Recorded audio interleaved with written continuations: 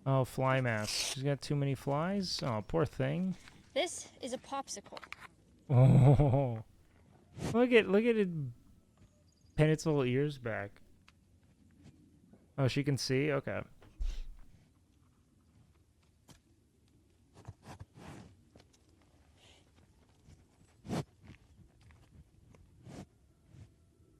You lick.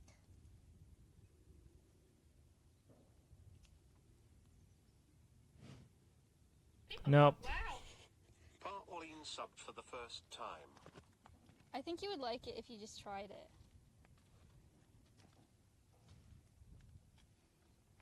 Nope. Get out. Oh, I can just, you know, dude, it'd be bad. Oh, dude, Queso is built like a fucking nose guard. This dude is not just fat. This guy's fucking built.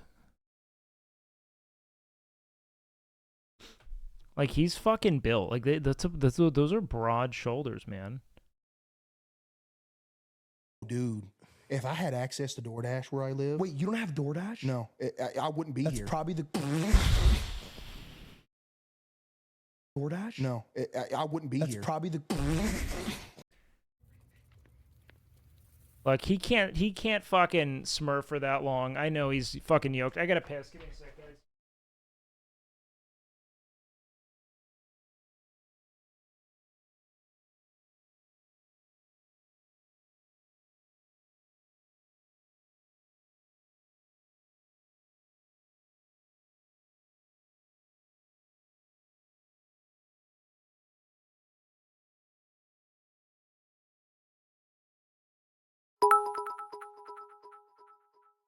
When streamer goes away, the rats come out to play.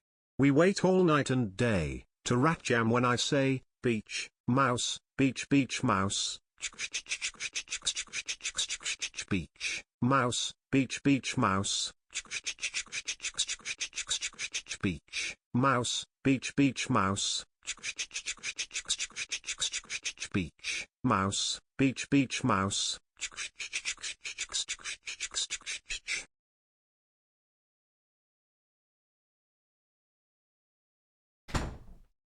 Bro, holy shit. As far as rookies affecting winning, Derek Lively might be the MVP. In the postseason, at least, man. Like, he's so good.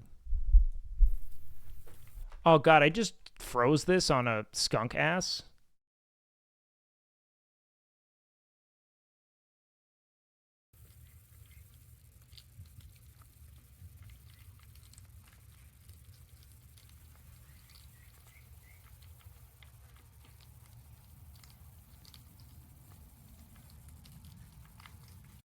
Okay.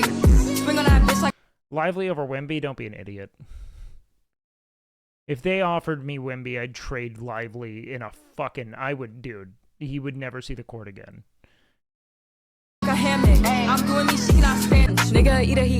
See, this is so much better than talking about people using the word cracker. Bitch, on my body, I get what I want, like, get what I want. Like, I don't blame anyone for just turning their brain off. I don't.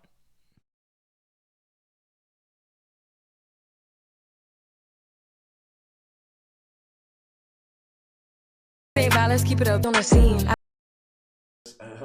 Can't believe it's been a year. XUCL. Oh yeah, I shaved a bit. Not a mustache. Ice Spice looks like a melted candle.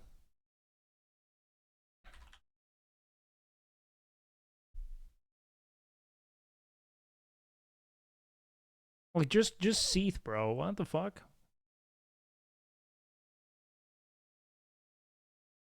Like, what is our beef with beautiful women being beautiful? Seriously, what is it? Why do we, look, if you don't have anything nice to say, just don't say it, all right? When it comes to physical appearance, at least. Force and CD. Not too much, at least. Someone has to bring pepperoni pizza. Alright, we got some... So did Cinna pick between agent and NFP? Like, man... I'll put it this way, man. If that is a melted candle, I am gonna start fucking melted candles. Can I not just talk to you guys as like a friend? No. I have a girlfriend. I'm not. First of all, bitch, I'm not into you, okay? I'm saying that can I What not are you just talk to you saying? as my friend? I'm not saying anything you're saying. I'm just. What just happened? Did you touch me again? I'm just fucking around. You wish, okay? You No, I fucking wish, don't. I buddy. don't actually. That'd be really bad for me. I do not wish that. Listen. Do you understand what a wish is? Yeah. I'm confused. I'm moving on. I've noticed this lately, okay? Yes, I am Colombian and I tan beautifully. And you probably want to see me tanned. But the thing is, chat, Hi, Elena. I also like my pale color. I think there's nothing wrong with being a little white. Dude, that is so brave. Sometimes, you know? Like someone told me For a Colombian woman to come out and say openly that it's okay to have pale skin is one of the bravest, most it is a convention-defying take. yesterday they were like, "Oh, Lenity, I like your natural hair, you know? It makes you look more ethnic." And I was like, "Okay, please explain." And then this person proceeded to say, "Yes, it's a good thing. You look less like a boring white person." And since when is being white a bad thing? I don't understand. Like, why is being white a bad thing? Like, I'm so... Hold on, guys. We have 40 seconds left. Man, she came at the right time. It's so funny, though, because, like, there's, like, a literal colorism in all of Latin America where the absolute worst thing you can be is, like, dark-skinned. Like, not even close. They're like, dude, being a light-skinned Hispanic person is, like, the pinnacle of privilege, man. Wait, do the Mavs maybe have this? Oh, that was a big miss, though.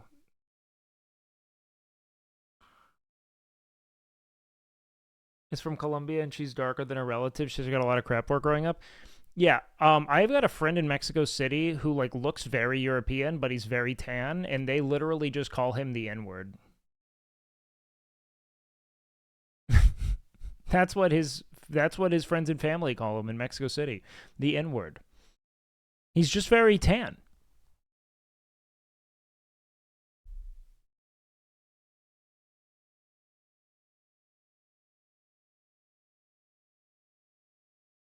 Which one? Novocaine. The N-word in Mexico isn't even a slur. They're rich. They know. There's a skunk that's stuck inside the skate park bowl. Bowl is like fully enclosed on each side, dropping in. Get on the board. Oh, you better not. I'm gonna put my skateboard down and give it to him as like a ladder. Get on. Bro, what is up with this skunk propaganda? Okay, he's really thirsty, so I'm gonna lure him to the top with water. Here you go. I'm a friend. Yeah, he's liking the water for sure. So trust me. All right, my tripod is long enough for him to grab it, so I'm gonna try this. Here, grab on, buddy. Yeah. Ah. Oh my God, I think he's gonna do it. Yeah. Yeah, there it is. Grab it. All right, hold on. Game's about to start. All right, they're inbounding, looking for an opening here. And what just happened? Did they just call another timeout?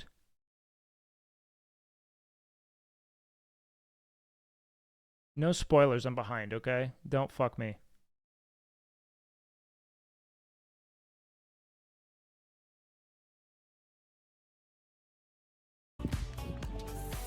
No!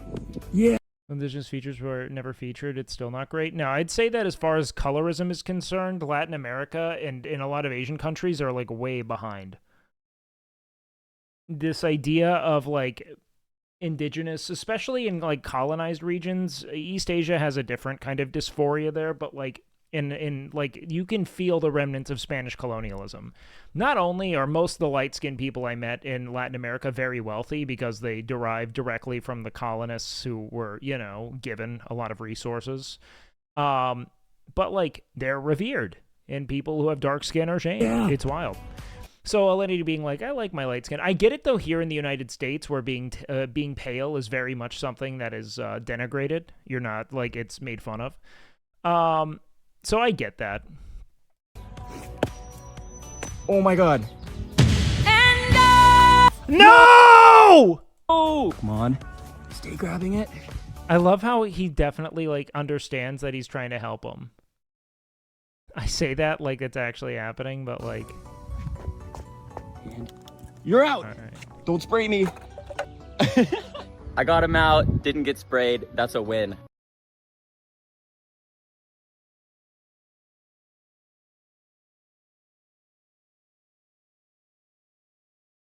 Oh my god.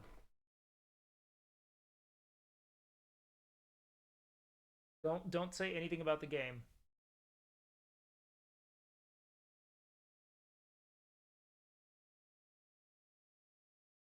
Kyrie got the fucking ball. Is the game actually over? Mavs win? Did you... Oh, god damn it. I haven't seen it yet. I'm like, I'm way behind, bro. Hit them in the head. What, are you supposed to... Dude, why are we standing in front? Like it's still sun damage. That's my only thing with tanning, but spray tans are fine. Yeah, no, I've considered getting a spray tan just to see how it looks. Oh, Kyle, I'm sorry, dude.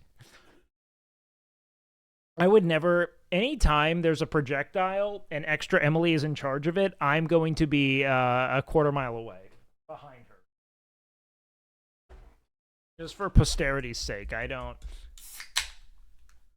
Okay, Kyrie hit the first one. Okay. Oh, please put us up 4, bro. Yes. No timeouts. 7 seconds left.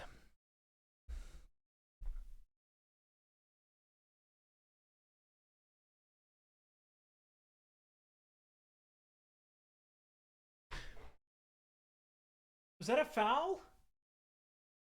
Was it a shooting foul? Just let him miss! We won like this, Josh!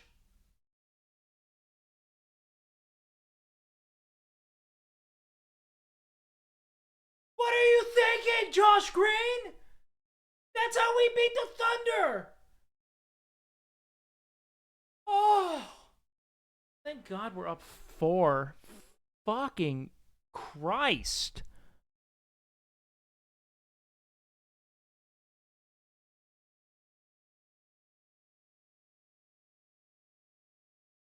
What a weak-ass foul, too.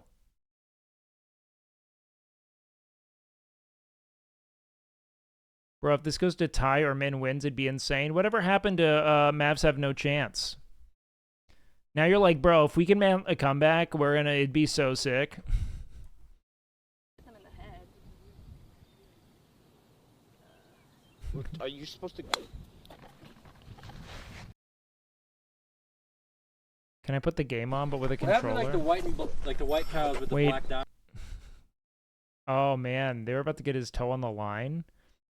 They're giving him 3. Yeah, he should. That was a 3. I don't think it should have been a foul though. It was hardly any contact. Like the white. It was almost his nuts, really. Maybe I missed it. Holstein? What do you mean? What happened to them? It's not that one. No, it's Is it like a different race of cow? It's a different breed of cow. Do they like hate each other like humans do? No. See, cows are better than humans. It's a dairy breed of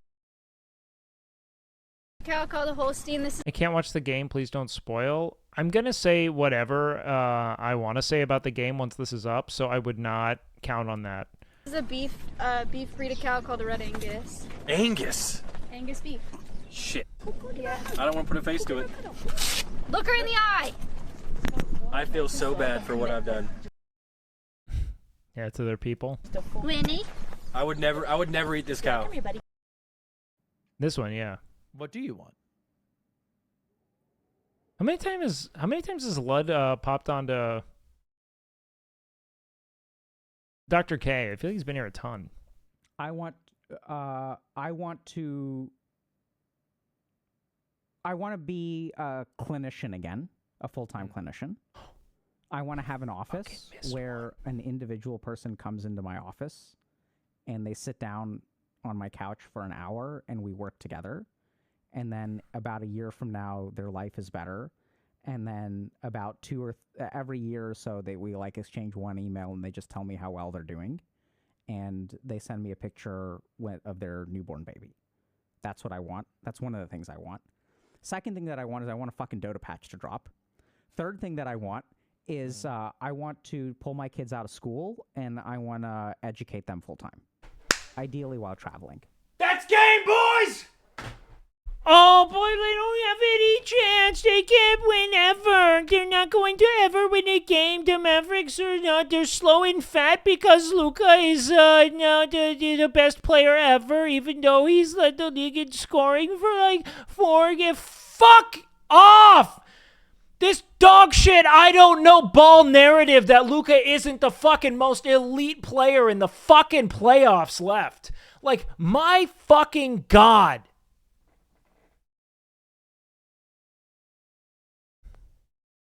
You said the opposite when the Wolves game up a few games. What did I say? The Mavs are one of the most athletic teams in the league. They're long, they're explosive. They're fucking great.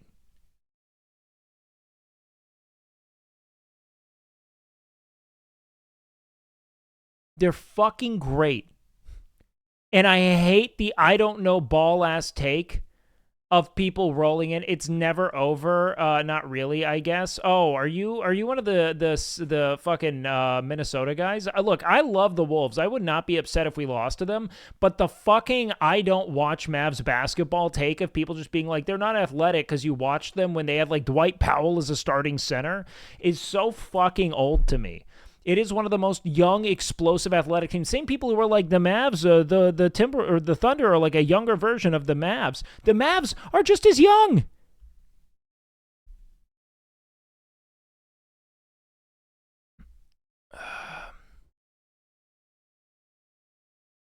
Luka isn't athletic. Great cook though. Yeah. I know, bro. I'm undefeated in this jersey. It's all me. That is amazing art, Josh. Thank you so much for that. That is amazing.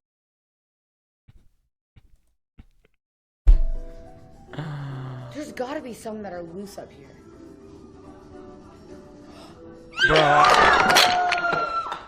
Luka's actually playing the best defense I've seen him play this playoff run. It's so good. Thanks for the ban yesterday for my racist comment, by the way. Strong overreaction to me making a joke about how you always mention how MasterChef pushes ethnic people, such as females, to win the story narrative.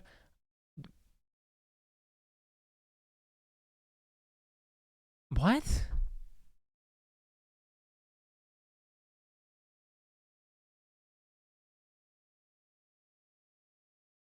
You're typing in my chat. I'm not even responsible for that, bro. Just shut the fuck up. We're not getting sacrificed! What was that? Go team! You suck! Sit up! Get fucked! No man I've ever been with has ever apologized when someone comes to the house. So sorry, it's so messy. Because a lot of the time, the person that takes the ownership of the mess or the chaos or whatever is the woman. I've talked to like a lot of girls about this, and a lot of girls say they're... I mean, they literally berated Derek the season before for undercooked sage, and they treated Katie like a 4-year-old who accidentally spilled some milk. Boyfriend never says this. It's so weird. Or like, I've had boyfriend in the past where it's Yeah, no, that doesn't make sense. like, I'll do all the laundry. Do my laundry, I'll do his laundry, I'll put it all away. And Especially when you were when he was there right on Mulholland, some very dangerous maneuvers there. All right, what do we got? Insanely dangerous maneuver. And Bro, they love that. I love it. All the commentators serve to do is doom. It's just doom scrolling. They're just like, and they could strike it now in about 8 miles just west. Oh, shit. Okay, this guy might actually be losing it. What the fuck? What did he do? On such a busy street right now, arguably the busiest street in the entire San Fernando Valley, one of the busiest streets in LA. And so many restaurants and shops. You have a lot of pedestrians out here driving around. I've seen a lot of close calls on Ventura Boulevard, even without someone driving like an absolute maniac like this. As we make This the turn guy's onto actually Colfax Avenue now, going over the LA River. This is another reason why you shouldn't pursue. You shouldn't pursuing. I mean, depending on the severity of the crime, of course, you should never pursue a vehicle as a cop. All it's gonna do is put this guy into a panic mode. You should find a way to tail him. You should find a way to, but like pursuing someone in an automobile is the dumbest thing. Honestly, like look, man, I know a little bit about how investigations work. You typically operate off call records. You can figure out where he is in like 4 hours. You know what I mean? But doing any kind of police chase in an automobile is strictly so that cops feel like they have a big dick. Because all you're doing is endangering everyone else. That's it. Whole lot of cars, thank goodness, along Colfax Avenue, but still this car is going Yeah, it way makes them too feel fast like for they're this an action area. hero. We know that this is it's a school area. There's a lot of different speed limits. You see? They love talking about how close they are to a school. I just want to jump in here. I just got off the phone with Beverly Hills PD. They're the ones chasing this. This person is wanted for brandishing a weapon. This happened about 7:40 tonight in the area of Wilshire and Rexford in the city of Beverly Hills. The watch commander there tells me the weapon was possibly a firearm, but couldn't be any more specific with me than that. Nobody was injured. And again, this was a brandishing situation. And I just want to point out here, Beverly Hills has a very sophisticated network of closed circuit television cameras and automatic license plate readers. Almost every time they chase somebody, it's because they're able to track the car through the city and get units behind it before it exits the city. So Beverly Hills PD again saying this is a person who brandished a weapon, possibly a firearm, at Wilshire and Rexford around 7:40 tonight. So showing that weapon, though, who was it to? To someone, to police? Do you know, Mike? To a civilian, to some victim. And I don't know, and I was trying to get out of him if this was going to be like, was there an attempted robbery? Is that why the weapon was brandished? But at this point, they're not calling it an attempted robbery. Okay. They're just saying brandished a weapon. So. Oh! No. It's exactly what we didn't want to see. Exactly what we didn't want Oh, to see. he's running! Person out and running. We're at Irwin and Colfax now out. You see the spotlight there from sheriff's deputies. And fortunately, Oh, Jover. they're running up the alleyway right here and into this car park. Not much of an athlete. Awning there and into this backyard. Authorities right on this person's tail. Let's hope that they tackle him right here. Boy, I sure hope everyone is okay in that vehicle. If there was anyone in the passenger seat, we saw the side curtain airbags come out. That was a very, very tough impact. But weapons drawn, and it looks like they are getting the suspect. Okay, he's on the ground. Yeah, he may be on the ground there, it looks like. And, Mike, you were talking about this, the sophisticated cameras and that network that they have to track this car. I am hoping that the person in that white car that was T-boned is doing okay, because... And that is exactly why you don't pursue them. They were tracking it. You should not have been forcing him to run like that. Go back and look at the victim car here and see how they're doing as they got T-boned. Beverly Hills, we had thought for a second they may have backed out of this, but they were right there. At least the one officer was right there. Okay, it looks like some people are out of the car. I'm sure we'll be getting a fire department response here. I don't see the driver in the car, and luckily they got hit on the passenger side. I see someone there on the sidewalk there in the gray pants, maybe holding Looks like he's his arm. texting. Yeah. He's literally let's texting. watch How that. do you not see Just that? this horrific crash. I mean, this driver was going at a high rate of Oh my speed. God, they're gonna play it back. Making impact. But police. I'm right surprised there he on got the out of the track as car. soon as he took off running. I Sure. was very surprised with that. You know, a lot of times we think just because we see the helicopter in the air that the ground units are not nearby, but they are certainly getting that communication from other units, perhaps a chopper from the LA County Sheriff's Department communicating with other agencies to let them know that this person obviously is going very fast, so it's hard to chase on the ground. But, you know, they don't want to chase too close sometimes because of that fact, because they were going so fast.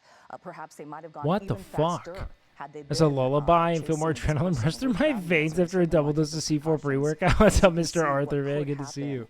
And you know, they could Sorry see about that, their brother. Deputies or their officers in danger as well. And you know, I just wanted to point out there is only one. But you don't come to WakeWilder for anything other than high-octane content. Kind of unusual. Most agencies won't chase if they've only got one unit in it, and that one unit was still able to take this guy into custody. We just saw him behind the police car there. So they've got that guy in custody, and that one unit very aggressively chasing him, pulled in right behind him in that alley, and was able to take him into custody. And I'm sure, you know, now we see them going through the suspect car there, opening the doors. Again, still alone. You know, I'm sure the sheriff's department is on the phone with... Look at this dog. Absolutely, in absolute fucking fight or flight, ready to fuck shit up. LAPD. World's most noble Maltese. Trying to get those guys out here to at least give them some traffic control and help them out here. And of course, I'm sure we'll see the Holy shit. All right, back to this. Jesus Christ. And he washes mine, but then he just leaves it in a pile. And I don't know how to fold yours. Oh, fucking figure it out. I got a really good solution to this problem. What? Have your mommy stay with you and do your laundry. My mom's dead. She can't do my laundry. That's true. Sorry, that's an L. God damn it. That it's an L for me. Yeah. That's how you should respond to that. I'm opening it. I don't give a fuck. Thank you, viewer. Thank God. Thank God for you. Look, guys, I can get off the Nick Pollum clips any day, but Senna's kind of fucking this up for me. I'm saying You are someone that I'm praying for that comes to my community. Okay, don't say that. Okay. Thank God. Thank God for that guy. You know what? I get viewers trying to you know hate thread my life. You get viewers trying to give you. Well, content. no, I get that too, but.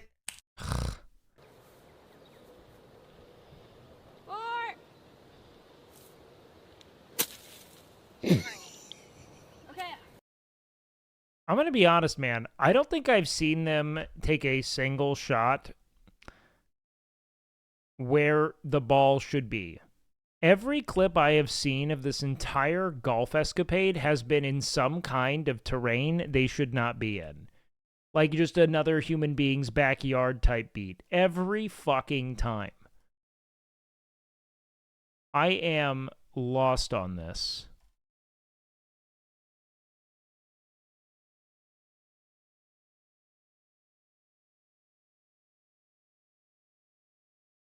Straight up, bro.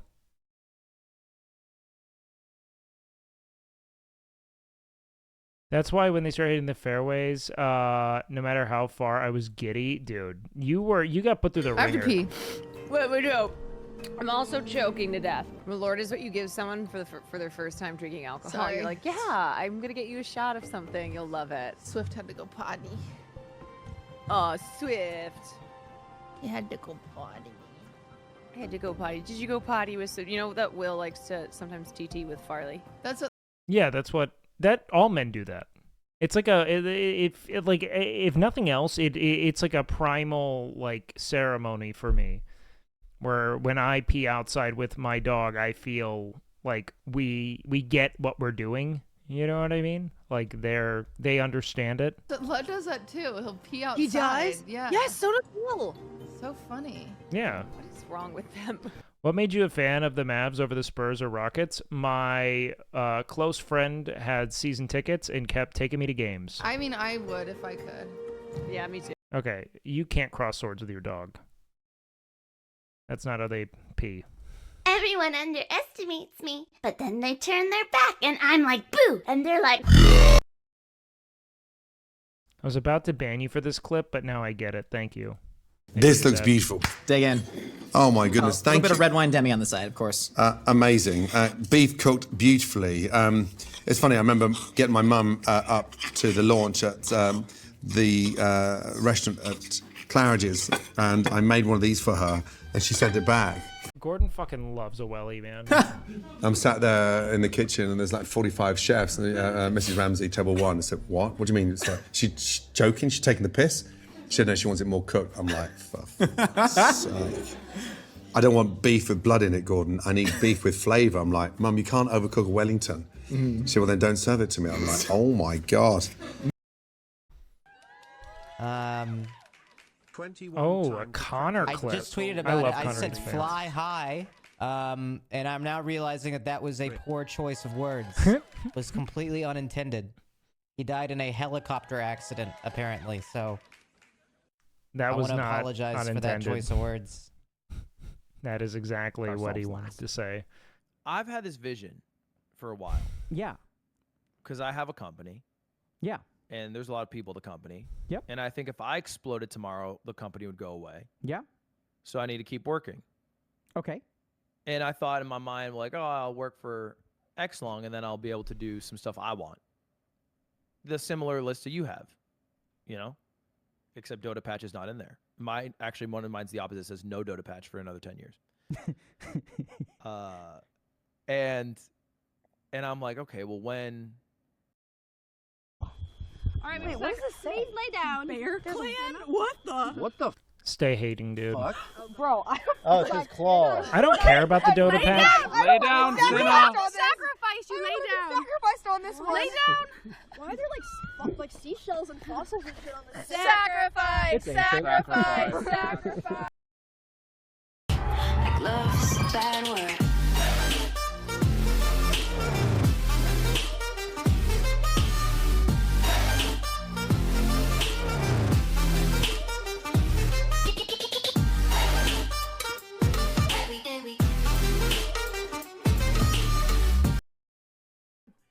Nice.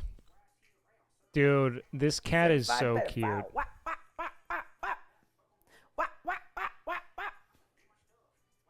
It's so bougie, though. I'm gonna be straight up with you, man. A bred cat is that is a niche purchase. All right, you have a go. Hey, matter of fact. Cats just spawn from the ether, and you wind up with them. That's how you get a cat. A cat starts hanging out outside your house until you let it inside. What is it? This is sweetness fruit. How much for one stick, man? 50 lira, 50. 50 lira for how big? Mix 1 liter. Lemon, kiwi, cherry, orange, bananas. Ottoman Empire. Oh, it's the Ottoman Empire color. Yeah. Okay. What's the name of this dish, bro? Sweetness fruit. Lemon, kiwi, cherry, orange. Natural. Okay, there you go, sir. Is that like a taffy? Thank you, sir. Alright, guys, so we've got this mysterious fruit stick, which is like jelly, I think, or like hardened yogurt. I mean, in LA, it could be a rescue. I don't really take issue with people getting like a bred dog or a bred cat. Like, is it the most honorable thing to do? Maybe not, but like,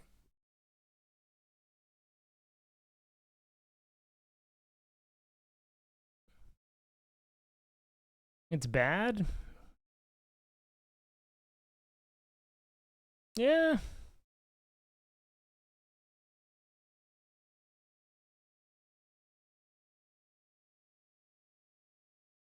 I think there are certain modes of breeding that are really weird and problematic. I don't know if it's all horrific.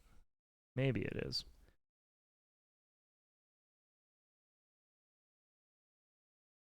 I think it kind of depends on where you're getting the animal from.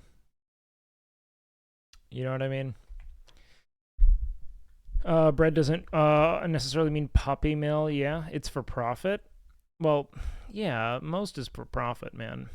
It's kind of the reality of it, but I don't know. Responsibly breeding a dog, I don't know, man. Work dogs, yeah, it's another viable concept here. What's this from Hassan?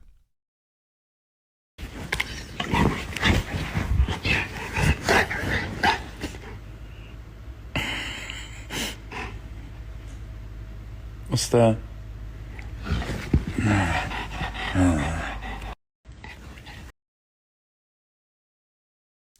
I got 2 purebred Goldens, though, and it's worth it because otherwise they'll live till they're like 8, and my heart can't only handle 8 years. I don't think that a golden retriever you get from a shelter would only live 8 years. If it's strictly aesthetic, I think it's silly, but there are certain, like, work abilities and dispositions that I think are fine to want bred.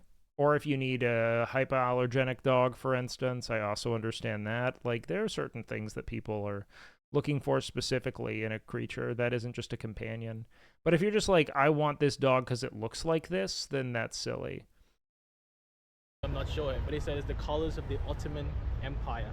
So must be some imperialist, real good tasting ice cream or whatever this is. It's got to be just like I have taffy. no idea what this is. It's just Taffy, like right?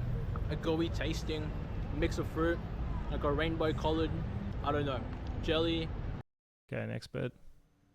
Wait, we already turn saw up a bit? the.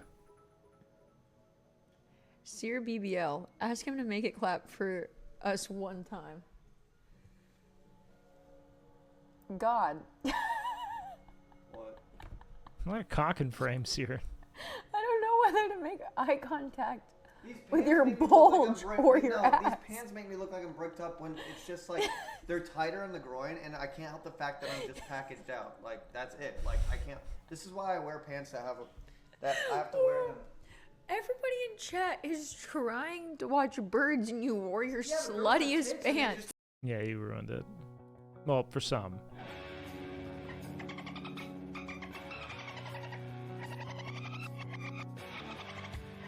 What the fuck is that? This is how normal hair. Do I have to delete this fucking bod because of you, Shaldo?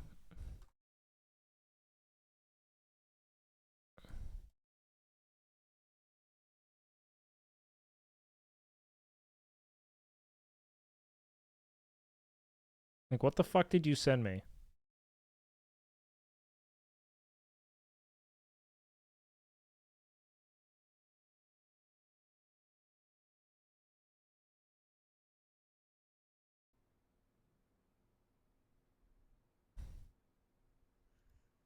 What the fuck? Bro. But I need your approval to do it. And I think it would be the greatest time. Okay.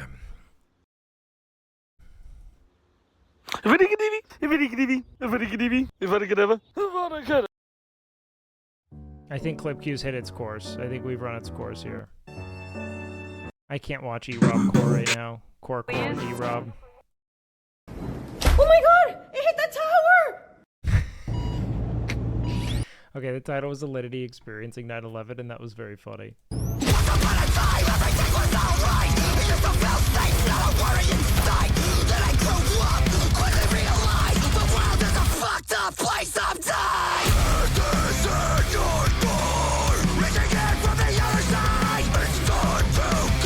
Tell you what, Ronnie Radke, weird dude, phenomenal showman, great singer.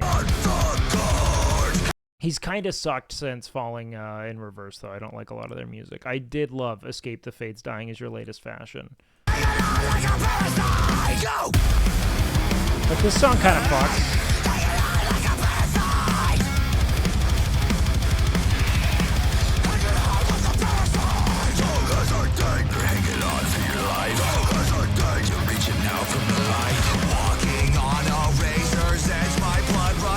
It is very Slipknotty.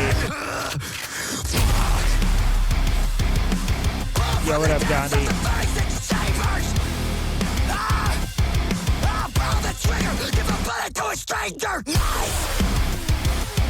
I remember seeing this dude working out at like an LA Fitness. No, it was like a 24-hour fitness when I was in LA. I was like, you killed a man. And hearing him talk about it, it was like the most pedestrian conflict. Like he was like really just being like, I don't yeah, like what did he say? It was like something along the lines like, yeah, you know, he was like talking his shit, so we all came and like, figured out, okay, they like met at a high school. You know? Oh wait, this is funny.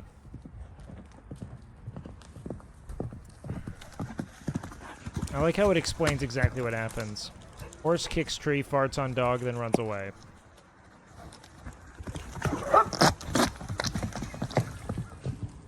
Horses are so sick. Like, that's just so much fucking power. Pumped Up Kicks, 1066 AD cover. Someone plays Crusader Kings 3. I'm pretty sure that's a start date.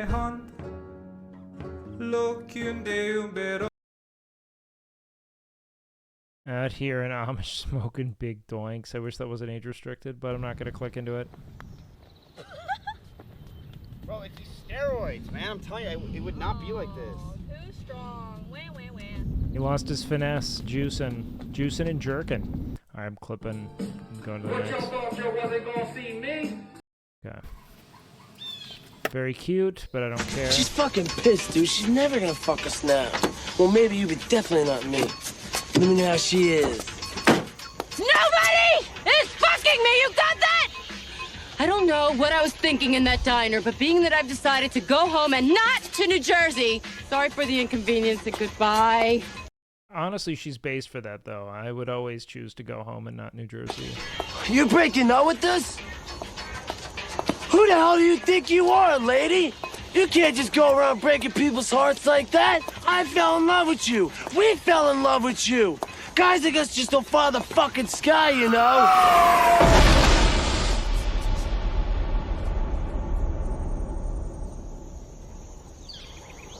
Beautiful, naked, big-titted women just don't follow the sky, you know? I never knew the context of that. That's like a really funny bit. Beautiful, big titty, but naked women just don't follow the sky, you know? This is like such a Kanye thing, though, because every one of his albums since, like, My Beautiful Dark Twisted Fantasy has just been him in, like, sexual mania. You know what I mean? It's like all it's been. It's just him being like, I am manic and oversexed, and everything's just me being like, what if we started fucking right now in the club and we took our clothes off and started having sexual intercourse, and now we're fucking because I'm coming and I got my dick out and it's inside you. You feel it inside of you. I'm fucking you on the sink, and now I'm coming. It's your new favorite drink. It's like that's been every Kanye song for like a decade now. It's just been, I got lotion on my dick. I'm out here stroking my shit. I'm horny as fuck, man. I'm horny as fuck, man. Let's hear it for the fabulous Clippers. Wait, the Clippers are getting a movie with Lawrence Fishburne? Wait, this is like a new, like, this is about a recent run? New coach, Doc Rivers! They're doing what? The Clippers have never won a championship, ever. We are going to win this About Doc Rivers coaching the Clippers? year, and it will change your life. Look at you. It's about Donald Sterling? Okay. Are you trading DeAndre Jordan? Excuse me? This is my assistant, V. I'm Mr. Sterling's right-hand arm. How can we have a Ferrari? Oh, hi, Mrs. Sterling. I love my calendar, girl. It's the rise of the... I'll watch the fuck out of this show. I want people to buy tickets to the new stadium. This show will help. Yeah, make it seem like anything interesting has happened with the Clippers. I think it's funny. They're like, what could we make like a narrative about with the Clippers? But they're such a fucking deflated, characterless franchise that the only thing they can make a movie about is their owner using fucking like flagrant obscenities and slurs. Like, they can only make a movie about their racist ass owner. Like, that's so funny to me. That's it. That's all they have, is that their owner is one of the most famously and flagrantly racist dudes. The takers.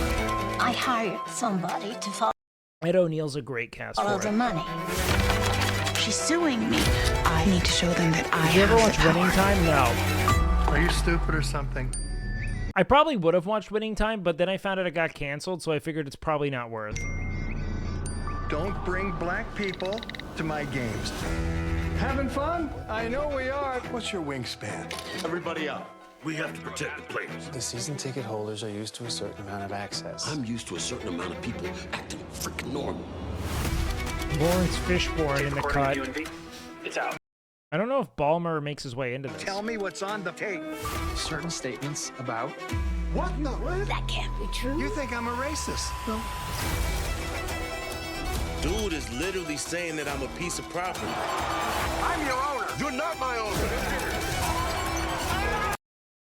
Did they ever make it to the Western Conference Finals? I think the Lob City team did. Maybe not, though. Every second counts. Players love me. We literally hate you. No, I'm talking about like back in the day.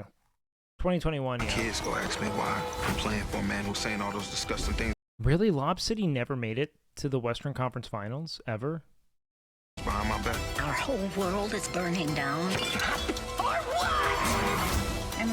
I guess that makes sense because Chris Paul's so famously allergic to winning. Burning down. For what? I'm lining myself up to run the Clippers organization.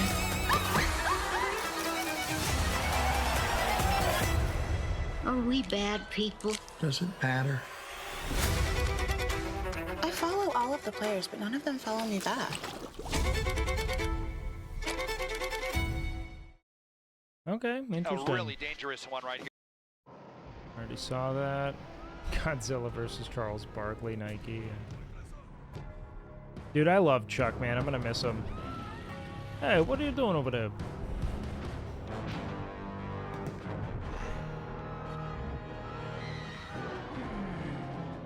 I'm so sad about it. Yeah, but there's no way. What are you gonna? You're gonna destroy Tokyo, Chuck? The Lakers are looking for a big man. And they send me a picture of their newborn. What's baby. this? That's what I want. That's one of the things I want. Second thing that I want is I want a fucking Dota patch to drop. Third thing that I want is to pull my kids out of school, and I want to educate them full time, ideally while traveling. That's game, boys! Doncic with McDaniels there. Shot clock at 7. Luka will make a move. Lets it rip. Doncic puts it in. 4 points. Just fucking Dallas lead. Did you see how he... sharing with us the name of the hotel you stayed in last night?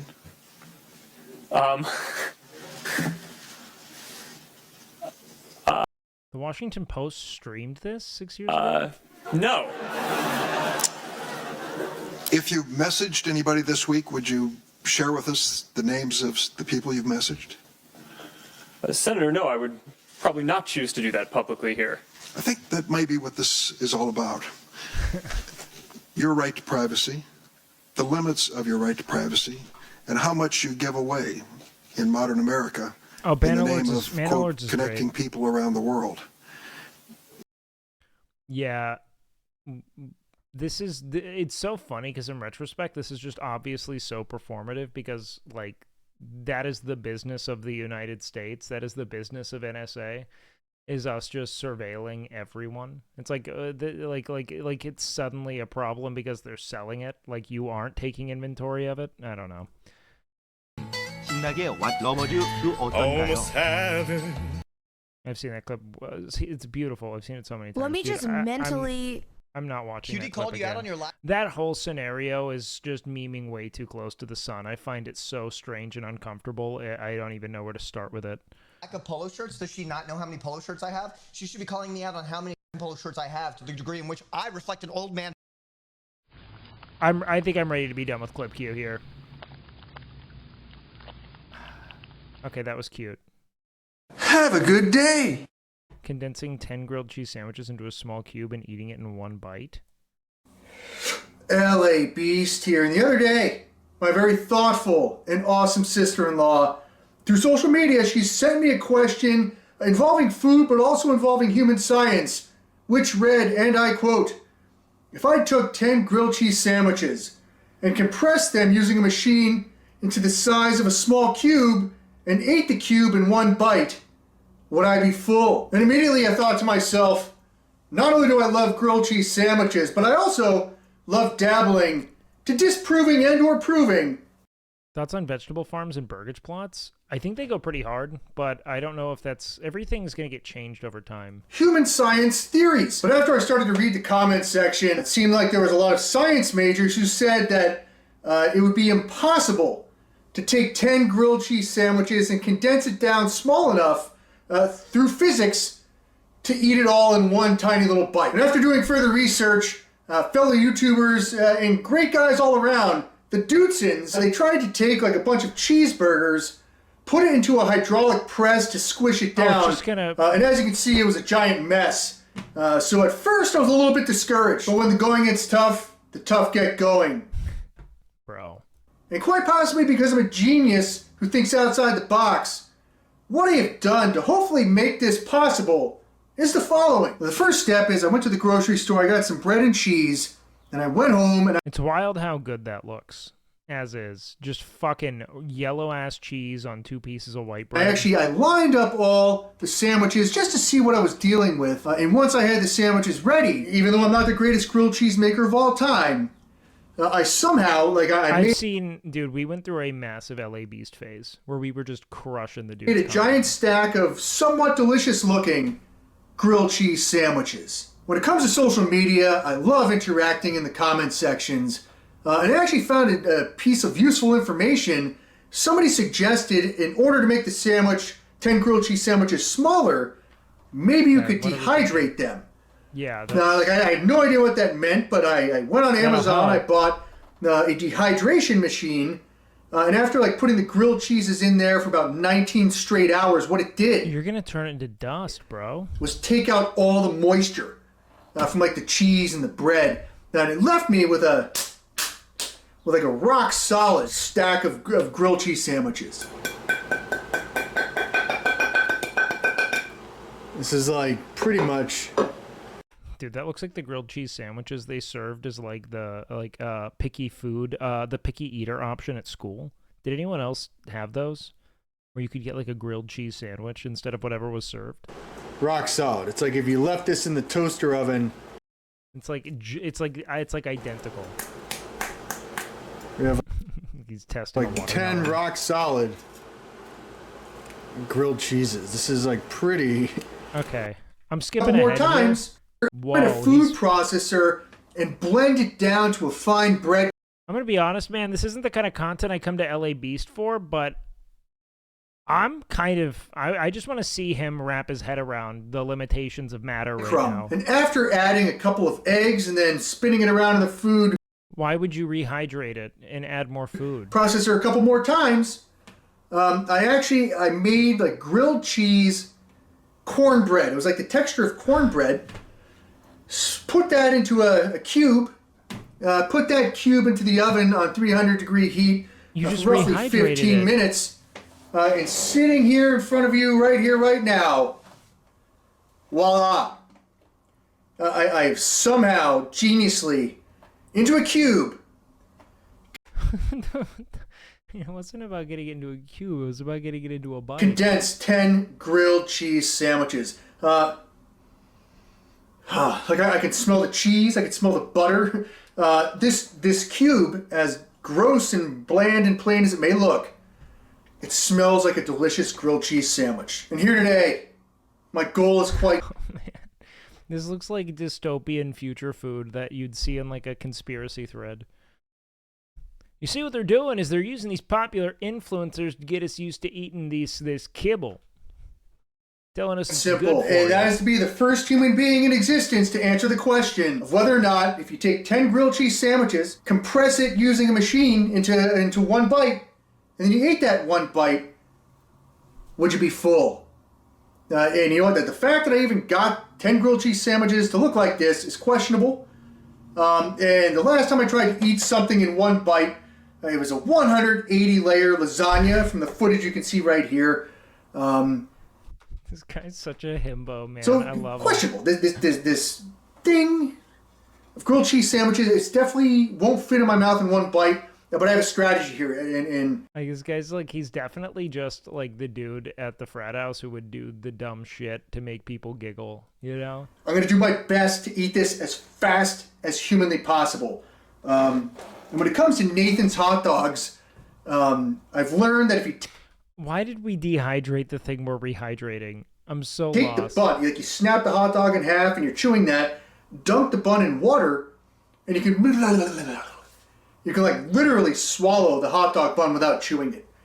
So I'm going to utilize some water here off to the side. He's shoe nice, but not killing himself. And literally, if I was just sitting here eating 10 grilled cheese sandwiches, there'd be a lot of chewing involved. I'm going to try and eliminate the chewing. Bro, eating the 2 fully thorned cacti was the absolute apex of food content. I'll never see anything like that. This is crazy. He ate 2 cacti. It's like a rock solid brick of grilled cheese. Smells delicious. All right. So, you can actually see on the plate where the grease is. Without further ado. Swallowing things without chewing a good thing? Your mom seems to enjoy I it. am the LA Beast.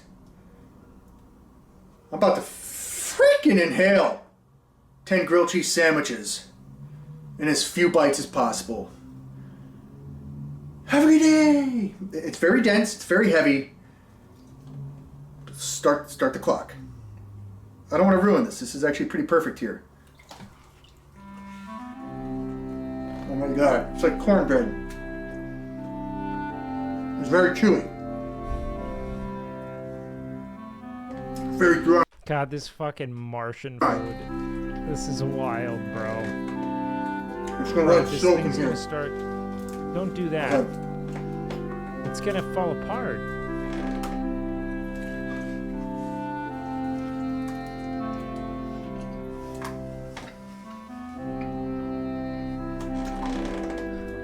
Whoa. It's very dense. I can't even taste the cheese.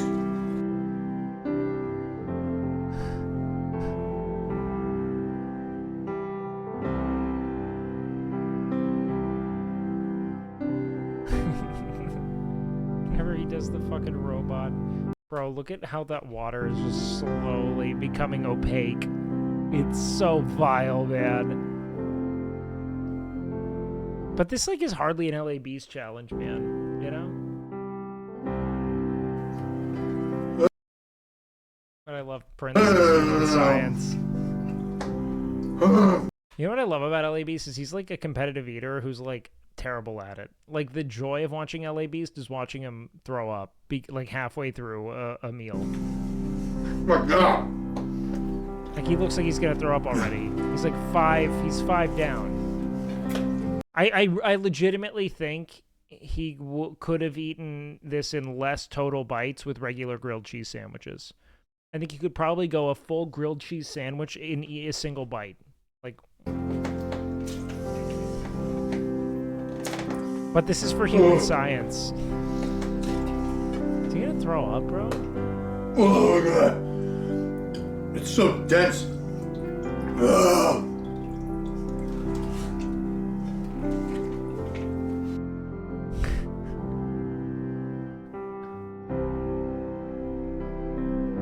Badlands could have dissolved this brick into water and one-tapped it, no problems.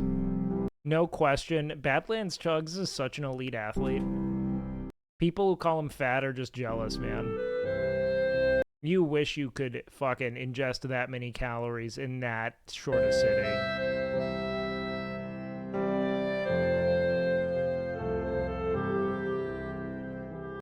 No thanks. You're fun. Yeah, actually, I would rather not have diabetes.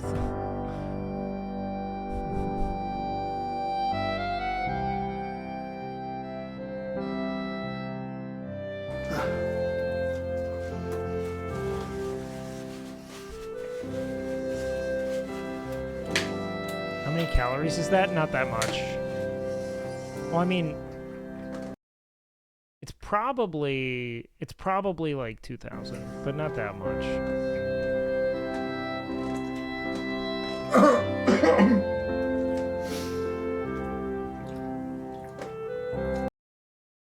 Could you eat this via unlimited time and unlimited? Yes. Fastest time to eat a cube of 10 grilled cheese sandwiches. That's such an ESPN-ass stat.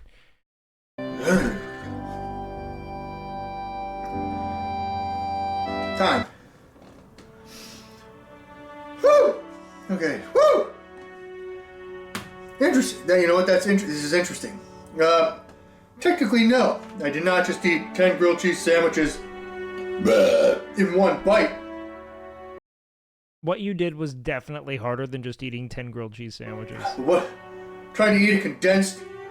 A grilled cheese sandwich made with white bread and American cheese is 378 calories. That depends on how much butter is used. And what bread was used and what the slice of cheese is. That seems 10 hard. grilled cheese sandwiches. Brick. Cube brick.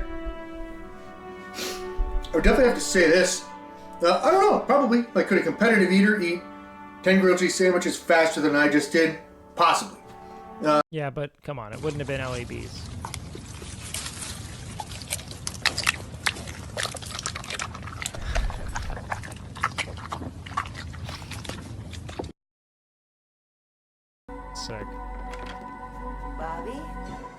Let's transform a 0.1 square meter space into fully function house. Little John helped his grandpa hide their treasure and immediately got a house from him. Excited, he opened the door but found the house was only 0.1 square meters. Frightened, he quickly went back to ask his auntie for help. Firstly, he created a frame by welding galvanized square steels to extend outside, then borrowed screws from his aunt to firmly fix it to the wall, added What did you send me, bro? short splices in the middle, and laid professional steel plates. A layer of grid steel mesh was added on top So homie creates a balcony? before pouring concrete, durable for 10,000 years. He then installed high-quality aluminum windows. Now, a wealthy Little John can happily dance his ballet in his upgraded 2.6 square meter home. The elevated sitting platform allows storage underneath for his items. He placed a mattress on top to create a bed and added a cushioned backing for comfort. He also put a folding table by the window, which serves as a workspace and dining table without taking up extra space when not in use. He welded a frame with galvanized square steels above and clad it with marble for beauty. This is just a dude making a fucking... This is exclusively, mind you, like someone making an overlanding vehicle. Planned the water supply and drainage early, placing them in the toilet area. You're gonna shit above where you He had sleep? to create a bathroom with a shower installed overhead. Next to it, he added a low cabinet to This is just Japan, bro. use as a mini kitchen with a washing and drying machine underneath. Water retaining strips were installed to prevent spills. A folding door was added for aesthetics and privacy. He then made 2 wall panels on opposite sides to store all his So he never had the .1 read books and hang his clothes below. Finally, he placed a movable ladder. Now, Little John has a fully functional, practical, and attractive house.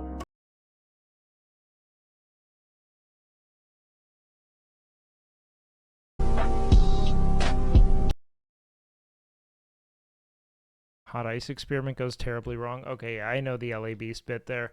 All right, let's move into something else, chat. I think it is it MasterChef time. What time is it? One last clip. What do we have? Shaq's Lakers against your Golden State Warriors. Any of my championship team, any of your championship team, who wins? And the bonus question, who guarding me? Please don't say Andrew Bogut. I don't think any one player on our team could have guarded you. I do think there were defensive schemes that we could have thrown at you to affect you. One is not letting you get the ball. So we're going to guard you with a guy in front of you, a guy behind you. They did that.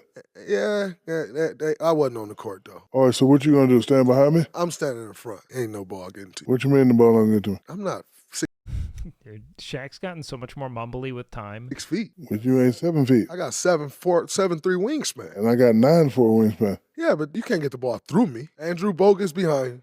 Stop I'm in the front. Stop it. We're leaving somebody over there to not, shoot because Shaq. you couldn't shoot. But however, Bogut going to be in foul trouble. Now who your backup center? Me. Draymond, stop. Me. Draymond.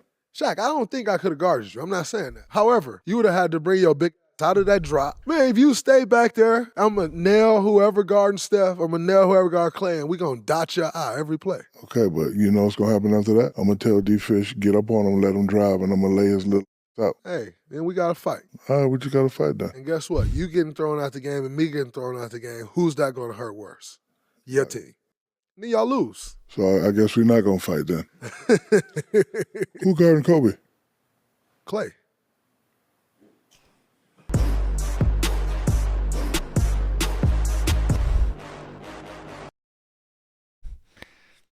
No shot, bro. No shot. It's Jover, boys. It's Jover. It's Jover. All right. Do we want to watch a video before we get into the thick of it? Let's see. Do we have anything uncut? No. Do we have anything on Jubilee?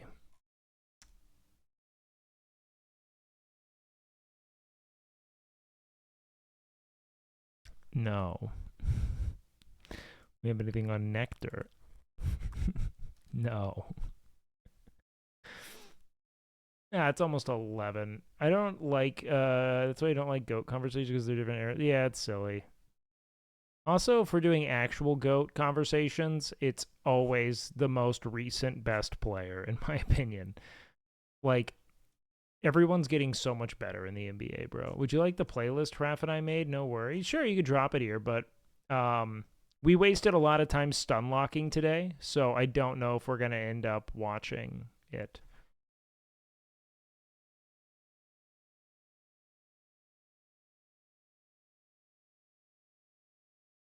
All right, let's see what do we got.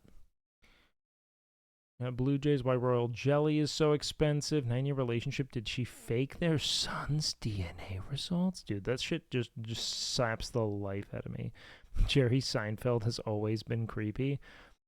Jerry Seinfeld is definitely autistic. That's my armchair diagnosis of Seinfeld. And weird. For different reasons. Guys, is it just MasterChef time, though? It might just be MasterChef time straight up. And we'll save this for another day. Because what? Oh, we're at 3.5 hours? Yeah, we could definitely rock MasterChef now. Everyone is autistic? Yeah. Didn't you know that? All right.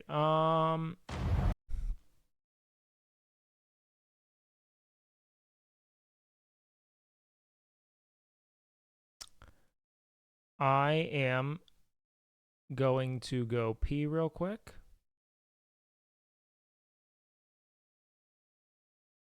Before we lock the fuck in. So give me a sec here.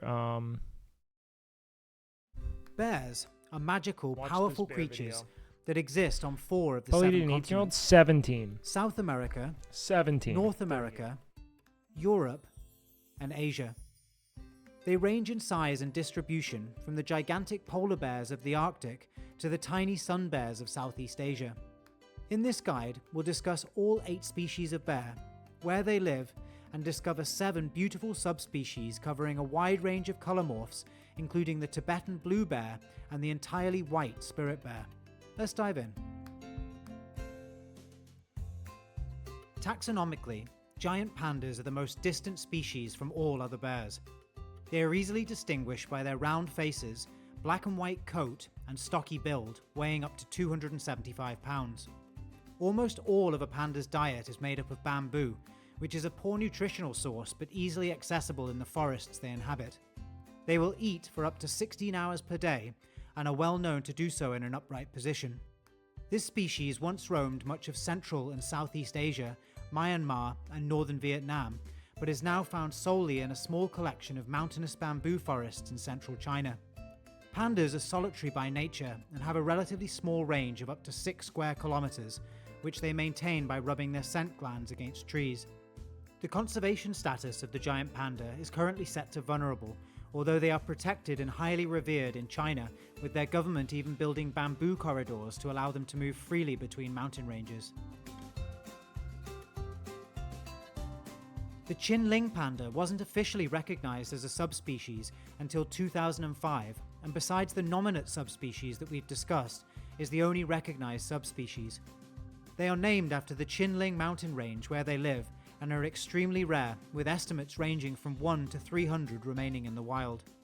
Qinling pandas have a beautiful brown coat, are slightly smaller, and exhibit the exact behavioral traits of regular pandas. The spectacled bear is named as such due to the black markings around their eyes, encircled in white, although this pattern is not clearly defined on all individuals. Spectacled bears are found in the mountain ranges of South America, particularly the Andes, where they are the only species of bear on the continent. They are generally found in cloud forests, which are tropical forest ecosystems found at higher elevations and covered in cloud for most of the year. A medium-sized bear, weighing up to around 440 pounds, they are known as excellent climbers and are often found relaxing at the top of trees. Like the panda, the spectacled bear is a species of bear that does not hibernate due to an abundance of food year-round. Perhaps the most well-known spectacled bear is Paddington, who, being sent by his Aunt Lucy, arrived in London as a stowaway from darkest Peru. Why are we learning about Paddington Bear? Did I click a meme video?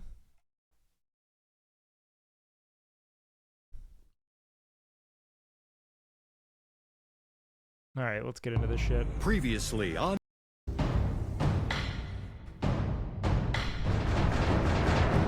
Elizabeth Murdoch EP, so you know it's good, boys. Welcome back. The Magnificent Seven. Woo! Ooh, back in the kitchen. Who would have thought that me, small little tuxedo salesman, would be in the top 7? To your stations. Not only am I... Bro has been intentionally bailed out of the last, like, 4 pressure tests because he's the worst. They've been like, I can beat him if he makes to the finals. I still don't know a single good dish you've provided, the bro. best dressed in the MasterChef kitchen? My food's starting to look the best here, too. Before All right, we get started at least he's tonight, happy. We want to welcome back the incredibly talented chef and our guest judge, Kevin Spraga. Chef Home Kevin cooks, again? It's now time for your next mystery box challenge. Yeah, the loss of Terry Count to has 3, really please soured me. Lift your mystery boxes. 1, 2, 3, lift. 1, 2, 3. What? Cast iron. Cast iron skillet. Bro, they want fucking what's her name to win so bad. You all have 3 of the most useful tools used in any kitchen. A cast iron skillet, a wooden spoon, and a paring knife. Big news is, for this challenge, No ingredients. oh my gosh, the equipment room is closed. Oh, man. And What the heck? Really? we have cleared you out, guys. No mixing bowl? You'll have a wooden spoon, a knife, and a cast iron skillet. And that is it. What? That's scary. But we do have some good news All right, Sean. tonight. Whew. The pantry is fully stocked and open for business during tonight's challenge. So you are really only limited by your equipment and your own imagination. The only person I kind of like left is Tenoria, dude. I guess Dan. I like Dan. Now, a great chef doesn't need to hide behind anything, guys. And to prove that's true, we've invited a world-class chef to cook alongside you. This chef runs 30 restaurants around the globe. Joe? Has too many Michelin stars to even count, and is the owner of one of the most successful culinary empires in the world. We don't count past 30. It is Me! Yeah! That's right. Yeah! Yes! That made my day. Christina and Kevin, I'm I like Sean fine. Dan's Going funny, in. though. Get it. I've come to like Gordon Dan a Ramsay lot. is going to be cooking right in front of me. Any home The thing is that Sean is, like, undeniably the most talented person in this competition. So, like, you know, he's just a goober. cook in America would kill to have this And by goober, I mean, like, he's just a fucking Vegas twat. But he's the best. opportunity, and I want to learn and soak up as much knowledge as I can from him. Tonight, you're gonna have 60 minutes to make us a dish worthy of a massive advantage that could change the course of this competition. Are you ready to make us the best dish of your lives with these 3 simple tools? Yes, Yes, chef. chef. Chef. Yes, chef. Your 60 minutes I'm kind of bummed we lost Eric because I liked Eric. starts now. Go, go, go. What's the rush? Right. Improvise. All right. In this mystery box, I just have 3 simple tools. Man. Sorry. So going into the MasterChef pantry, I'm trying to figure out ways Like, I know it's weird, but I kind of want to see Sean cook something that's, like, heartier and, like, less delicate and fine dining. You know what I mean? that these ingredients can help me as tools in the kitchen. Now I'm looking for a rolling pin. Like vegetables to Like, when he needs his ribcorn arc, when are we going to get an artisan pizza out of Sean? help me stir things that are going to help me along the 60 minutes. Let's go, guys. Dude, plantains just fucking absolutely emasculate the banana, to help man. me Look at that fucking girth. Look at this fucking behemoth. Stir things that are going to help me along the 60 minutes. It's just not even close, bro. Let's go, guys. Back to your stations. This is a really tough challenge. There's nothing for them to hide behind. They just got to use what they have at their stations, and that's it. It's so true. Now, at this point, we're looking at the top 7 home cooks in all of America, and Bro, that guy, what was it, like Man with a Pot or whatever, would fucking crush. woo, They don't taste good in my opinion. I've never had a raw, like, just like plantain. I have had plantains cooked in you know, like caramelized plantain. I've had the patacones, like the little plantain discs. They're fucking great. I love it as a starch. It's a reminder that when you're up against it and you have nothing to hide behind, that's when when you you really start to push yourself further and further. This would be a whole lot easier with a fork. Cast iron skillet is probably the nicest. I love piece of equipment Overwatch. that I might any start home playing kitchen it could again. have. You can do so many things in it. And same with the wooden spoon. There's nothing that conveys the spirit and the love of what a home-cooked meal means than a wooden spoon. In my kitchen, Who do you main? I don't. I'm bad at Overwatch. I don't have many hours in the game at all. paring knife is essential. Obviously, the blade of it I like hit scans. That's really all I play. is much shorter than a chef's knife, but if you know your way around a knife, that paring knife is all you need. Gordon. Yes. So are you going sweet or savory tonight? I'm gonna do both. Oh. Christina, for you, I'm gonna do a nice caramelized tartare infused with some cinnamon, fresh vanilla, and then a really nice butter pastry on top. For you, Kevin, I'm gonna do a really nice pan-seared ribeye with some caramelized vegetables, reduced down with a red wine jus. That sounds delicious. I want to watch Chef Ramsay. If Luca played Valorant, maybe I'd do that. Speed up, guys! I am making a tiramisu and a pan-seared salmon with a parsley coulis. Watching Gordon Ooh, cook, I'll never it's say no like to a watching pocket. Picasso paint. It's amazing. He just works so flawless, and it's so inspiring. I'm doing a ribeye with a pork reduction with mushrooms on the top. I'm gonna have some carrots and Okay. asparagus and some roasted potatoes. I camp in the summers with my girls with a fire in a cast iron pan, so it makes me really happy thinking about my girls and cooking with them with simple My ingredients. girls. She's talking about her tits. The girls. You guys have. Why did we start doing that? Why did we start calling them the girls? And it's just the proverbial we. I know we're not doing it, but God, it's a bad look to me. Less than 30 minutes. Tenoria, what are you making? Oven roasted chicken thighs with pancetta, root vegetables, and haricot vert. Now, you've already won one mystery box. Do you think you're gonna win another? It's like calling your dick like the little guy or something, you know? I do. I feed the home. Oh, see, yeah, Christopher's on it. Quistopher? Is that how I'm supposed to say that? Quistopher? Is it Quickstopher? Yeah, I don't know what you want. I want Nathan gone because every single time they're on screen, it makes me sad. Producer's trying to make fun of him. Home Yeah. inside of the trunk of my car, and I've done that with a pot and a crock. Just, is it Qui or Quicks? I don't know, bro. So I know this one is the one for me to win for sure. Good luck. Thank you so much, Chef.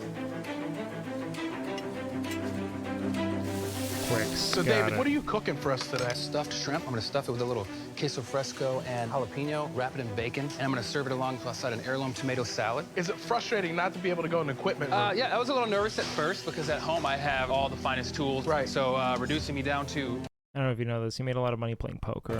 one skillet, Chef one Kevin. spoon, and one knife is gonna be tough, but I'm gonna do something that can wow you guys. Less than 15 minutes to go. Almost. I'm gonna use the shopping cart to make a grilled chipotle lamb chop with quinoa and Bro's cooking with the shopping cart? some cherry tomatoes to give the plate a little color. Lived in a fraternity house for 4 years, you know?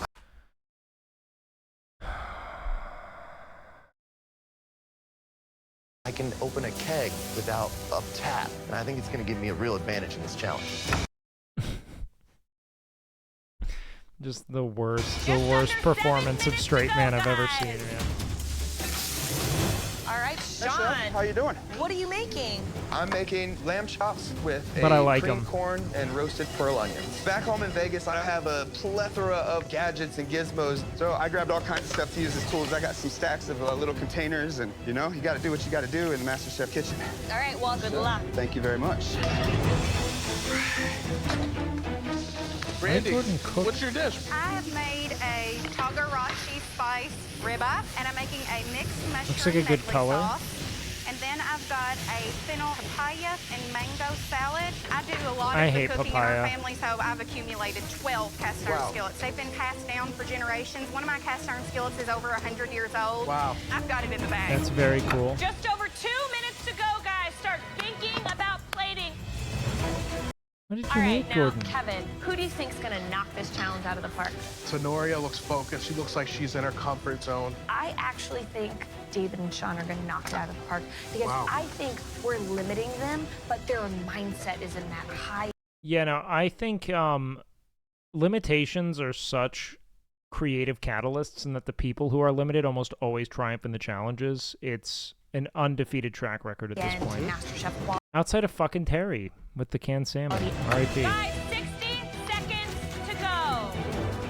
Remember, elegant, high-end, restaurant quality dishes. 10, 9, 8, 7, 6, 5, 4, 3, 2, 1.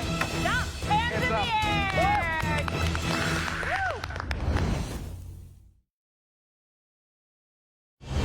You are judged more leniently, 100%. Elegant, high-end restaurant. Also, here's the other thing. Studies show that people are far more forgiving for people who perform first in group activities. Presenting first, anything of that nature, you always want to go first. You do not want to be the last one. You're going to get, one, they're going to get viewer fatigue. Two, you're going to be far more fastidiously compared. Quality dishes with these 3 kitchen tools. Push, guys. Did Gordon make a 5, dessert? 4, 3, 2. I'm such a whore for baked food, man. I honestly, I might want to watch a baking show after this, because watching desserts way harder for me, man. I get bricked on that shit. 2, 1. Stop. Hands in the air. Nice job. Gordon. Chef. Every time you cook in this kitchen, it's a joy for the home cooks. And I gotta say, a joy for us. Absolutely. All right, I can't wait to see what you made. Certainly. I don't think we can watch Great British Bake Off. Great British Bake Off. Also, like, the little I've watched of it, it's so painfully British. Like, I find it, like, don't get me wrong, I enjoy how, like, sweet and, like, serene it is. It has this sort of subdued Stardew Valley kind of experience aesthetically. But, like, watching some old British woman be like, he's like, and then I had to stuff it, and then she goes, that's too much information. You know? I'm just like, that's not, all right. Oh. They look amazing. On the left-hand side, a beautiful cast-iron caramelized tarte tatin, perfumed with cardamom, fresh vanilla, beautiful caramelized tarte tatin. Tart. Tatan. He put a whole stick on that thing. What? They look amazing. On the left-hand side, a beautiful cast-iron caramelized tarte tatin, perfumed with cardamom, fresh vanilla, beautiful star anise. And then Great Irish bake-off? Fuck ribeye, yeah. sat on a bed of braised spinach, or baby carrots, parsnips, brought together with a rich cognac and red wine vinaigrette. I want to dig into Gordon's 2 dishes more than anything right now. His plating is gorgeous with his ribeye. His dessert just makes my mouth salivate. It looks absolutely delicious. This dish is amazing. And Why do you pause for 0.1 seconds so often? So I can talk. I cannot zero in on my own thoughts effectively in the event that I have other stimulus. the fact that he just used these 3 tools was so inspiring. The cardamom in there is fantastic. That pastry is beautifully flaky. So good. They're just absolutely showstoppers. This is a tough act to follow. Yes. Now it's time to take a closer Now look. it's time to follow. Throughout the Mystery Box Challenge, the judges taste elements of all the home cook's dishes as they come together. They now take one final look. Wow. To choose the top 3 standouts. Beautiful. And the winner of this challenge will receive a major advantage in the next round. Some great looking dishes. So, there are 3 dishes that we want to take a closer look at. The first home cook used the skillet, the spoon, and the knife to their full potential. This home cook was able to really show their true Southern colors. Please step forward. Oh, God. Just pull Brandy up, bro. Tenoria. Oh! Yes, I'm so excited I got called. And I did it by going back to good, soulful comfort food. It speaks to people because it's cooked from the heart, and I just proved that today. What do we have? I made Yeah, that's gonna be a jerk off. For you, a crispy skin pan-seared chicken thigh, along with roasted vegetables and some sautéed green beans and mushrooms. I'm gonna be honest. I'm not all that moved by this one. Now I'm looking for chicken cooked through. But I'm kind of a twat. Like, I don't really want to eat chicken in like a fine dining context. Like, I would never order it. No pink, nothing bloody near the bone. It's beautiful and juicy. I knew that getting that fat in that cast iron with everything else would make everything taste really good. It's delicious. Yay. You know, I think a lot of people underestimate the flavor that you can really get out of a bone-in chicken, and that care is there in your dish. The carrots I also bring love the chicken. sweetness, the mushrooms Like, I bring eat an chicken earthiness. It's a very every day, twice a day. but very nicely composed I prefer dish. a fillet, like a filet mignon. Cute.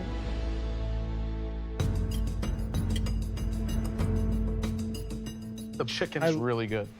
I'm excited that you used a chicken thigh, cooked it on the bone. That keeps it moist, that keeps it juicy. It's delicious. Thank you. My pleasure. The second dish we'd like to take a much closer look at was made by someone who is clearly established themselves as David looks like an appetizer. Pull a bit of a Sean up. front runner. Oh, dude, see, he just can't help himself. He made lamb. Like, it's always like he's so he's like so Food Network pilled. You know what I mean? The dish lamb corn shows great flair. Please step up. Brandy.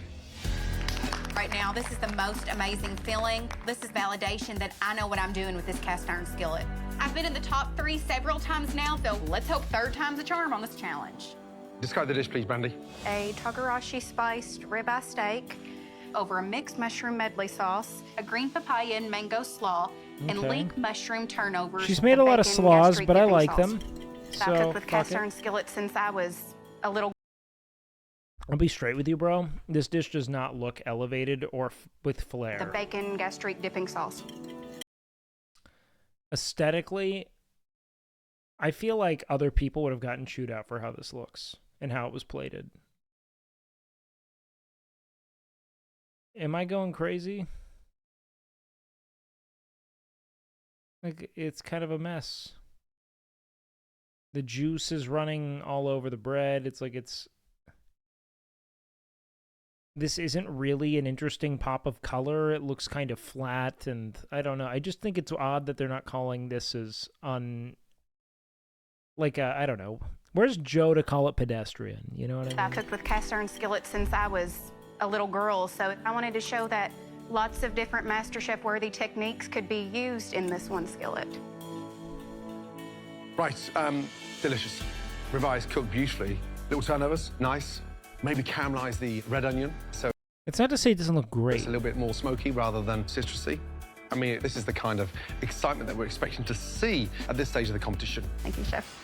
All right, Miss Brandy. What's in the pastry there? It looks nice and flaky. The pastry is all-purpose flour, lots of butter, salt, and just a little bit of baking powder to help it rise. The turnover is very impressive. I like the filling. It's rich and it's bold enough to hold up against the flaky pastry. You've got great seasoning on that steak, great seasoning in the mushrooms. Nice job. Like, what is your favorite bread-based sweet? What do you mean by bread-based?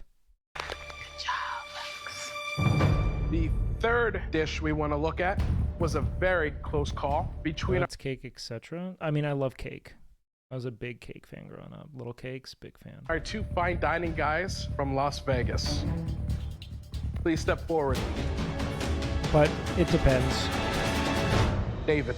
Yes! Woo! I'm pretty pissed off that David's dish is better. We're both fierce competitors, and I want to win every single. I think that's bullshit, dude. Bacon wrapped fucking stuffed shrimp is in no universe better than most of what I saw. Single challenge, but David put out a beautiful plate. This definitely pushes me harder. Producers already decided Sean is out. No, I don't think Sean's out. He's too good. He'll go far. He might be the person that gets out right before the finals. Step my game. It would be unprecedented for a Sean to win because he's not very charismatic. Come on. Tell me about your dish. They would be bacon wrapped stuffed shrimp with a fresh heirloom tomato. Been here a while. Is Wake caught up on Dracula Flow? You say that like there's some kind of cinema to it, which there is, but like not really. Am I gonna lose the plot of Dracula Flow, which is a fucking old dude with a painted on head of hair dropping one-liners? Like what am I missing? What is it gonna get spoiled for me? Tomato salad with anchovy sauce. The stuffing is just a sliver of pepper and a little bit of cheese. Just looking at it, it looks like something I want to eat al fresco outside.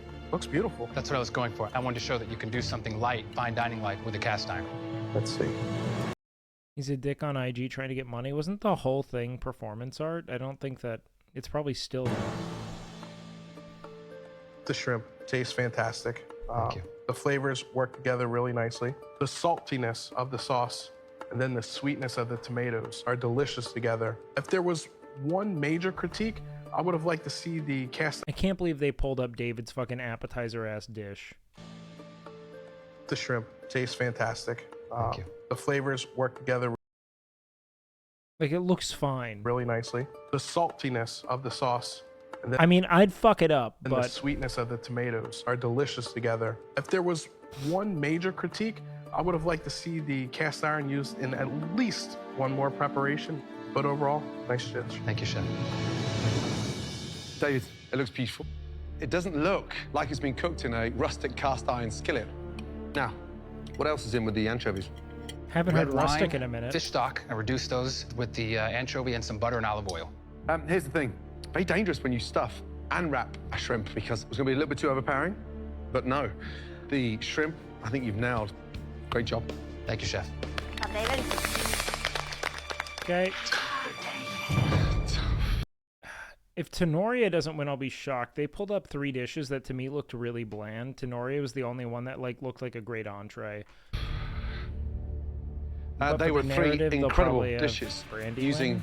only the most basic of tools, and you guys confirmed how good you're getting. David's dish looks like high-end dining, but it just looks like an appetizer. It doesn't look like a full dish. The person who made the best dish will receive a huge game-changing advantage. And Brandy, I mean, cast iron 5 ways. That's pretty impressive. But I'm not sure if Brandy's developed the same flavor that I've got on mine. This person has panache, style beyond belief. I'm pretty confident the judges are gonna like mine best. It's southern and They're setting her up to fail so hard. full of flavor, and it looks beautiful. I've got this. The winner of this very difficult challenge. Congratulations. If they give this to Brandy on panache and finesse, I'll be amazed. The winner of this very difficult cast iron skillet, knife, and a wooden spoon challenge. I'm actually getting kind of flustered. Congratulations. Brandy. On panache and finesse for her diner-ass dish? Are you fucking kidding me? This is the first season, outside of maybe Courtney's season, I've just been astounded at how spoon-fed this shit is. I am so excited to finally have a winning dish. My cast iron skillet at home is 100 years old. It was my great-grandmother's, and she would be I don't so care. proud that I did so much justice to this piece of equipment tonight. Brandy, that was unique. David, close seconds. Brandy, please come stand over here. Thank you. Wow. Brandy, your first big advantage for winning. Like, bro.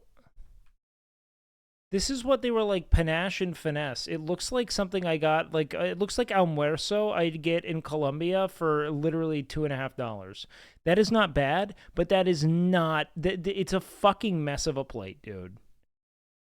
It might taste good, but describe its flavor, because right now you're throwing out fucking adjectives that I am not seeing.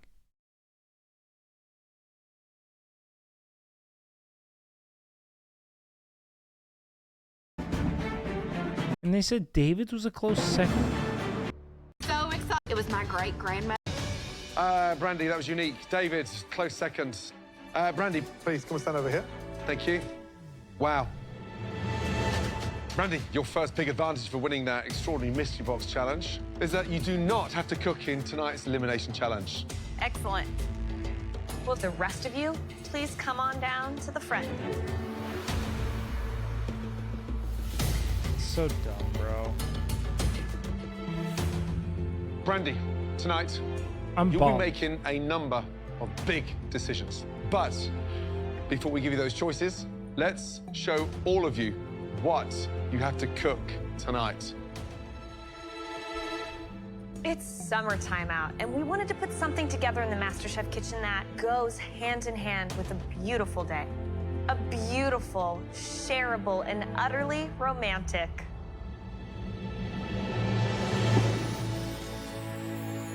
Bunch of picnic cum. platter. Here we have beef sliders, Scotch eggs. Of course, the picnic. Good, you're figuring out it's rigged. Personally, I knew after they threw out Tolly the most. This is your one meme, bro.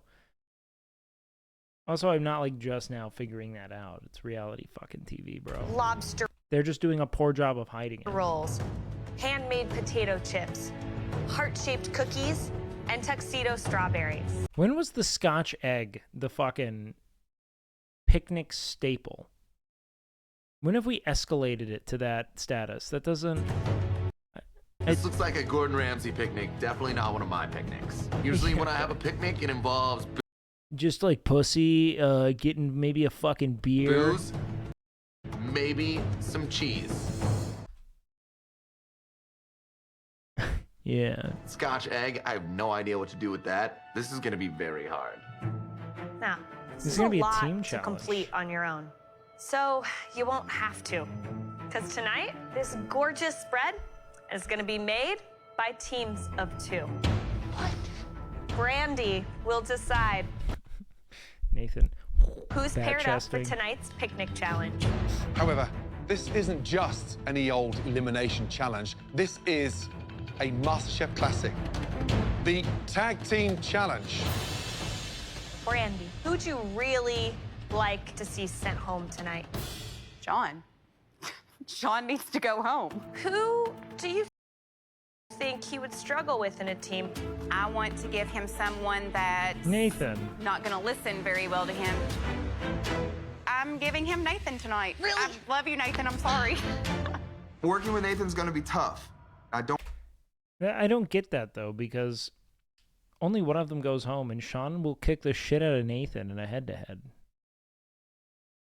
don't like how frantic he is in the kitchen. I don't like how he freezes under pressure. I need to handle him with delicate kid gloves. On to the next. How's Nathan still here? He's been saved a bunch. So they've been giving contestants who win the first challenge of the day the ability to like grant immunity to people, or like a team can save one person from another team. Nathan's been saved like 3 or 4 times. Next team. Who is the second person in a perfect world that you'd love to send home tonight? David, he's a great team player. Yep. But I think when he's the one leading, he struggles. So who's the ball and chain? Katie is David's ball and chain. Brandy says I'm not a leader. She has no idea about me. I can lead. It's whether Katie can listen.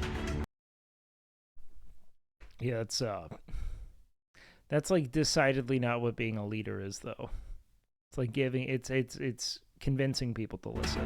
So, Team 1, Sean paired with Nathan. Team 2, David paired with Katie. And Team 3, Tenoria paired with Dan. No, just Eric, man. Brandy, your Brutal, work here though. is done. A brutal Please loss. head up to the balcony where you'll have the best view in that house tonight. Wow.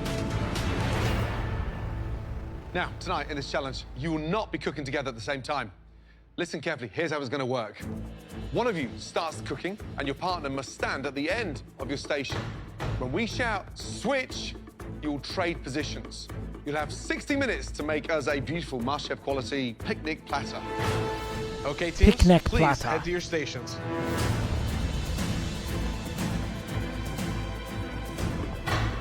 Everything you need has been placed in the station behind you. Live lobster, pork sausage, eggs, Parmesan cheese, Italian breadcrumbs, and a variety of condiments and sauces. Right, is everybody ready? Yes, chef. Your 60 minutes starts now.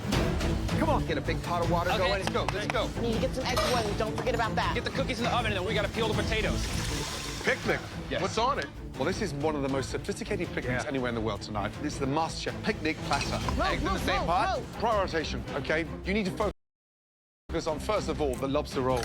Got it. What makes breadcrumbs Italian, chat? Well, breadcrumbs haven't entered servants in their home.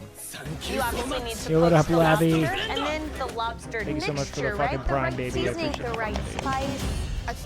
Stop. From there, something that I grew up with, Scotch eggs. You got to soft boil the egg properly first. Right. Deshell it. Right. Enrobe it with that pork, and then cover in breadcrumbs, shallow fry it, and then put it in the oven.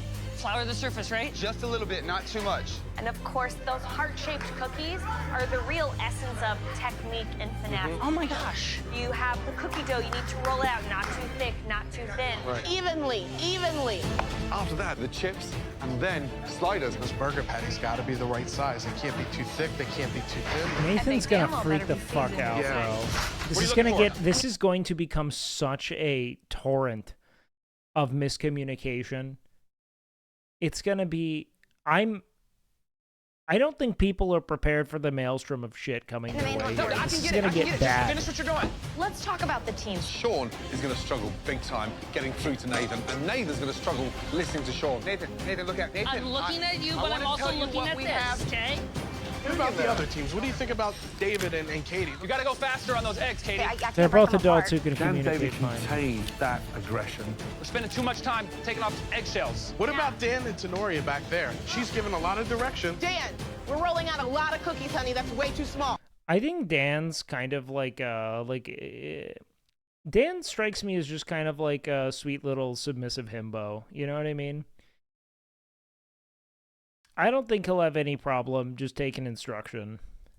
Dan, come on, dude. If Dan can be a student, it'll work. You're communicating well, but don't yell at me. It freaks me out, okay? Guys, we got 1 minute. Look at that was maybe the most sensible and considered point of criticism to get. I appreciate all of your insights in your obvious mastery of baking, but you need to communicate in a way that isn't so jarring to me. Into your first switch. Damn it, Katie. You are killing me with these eggs. Come on, Dan. I need you to move Got just it, a little bit faster. You got to cut a little faster, man. You got to work a little faster, brother. Sorry, Sean. 3, 2, 1, You're switch. scaring me. No, you got it. Come on, you got it. Come on, David. Get that chocolate melting for the strawberries. Sean, check the lobster. Hey, stir that white chocolate. Stir that white chocolate. All right. Calm down. Get the lobster. It's done. You want me to fry the potatoes? You can just start getting the veggies chopped Okay. and get the meat patty formed. Use those delicate fingers, baby. You got this. See this? You got Perfection. Great job, Tenoria. Sean. Oh, Sean. I'm gonna get these patties going. I'm gonna set those right there. I already seasoned them. Just salt and pepper. We're gonna be good. Okay. Wow. 30 seconds to the next switch, guys. What do you want me to do next, Dan? Get the meat ready. I trust your seasoning. Finish those potatoes. Finish the potatoes. All right, so what's that for? Get the potato chips going. 3, Oh man, 2, 1. Switch. this is such a Dan, mess, dude. focus on the potato chips. Let's go. It's game over. Come on. Speed up, guys. Tenoria. Yes, sir. How are these chips looking? When do they need to They are come looking out? good, but he is cutting it close. They need to come out. And then those Scotch eggs gotta go Absolutely, in. Now, absolutely. who's finishing? Remind me. I'm finishing. You're finishing. Wonderful, Dan. All right, Scotch eggs in. Scotch eggs in. That beet's gotta cook. How are you guys working as a team? Hell He yeah. is actually doing a really good job over here. I'm He's surprised. taking I think they're gonna triumph. He's This is taking the direction. best group. He's giving me good direction. Good. Keep talking. Good luck. Good job, Dan. Get those chips going. To heck with peeling them, dismantling them. Just get them down. We're running out of time here, brother. We gotta go. We're almost ready here. Don't spend too much time. You're taking too long with that. Get those in the oven. 60 seconds to go till you switch. Come on, Nathan. You gotta Cutter was a clueless man who accepted he does no wrong. Dan is a clueless man who wants to do no one else wrong. go faster. Fast and safe, Nathan. Fast and safe. Is this enough? You're good. Just get them in the fryer. And pull out not one by one, Nathan. I'm lost on that one. He has to start multitasking. I know. Otherwise, you're on Nathan, your own. let's go, brother. I need your help right now. You gotta go faster, brother. You gotta go faster. Don't get frazzled. Stay calm. You guys have 10 seconds. Oh my gosh. Nathan, relax. Breathe, baby. Let's go. Watch it, watch it, watch it, watch it. Finish that up right now. Get that last egg done. We gotta get those in the fryer. What's wrong? These eggs, they're very delicate. You gotta do them perfectly or they break. Take a couple breaths, brother. I need you to breathe. Don't focus on me, focus on the freaking I eggs. know. Well, then relax. You okay? No. Nathan, sit down. Just take a seat 2 seconds. Get a drink. Get a drink. Take a drink. Take a drink. Focus on the freaking eggs. Oh Get my yourself God. Together. Take a Yeah, big he's deep breath losing and it. think how you're going to help Sean and yourself through this. Yes, Okay? sir. But without the panic. Yes, sir. You feeling better? Nice. Okay, good. All right, Sean. Let's go. When we switch, I'm gonna slice the cabbage and all that stuff for the sliders. These Scotch eggs look like they might be done. All right, I'm coming. Be careful with that egg. Get those wrapped up so we can get those in the fryer. Katie, how you guys doing down here? We're doing good right now. We just Yeah? gotta keep it up. Let's get that rolled and let's get those dropped. We you need got that this, dropped David? You know what before you're the doing start. over there? We gotta get David. it. We gotta get it before Feeling good, I Chef, come feeling in. good. We gotta finish the lobster up, so you've gotta get these dropped in. Got it, I got it. How long did it boil? They're just like telling them to do what they're Well, doing. We told them It 5 doesn't. minutes. We didn't want to do That's it for enough? 6 because they're gonna cook a little when they're in the What a fryer. turner. You Yeah, got this, he David. Come on, fixed you gotta it. drop them in. What are There you go, going to David. accomplish next? What Hey, WakeWilder, how do you deal with a job rejection? Show up anyway. Just show up for your first day of work. They're negging you. It's not an actual rejection. They're trying to see if you take no for an answer. You're jumping in The next. lobster rolls. Well, good luck with that. Sean. These eggs are not working. Slice that lettuce quickly, baby, quick. Okay. Nathan, start figuring out what else we're short on, brother. What else do we need? I can't lose you right now, brother. I need you. Nathan, vocal, come on. Nathan, talk to me. Where's the Scotch eggs, Sean? They're scratched, Chef. We didn't have enough eggs. I screwed them up. You don't drink any Scotch eggs. Oh, man. Nathan, there's no Scotch eggs. Wow. 1 minute until the next switch. Hey. Chill. It's okay. Oh, man. Nathan's falling apart. It's always a producer You cook. gotta talk to him, bud. Come on. Are you guys ready to go home? Nathan, don't freeze up on me now, man. Nathan, I need you to... Oh!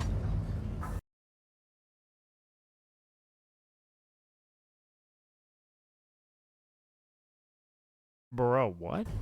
Oh my God, Nathan's just collapsed. We had a real faint? Bro, we haven't seen that since hand pie. 1 minute until the next switch. Come on. Are you guys ready to go home? Nathan, don't freeze up on me now, man. Nathan, I need you to... Oh! Oh my God, He died from stress. Nathan's just collapsed. I'm good. Come, sit down. Mate, good, give me a I'm chair. I'm good. All right, keep cooking. Oh man. We're gonna calm down. He's not gonna Hey, feel look good at me. about this. Hey. Oh, I'm not going. No, we're gonna stay calm. We're gonna stay calm. It's not worth it, okay? We're doing a great job.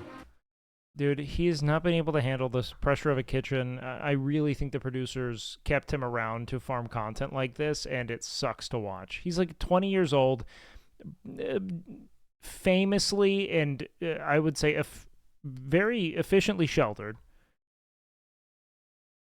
Successfully fucked up by his, cult-adjacent religious leader parents. He's like, this is a jarring amount of pressure for him. Okay, it's not over. Well, yeah, they've deprived him of any kind of legitimate negative stimuli as they see it. You know what I mean? It's just a very coddled life. Big deep breath. Would it be a conspiracy they leaned into it to make Gordon look heroic? I think that sheltered autistic children are typically very reactive and in turn could make great reality TV, and that's why they kept them. Okay. Fill up those lungs. There you go. They'll do everything to make Gordon look heroic, Okay. but not Come on, that. you can do this. There you Gordon go. doesn't need the help. Okay, there you go. Now just start thinking about in the next 5 minutes what you're gonna do, how you can pull this back. Okay? All right. Cooking the sliders. Yeah. Okay. Assembling the rolls. Sure. Okay, and He's autistic? I think it seems like he is. I could be wrong. Neurodivergent to some extent, certainly. then from there, start. Yeah, we don't know. Yeah. Piecing this whole thing together. Okay. Let's go. Up we go. Let's go.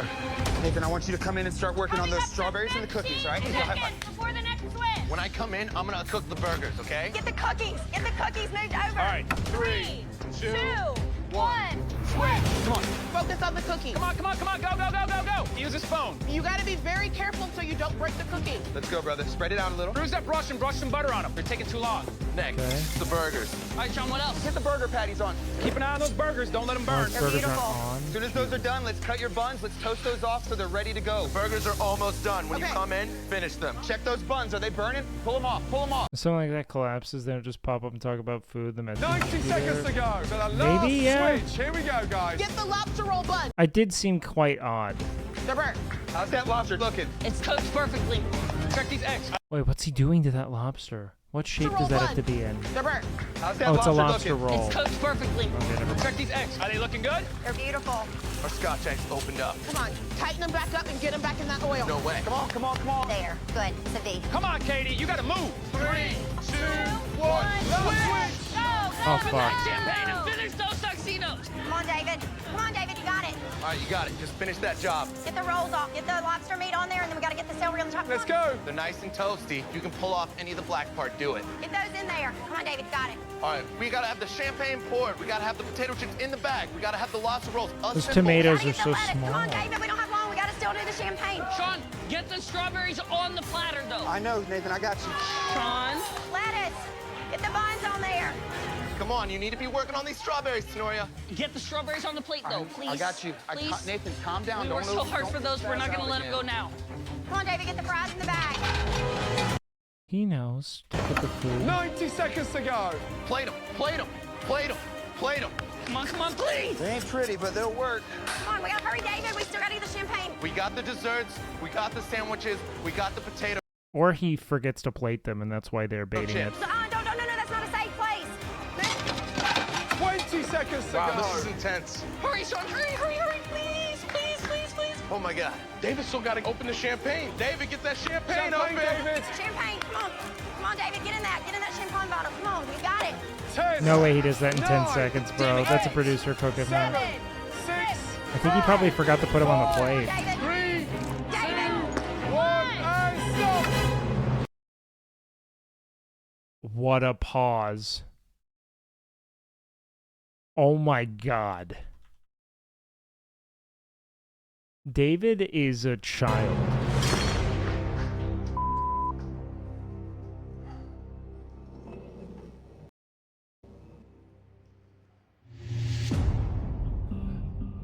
Well, that was not a romantic 60 minutes. David, how you feeling? Pissed off.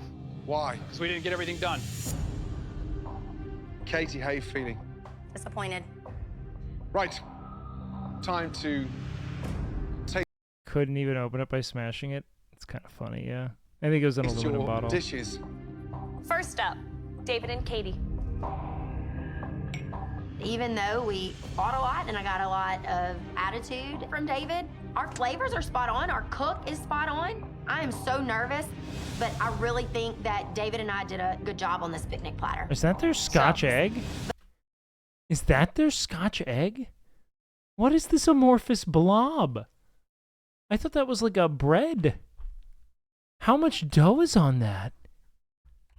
But I really think that It looks like chicken. David and I did a good job on this picnic It took you so long to cook it, the egg hatched! platter. So, I'm not bothered that there's not champagne in this glass. It's obviously a cooking competition, not a spirits competition, but David, your temper came out like I've never seen it. For me, if that happened in my kitchen, real talk, you'd be kicked out. Yeah. When you're throwing something on the ground like that, that's dangerous.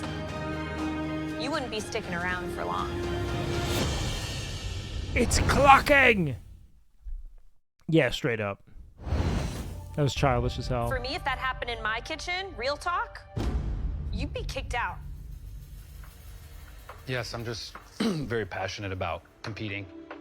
And I was disappointed in myself that I couldn't get that bottle open. It frustrated me. So you gotta keep that under control. I get being passionate, but you gotta show your passion in another way. No, I'm embarrassed and I apologize. Weird narrative? What? No, that's exactly what you'd expect her to say. 100% you'd get kicked out of a kitchen Let's for doing get into that. this. Lobster rolls. Not a good look. Who did what? I poached the lobster, I got it out. She diced it, she started, I finished the mayonnaise. Why is it, dude? It's so empty. What Who the did fuck? what? I poached the lobster, I got it out. She diced it, she started, I That's finished a the mayonnaise mayonnaise sandwich, mixture. bro. Great chive, great red onion. Just wish there was more lobster. What the fuck is the bro? If you serve me that, I'd be irate. This is bread with mayonnaise, man. Nice flavor though. Crisp. Katie. Potato crisp, I had originally shaved them, got them going, got them out. She seasoned them. The chips are delicious. These cookies, nice bake. It's not raw, it's not over toasted. The cookies was all Katie. Nice job. Thank you. Right, Scotch eggs. They look awkward. Yes. They look really awkward. Visually, it looks like T-Rex's bollock. These things got to be elegant when I cut this open. It should be a soft boiled egg. Well, and the inside is cooked beautifully. Yolk great. in the center, stunning. Really good. So what is a Scotch egg? Is it like a pork? Like a ground pork or Really something? good What is indeed. that? Who cooked the eggs? I got them in the water. She peeled them, and she wrapped 2 of them. I wrapped the 3rd, and got them in the fryer. Beautiful. Sliders. Who cooked them? I put them on, and she pulled them off of the grill. Beautifully cooked. Who seasoned the pate? I did. Katie. The pate. Yeah, it tastes good. Really good. Some great elements on here. Good job. I do feel as though the judges Yeah. enjoyed what we brought, but I think David's anger in the end may have lost it for us. David, I don't think you and I are going on another picnic together. Not anytime soon. Now we would like to taste Dan and Tenoria. We did like get the only team everything that had it on together. the platter that was required. It's not perfect, but what they asked was freaking hard. So I'm gonna pat myself on the back and be proud of what me Lobster and my roll partner looks did. good.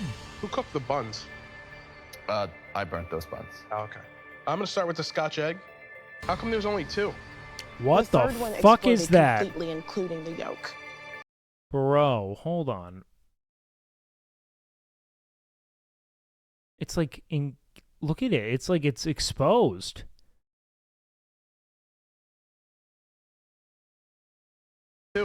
That was The a third one blunder, exploded bro. Completely, including the yolk. A little too runny, huh? See, this is a problem for me. Like, why do you rewind every 2 seconds? Strictly to upset you as a chatter. That egg white, all droopy like that, it's not cooked enough. It's missing his tuxedo, huh? He is. Why is it so poorly dressed? What happened to him? Sorry, took care of the strawberries. I started the strawberries. No one's fucking this strawberry. The white chocolate was not What is the strawberry pour? firm enough before getting the milk chocolate on. If that was a romantic platter for 2, would you? Bro is about to be one of the many meddling kids. Bro's about to stop the mayor from dressing up like a werewolf and stealing money from the hospital. You go on a second date, Dan? I wouldn't go on a first date with Dan. Wow. Thank you, guys. All right, sliders. Bro's in his Jinkies era. Let's see what we got here. Now, you guys can see the center of that there, right? It's a weird looking That's situation. You've got some super color. weird. You've got some pieces of like raw, rare meat in places and Looks like it has varicose veins. pieces of gray meat in others. Who was cooking the burger? I started with putting the burgers down, and then Dan took them off. Meat's actually seasoned pretty well. Lobster rolls. What was that Nice face, seasoning. bro? Hold Seasoned on. pretty well. Lobster rolls. What happened with the lobster? Nice seasoning, but like to see just a little bit more finesse. It's clear that you guys were attempting to work as a team, but at the same time that you weren't successful in it. It's just a matter of where Burnt-ass you bread? fall in line in terms of best to worst tonight. Could be worse. I'm not feeling too great about this picnic I don't platter loathe after it, the judges' man. Review. Dan and I worked well together. We communicated well, but pretty good is not master chef You're quality. safe. But you're Last safe, up, Tenoria. Nathan and Sean, please. Grab the champagne. This was definitely 100% the most difficult challenge that I've had in the MasterChef kitchen. Not only was the food difficult, but handling Nathan was extremely difficult. Now it's in the judges' hands. Let's Looks deal like we with got the elephant everything in on the the room. plate. There's something missing. Oh, no, they did not. This thing. Scotch Empty eggs. basket. Scotch eggs, where are they? They did not get finished, Chef. Why not? The eggs were undercooked and I had problems getting them out of the shell. Seriously? Can we deal with the second elephant in the room? Lobster roll. Oh, guys. It looks undercooked. It's raw. Who cooked the lobster? I started it, he finished it.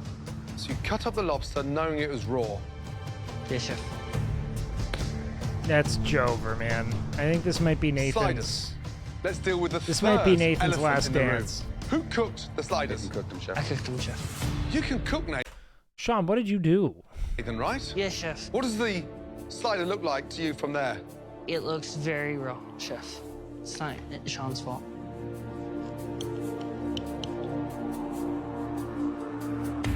The burgers are still raw. Yes, chef. Who seasoned it? I seasoned the outside and the inside. I felt like I had to spend so much time calming him down. Oh, don't throw him under the bus. Just take it on the chin, That bro. everything else got put secondary. You can throw him under the bus all I'm you not wish. throwing him under the bus. You have to start taking responsibility. I dropped the ball. We completely dropped the ball. It was a show. I mean, I'm lost for words. Can't eat the burger. And as for the lobster roll, well, that deserves to be back in the tank.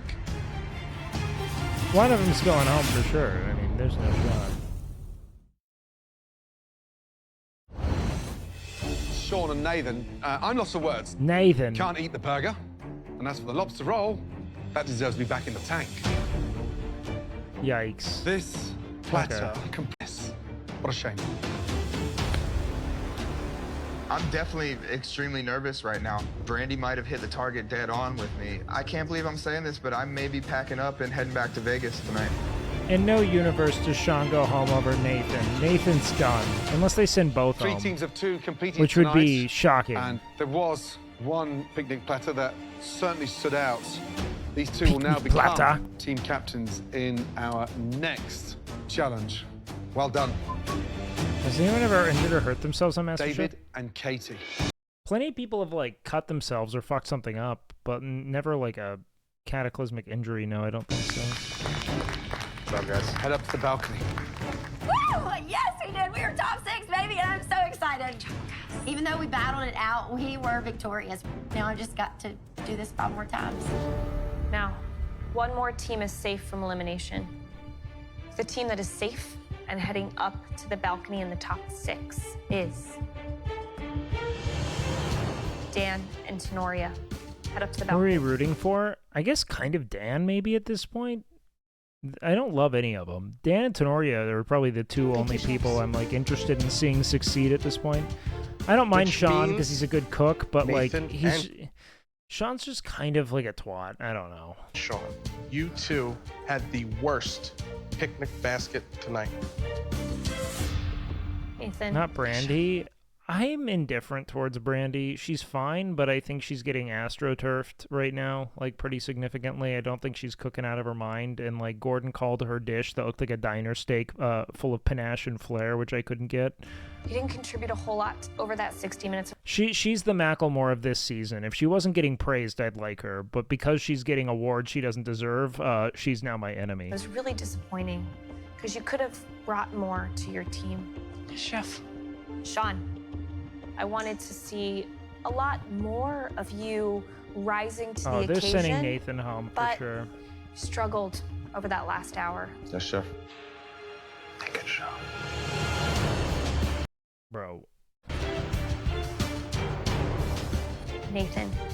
Gordon realized Brandy's built like Doja Cat. Wait, what? I'm sorry to say, Nathan. Tonight, you're leaving the MasterChef kitchen. I mean, homie really made it Sean, way further head than up he to the should have. balcony. You threw a lot, though. Okay.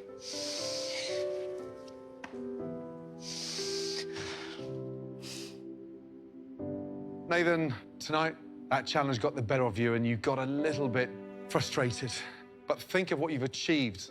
We know you haven't had an easy journey, but if there's one thing that's confirmed, you're never, ever gonna have to take crap from anybody ever again. You know, throughout this competition, you guys have taught me amazing things, and I'm not going to forget that. I feel like I've learned so much about, you know, being me, embracing who I am. No matter what people say, He I'm needed not gonna this. quit being me. I wish it wasn't televised, but he needed it.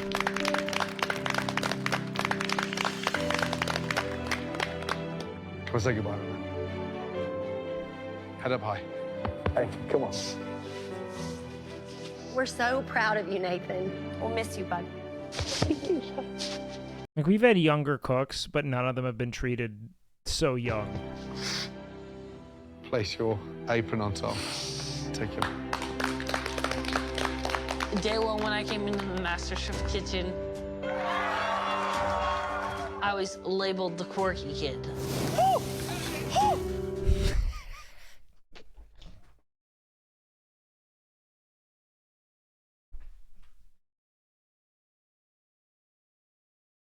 This is their fucking burn reel, man. What are they doing? The editor's just backlogged all of his most neurodivergent moments. What is happening here? I was labeled the quirky kid. Smell! Smell! He's losing his mind, man.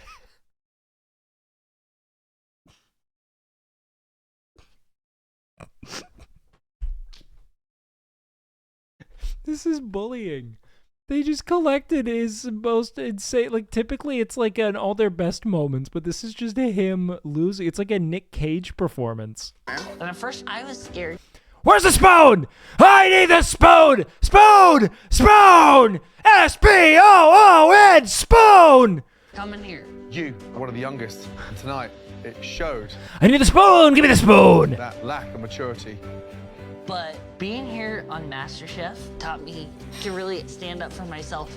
I'm tired of taking you guys' crap. I'm trying to He's reading cue ask cards. you, please don't treat me like an idiot. Growing up, I was bullied a lot, and I made it to top poor 7. kid. I proved to those bullies out there that I could make it further than anyone expected me to. The blue team! Oh, man. This poor kid, he's just so... It's like his parents have done him such a disservice, man. I hope his parents tell him they're proud of him. I agree. Nice Before they spank him shit. What do you say now to all those people? Say you can't do it. Like, I'll never Nice. forget. This was the dish where I was like, we cannot be. They were like, this was the closest to Gordon Ramsay's dish, and it looks like it looks like an artisan pizza. Like, I could not wrap my head around the praise this dish got. What do you say now to all those people? Say you can't do it. I say they're wrong, 100%. I still proved I was someone great. Keep that head high, brother. And I'm excited to see what God has in store for me next. Bye, Nathan. Next time. Yeah. Well, fucking A. Do we do another? Is it Uno Mas? Dude's looking a bit different now. Should probably help him find his true self. Dope. Nat Co. Oh, yeah. They use they, them pronouns. Which, great. That's sick as hell.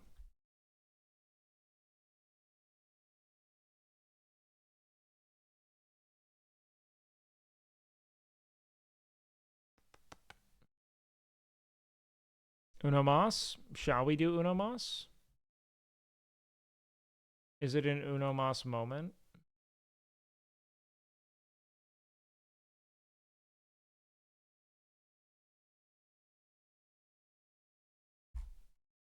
All right, we'll do Uno Mas. I'm going to run a quick snack real quick. Give me a sec.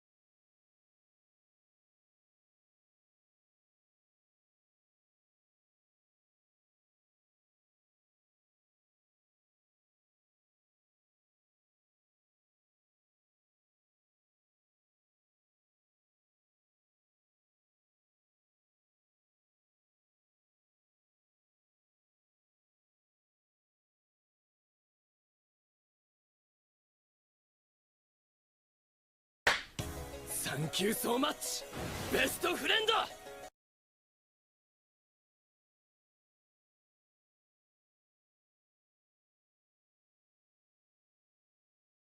Teach you what they really mean. Go beyond. Plus.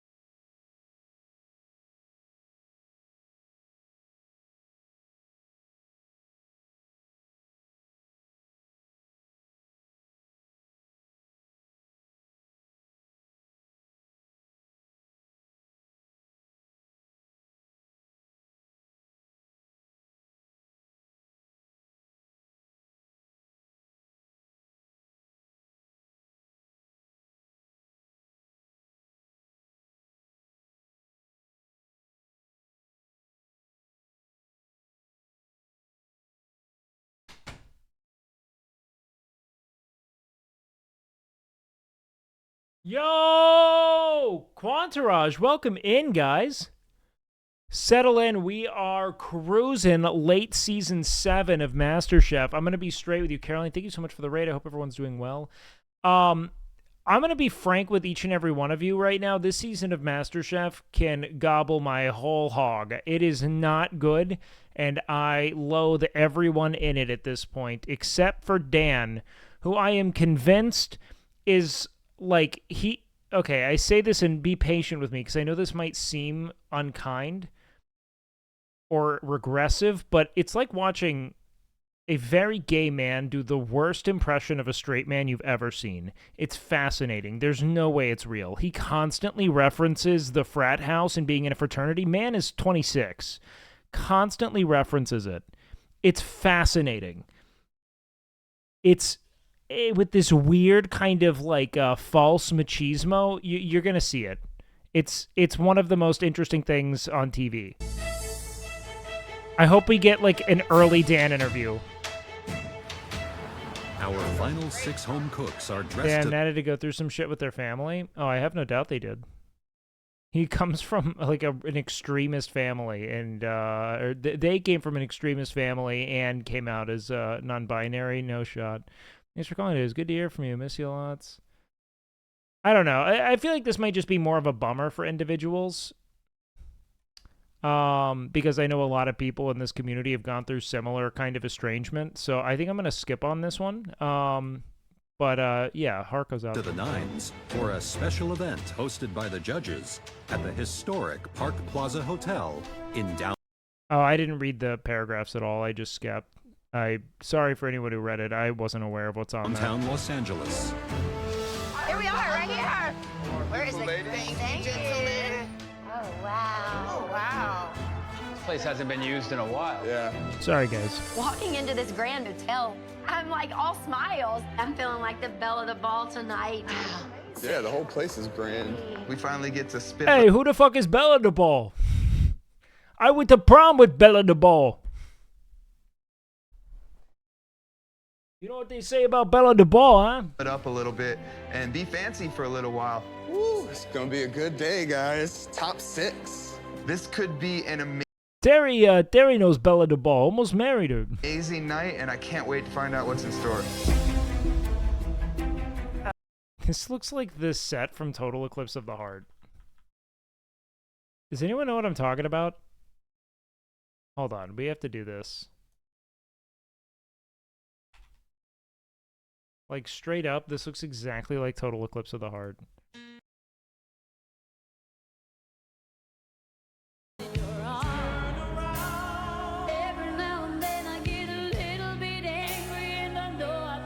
What a bop, too. Every now and then I get a little bit terrified, but then I see the look in your eyes.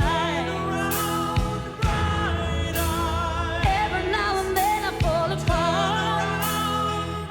Bonnie Tyler had such a voice, man. Now and then I fall apart, and I need you now tonight, and I need you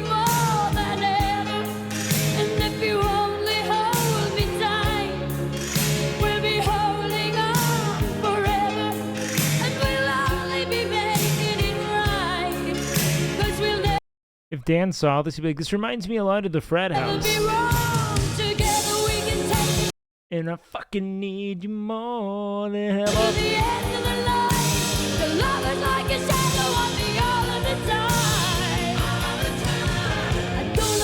Like, why did we get Fonzie?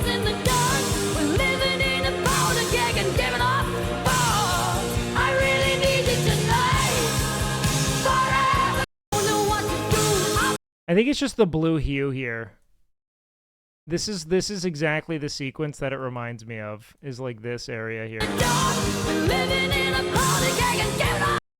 Arches and blue light, yeah, it'll do it. Anyway, sorry guys. Lots of flowy cloth for no reason. Looks like it hasn't been touched in years. Is this like a ghost hotel? I don't know if we're going to this Am I the only one who wants Sean gone because he keeps reminding me of Elon Musk? I can't take it. No, that's exactly my issue with him. It's actually super unfortunate. Dan kind of looks like Dan Savage, the famously gay columnist. Is he famously gay, or is he famously a columnist? I think I guess he is famously gay as well. But yeah, I know Dan Savage, but I don't think, the gay guy? I don't know. Party that Gordon. Like, I always think of him as, like, famously a columnist who's also gay. But I'm not like, oh yeah, he's the gay one. He is gay. And he does write about sex, but, like, he gives good advice. From what I remember when I was really young. I remember Dan's insights into you know, like, intimacy from when I was, like, very, like, maybe, like, in high school. Invited us to, or if we're going. I don't know. Now he strikes me as the kind of person who's probably been like lived out. You know what I mean? Like he's not like his takes probably feel weird in retrospect, but I don't know. Haunted house. What is going on? Uh-oh. Hi, guys. I really need you tonight. Line up, please. Welcome, everybody, to the historic Park Plaza Hotel. This incredible ballroom was not always covered in cobwebs. Built in 1925, the who's who of the Hollywood glitterati danced, dined, and partied in this room. Sadly, this place is no longer a function hotel. But tonight, we're gonna turn back the clock because MasterChef is bringing back the Park Plaza Hotel with a roaring 1920s party. So awesome. And have you guessed why you're here? Because we're gonna cook. That's right. No party is complete without incredible food. You're gonna give us free labor. The 6 of you will split into 2 teams of 3. David and Katie, since you were both on the winning team in the Tag Team Picnic Platter Challenge, you will both be team captains. Please come up. As a team captain tonight, I want to prove to my competitors that I deserve to be here, because at this point, they don't respect me. I want them to look at me as an equal. David, because you have won more team challenges, you'll get first pick.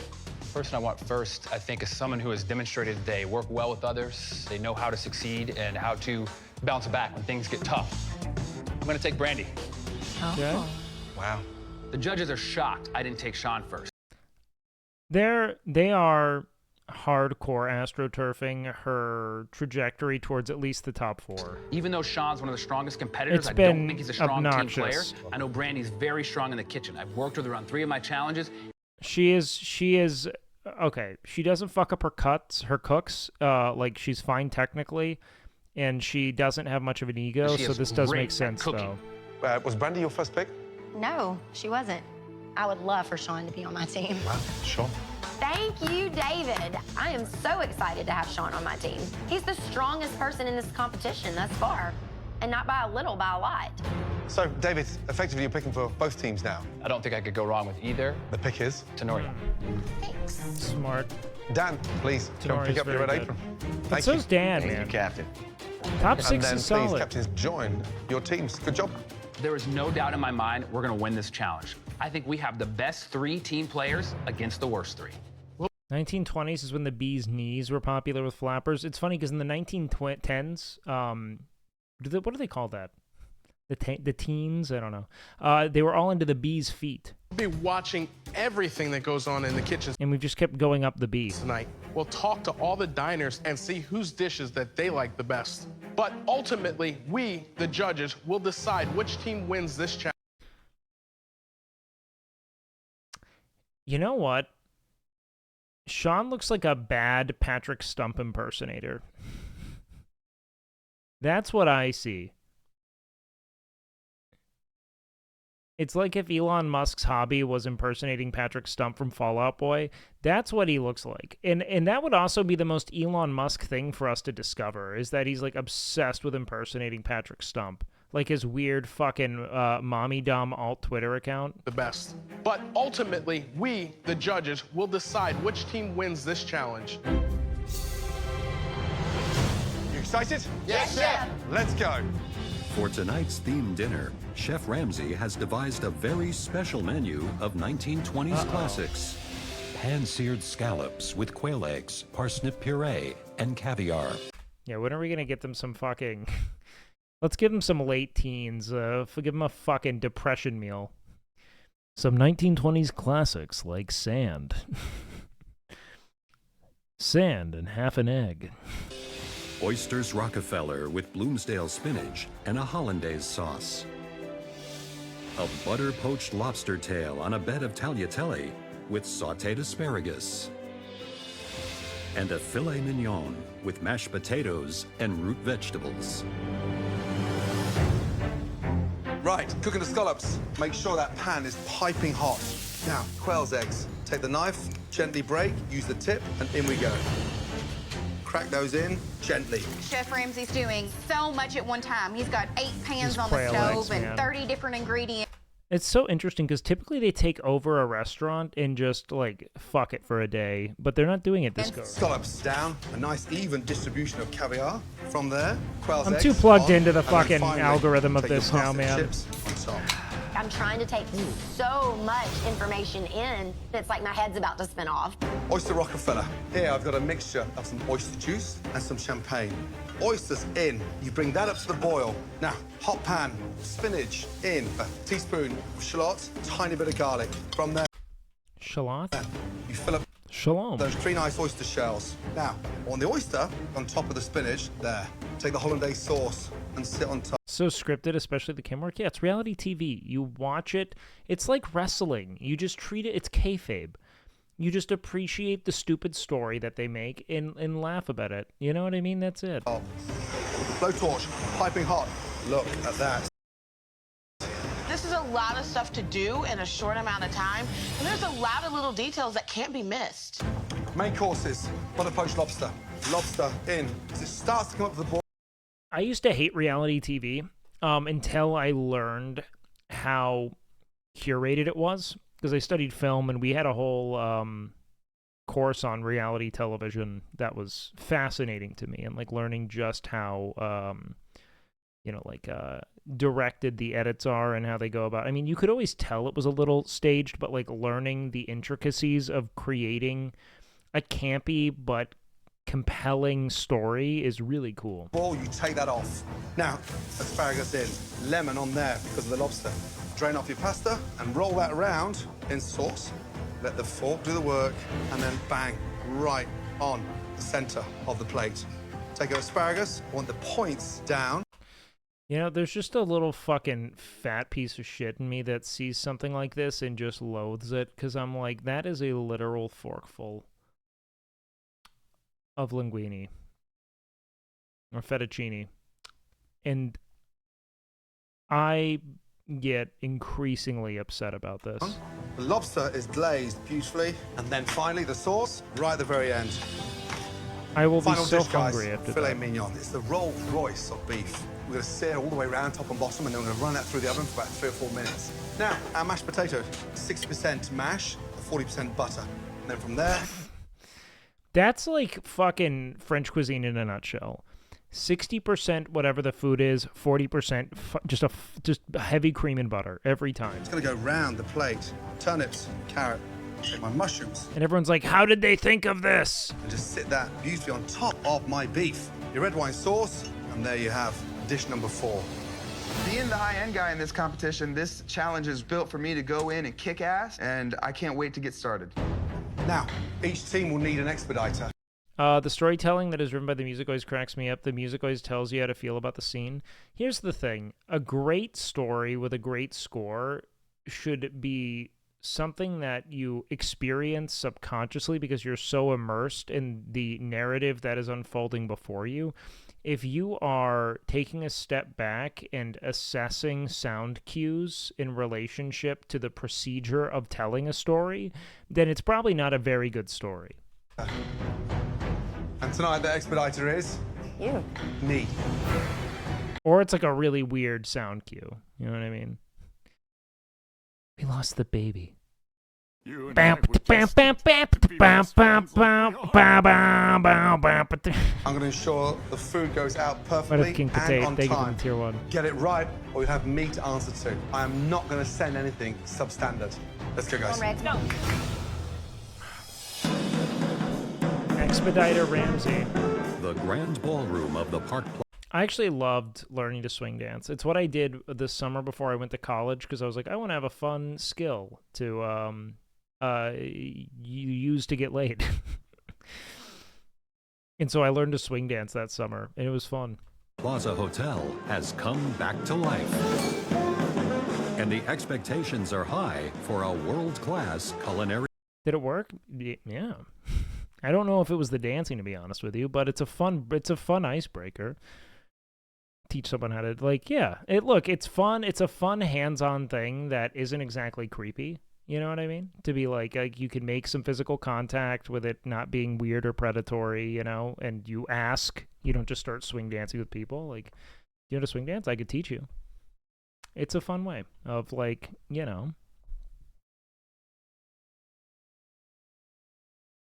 creating a sense of like physical intimacy with someone while you also have fun dancing. It's fun. Experience.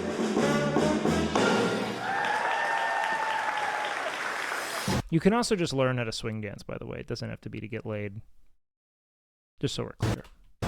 I was just 18 years old. Red team, blue team, are you ready? Yes, sir. First ticket, good luck. On order, blue team, 3 scallops, 1 oyster. Heard that. You idiot. Hey, Muppet, what colour's your apron? Red, chef. And you're answering to the... Joe, what do you do if someone starts non-consensually swing dancing with you? You just gotta tell them that the...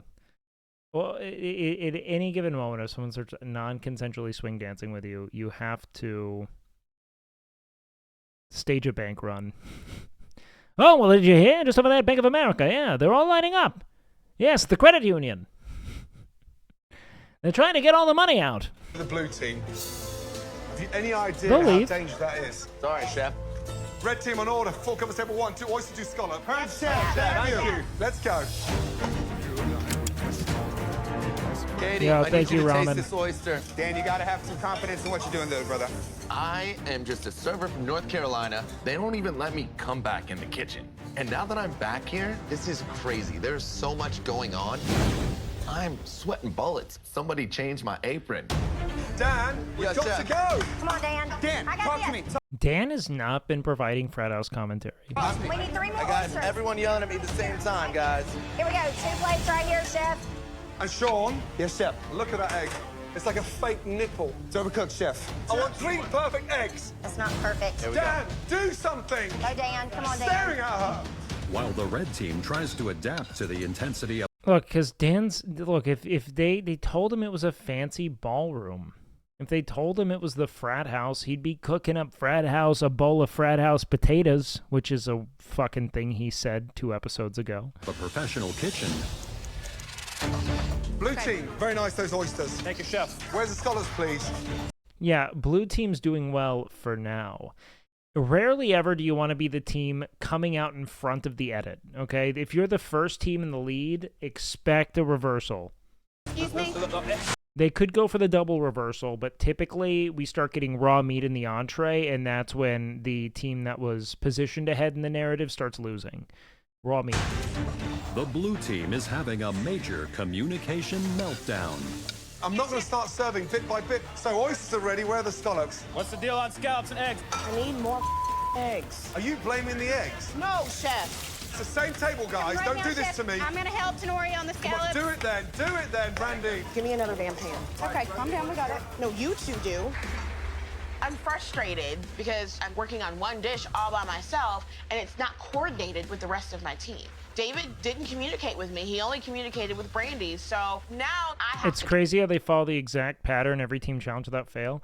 Well, I'm going to be honest. I don't think that the creators of MasterChef intended for it to be consumed 2 hours a day, every day on live stream for 7 consecutive episodes every single day.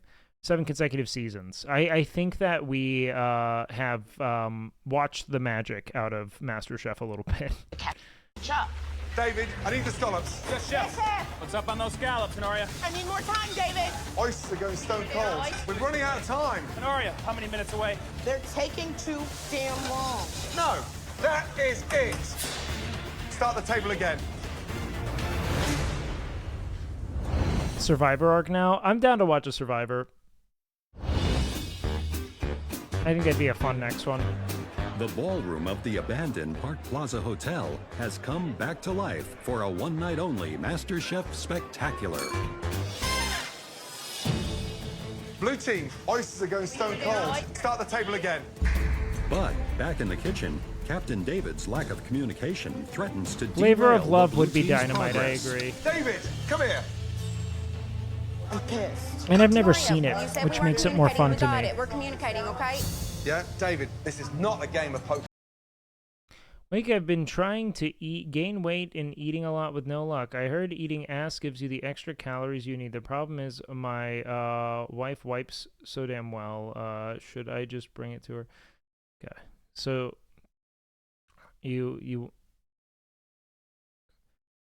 so here's the thing. You're not getting what a digestive process is. It's actually taking the nutrients out of the food. You're getting the waste, the things that your body isn't going to make great use of.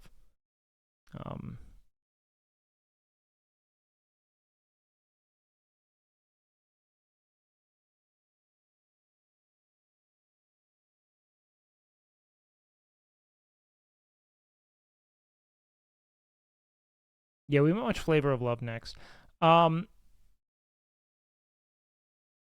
Yeah, you should eat your wife. Okay. You need to embrace your team. Now, Tenora is shut down big time. Yes, chef. Yeah, get your team together, and they've got to start talking. Yes, chef. Let's go. We have no time for emotions and hurt feelings. We've got to fix this and get Tenoria incorporated in the team. Tenoria, we need you back, all right? We need to see it. We need to feel Just it. communicate. If I'm not communicating enough, you yell at me and say, hey, what's up, David? You get in there. All right. Service, please. Casey. Yes, chef. Try and sauce the oyster, not the plate. On the red team, Captain Katie is struggling with the appetizer.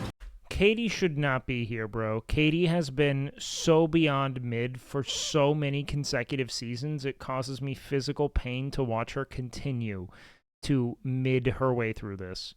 We are in the top 6. The level of competition is so fucking it is inexcusably low this season. Plating. Dan, yes, help chef. her. I'll start cutting more scallops. All right. Come on, Dan. It is not good enough. All right, Katie. Yes, chef. You're the team captain, so Yes, if chef. plating isn't the place that you should be, you gotta speak up because. Yes, chef. I'm good on plating, chef. Is that the scallop that we're gonna send out? They took Big T Terry out of the trenches for this shit. He lived for the trenches. Really? We need one more scallop, guys. Quality control. If you're gonna take this role, you need to own it. I'm not backing down because I know I can do this. I know I can plate these dishes well. Come on, there's salt all over the side of this Yeah. one. There's fingerprints. Every table counts. So I gotta try to take my nerves and wind them all up. This challenge sucks. Typically, the stakes that they say are like, all right, we're running this famous restaurant and their reputation's on the line. You know what I mean? Hey, Fibers, you're gonna get banned. I exist on this channel solely to interrupt your entertainment and pause. Up and make something beautiful out of them instead of a mess. 3 scallops, 1 oyster. 3 scallops, chef. 1 oyster, right here, Followed by chef. 4 oyster, 2 scallop. Push it hard, guys. Nerd, you're gonna get banned. Well, I'm gonna be honest with you, man. When I have a buff, rich, tall Chad in chat, yeah, I guess I'm always a nerd. I'll be a nerd to you forever, man. Out in the dining room, the guests are tasting their appetizers and giving feedback. Look at this dandy. Out in the dining room, the guests are tasting their appetizers. Look at this guy. Look at this guy. About to go past some Jim Crow era legislation. Separate but equal, but mostly separate. And giving feedback. With a show of hands, who likes the blue team's appetizers? Wow, that's fantastic. I'm having the oysters and I've never had oysters in my life. And I'm enjoying myself to the fullest. Oysters will be ready in 1 minute for you. What up, Earl? Thank you. What do you guys Yo. think about the red team's appetizers? Paternia? Paternia? I grew up on the Chesapeake Paternia? Bay. I know what a scallop should taste like, and I think that the temperature is perfect. The quail egg is nice as well, and it's great execution. Watch your back, Katie. I'm coming with scallops. All right, thank you. I have the blue team scallops here. The temperature is perfect. Dude's about to harmonize with everyone else at the table. The seasoning's perfect. I love it. Last table, David. He literally looked like Jim Carrey's mask outfit. Yeah, but Jim Carrey's mask was a person of color, so it was okay. Scallops, 2 oysters. Yes, chef. Pick up table. The color was green, but it was a person of color. Sweet meat. I have the red team oysters. The combination with the breadcrumbs on top and the sauce is just wonderful. Last table, red team. Where are the oysters? Right here, 3 oysters, Service, sir. please. Complete table 7. Get all this cleaned up. So I have the blue team's oysters and it's a little bit too salty. So they kind of got heavy hands on that. Okay. I had the red team scallops, and they were really overcooked. They were rubbery. I'm just hoping that they cook the lobster properly, because these scallops are not up to par. Red team, blue team, listen up. We're about to go live, serving the entrees. Yes, chef. Blue team, fire. 3 lobster, 1 fillet. Yes, chef. Red team, fire. 3 fillet, 1 lobster. Yes, chef. Red team, second table, 3 fillet, 1 lobster. Everyone hates everything because the chefs suck this season. They suck. We have blown our talent wad on every other season up until this point. It's gotten consistently shittier since season 5 when they bludgeoned competitive parity so that Joe's fucking fixation could win. It was the most damning season watching Leslie lose because he put too much quote-unquote salt in his cake, even though he clearly fucking didn't. Optically, you can assess that.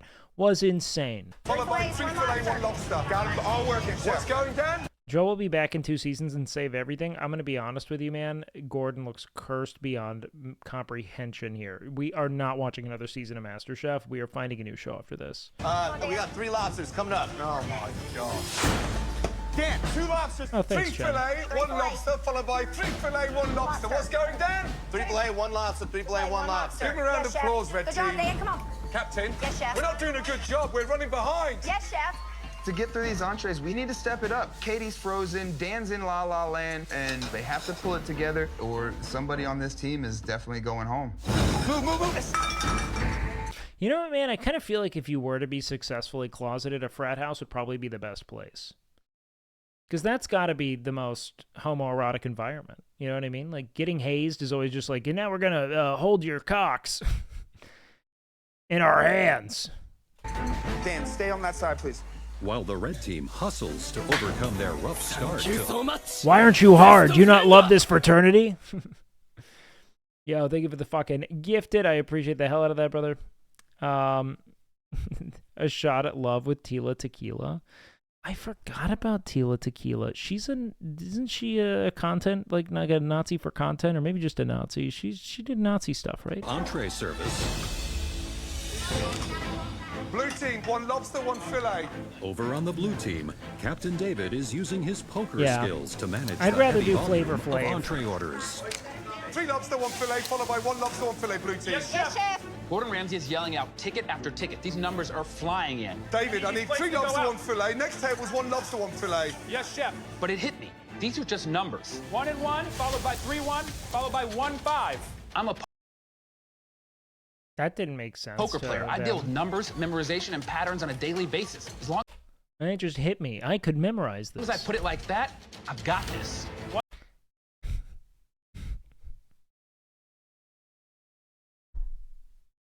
1-3-1, 1-1-5. Make sure your timing is synced up on the lobster and the steak, because we can't have them coming at different times. And it just hit me. Why aren't I gambling? David, we're doing a great job in there. Let's go. Keep it going. As the blue team breezes through entree service, Beautiful, beautiful. Red team lobsters getting stone cold. Let's go. The red team continues to struggle under Captain Katie's leadership. You need to drive your team, Katie. You're the captain of the red team, young lady. Chef. 3 fillets, chef. Red team is so far behind because Katie is sucking as a leader. Sean and I are working so hard, and Katie is not just a bad leader, she's a bad chef who has done terrible this entire competition. is looking like she's working, but she ain't doing a thing. Dan, finish that plating on that one for me. I got it. I'm doing like 8 things over here. Red team. Yes, chef. I've got ice cold fillet. This is embarrassing. Quit around, because this is serious now. Is this like the frat house? I've got ice cold fillet. You're not going to throw crap out and destroy the reputation of this competition because you don't care. See, now we can't talk about the reputation of this restaurant. And so it's like it lacks the same punch. The stakes are less, you know, because now everyone knows they're just here for MasterChef. But they always kind of pitched it as like the reputation of the erect salmon is on the line, you know? This is embarrassing. Start over on that one, guys. I'm definitely feeling If you walked into a restaurant that was hosting this show, would you still eat? What? Yeah, what the fuck? These guys are better chefs than your average line cook. the pressure as team captain that we are way behind, but I am not ready to give up. Would I go eat a Gordon Ramsay menu cooked by some people who are good home cooks? Yeah. They have bumps in the road, but we will get every guest served tonight. 1 fillet. Oh, here we go again. Look at my plating now. Even if it was Martinez back there, oh, fuck yeah. Because then I get to cut it open and complain to camera. Joe would come over and be like, is everything okay? Oh, God, we can't have that. Katie, I've seen 8-year-olds play better. Yes, chef. I'm gonna help you. Out, I got it. Are you sure? Yes, I'm positive, I got Move it. faster. I definitely have the best plating skills on the team.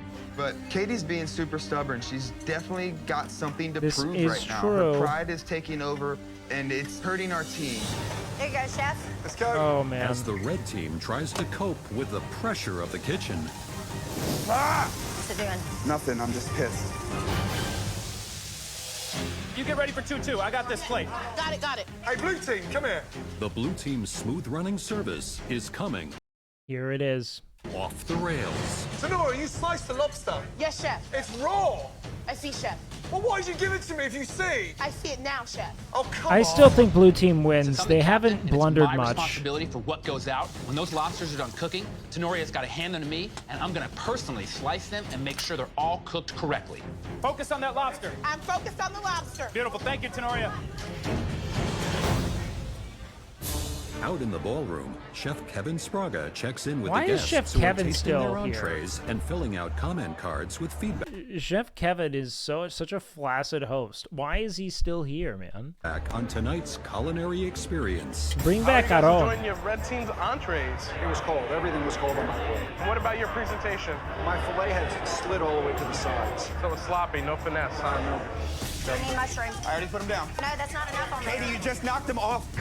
It's all over the place. What do you think of the blue team's steak dish? The steak is too underdone for me. Yeah, that looks raw.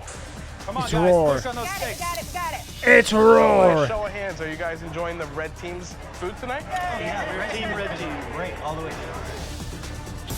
How are your entrees tonight from the blue team? I think the lobster's cooked perfectly. The asparagus is really crisp. Gives the whole dish a little bit of texture.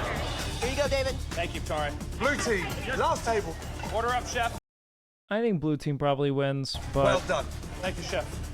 At the end of the cook, I feel like our team really pulled it together and not a lot really went wrong for the blue team here. worked our butts off. And I could say that I'm proud of all three of us. Good work, guys. I'm proud of you both. I had the red team's lobster, and I thought the lobster was really well cooked. The asparagus was good. It's been a great time. Last table. I need those 2 lobsters now. All of these the right way, please. That's why the plate's getting dirty. We might have messed up a few things. A couple tables might have had to wait too It's been long, a but we great got time. every plate out, and that's something to be said because that is a No, Buffridge Tall Chad, you haven't shitposted fiery enough. inferno of hell that we were just in, and we came through it. Let's just hope everything was delicious. It comes down to flavor.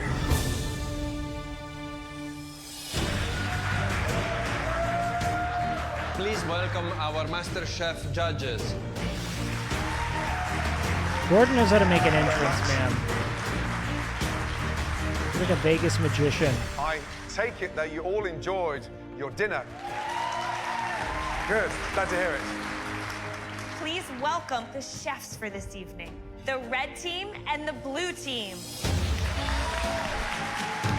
All right, yeah, we don't have to name them.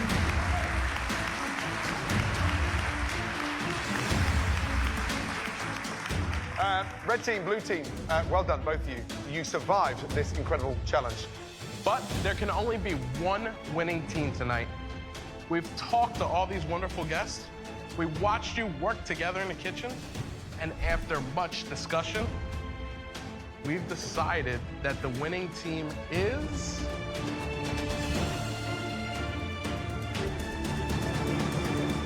We're going to announce that tomorrow back in the MasterChef kitchen. Yep. But for now, let's get this party started.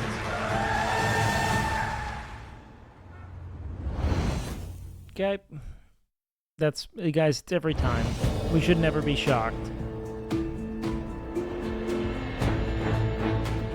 Bro, MasterChef's really fallen Even though off. our service went great, going to sleep not knowing the... In my enjoyment of MasterChef and the existence of Terry on the show are inversely correlated. result really start to put doubt in my mind. But I'm excited down, for guys, a please. new Thank you. React arc. The red team still got all their plates out, so if their plates were better, we could be going to the pressure test. Welcome back to the MasterChef kitchen. Thank you, Chef. Yesterday, we had the chance to see who has got what. Then again, I did hate season 4 until like the final 5. What it takes to succeed in our culinary world. So, blue team, slow starts. Appetizers weren't your strength because you couldn't get the timing sorted. However, there were elements of consistency across the board and seriously strong finish. Thank you. At red team, I felt at times we were somewhat fragmented, but we served everybody within the allotted time.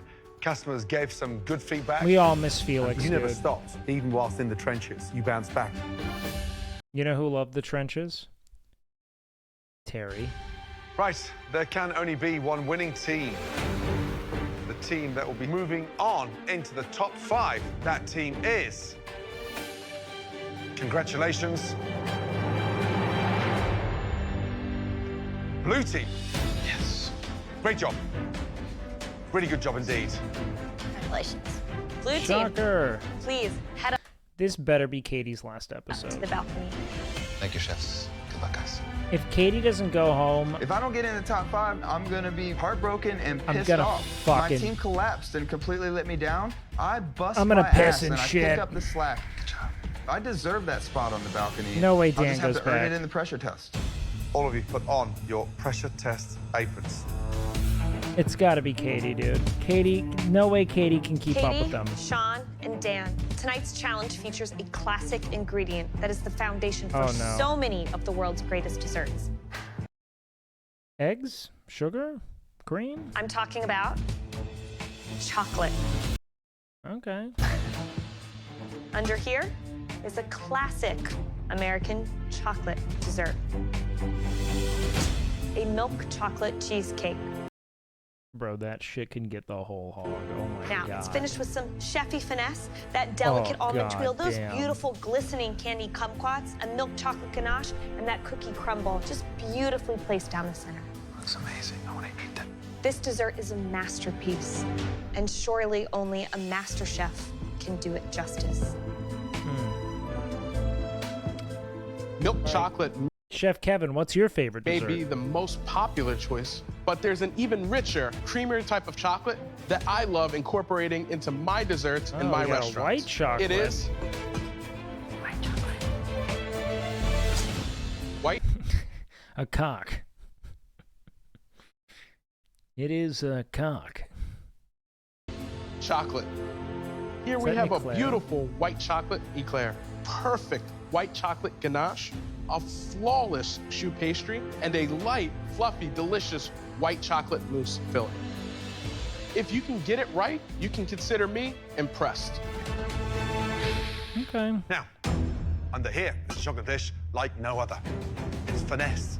It's refined. Lava cake. Stunning dark chocolate molten lava cake with. Yep, they love the lava cake, man. Back in season 2, the lava cake alone was a challenge, but no. Need hazelnuts. Dan's gonna win this challenge. Dan is a fucking fiend, Zuniga. Dan can bake. It's a display of courageous Sean might be at the techniques. disadvantage. You don't know if you got it right until you slice into the cake.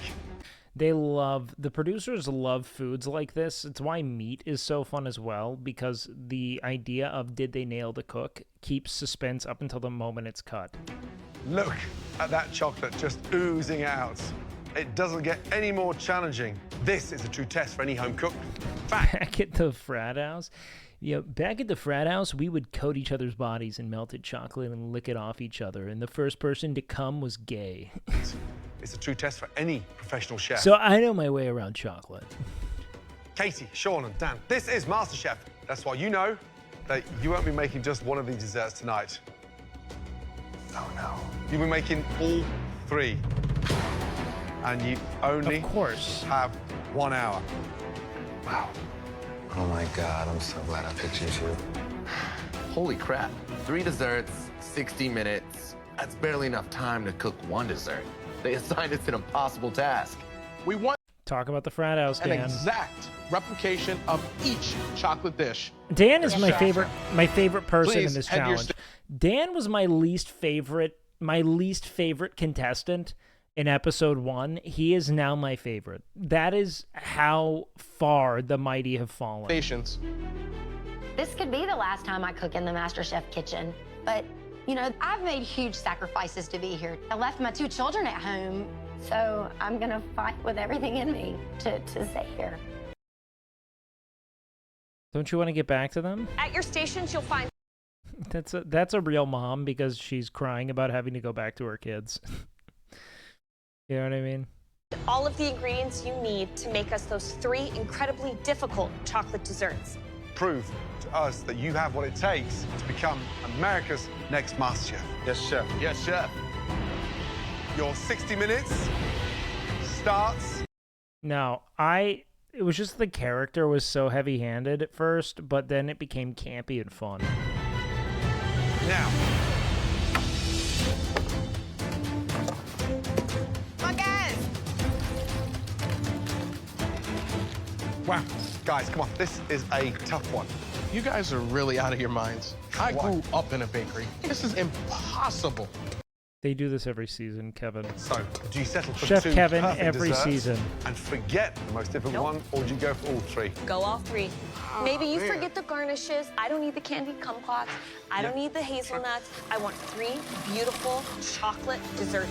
Timing is so crucial tonight. Christina, as an expert, 60 minutes. Where'd you go first? I would start my milk chocolate cheesecake. It starts with that cookie crust, cookies and butter blitzed together, pressed into the bottom of that baking shell.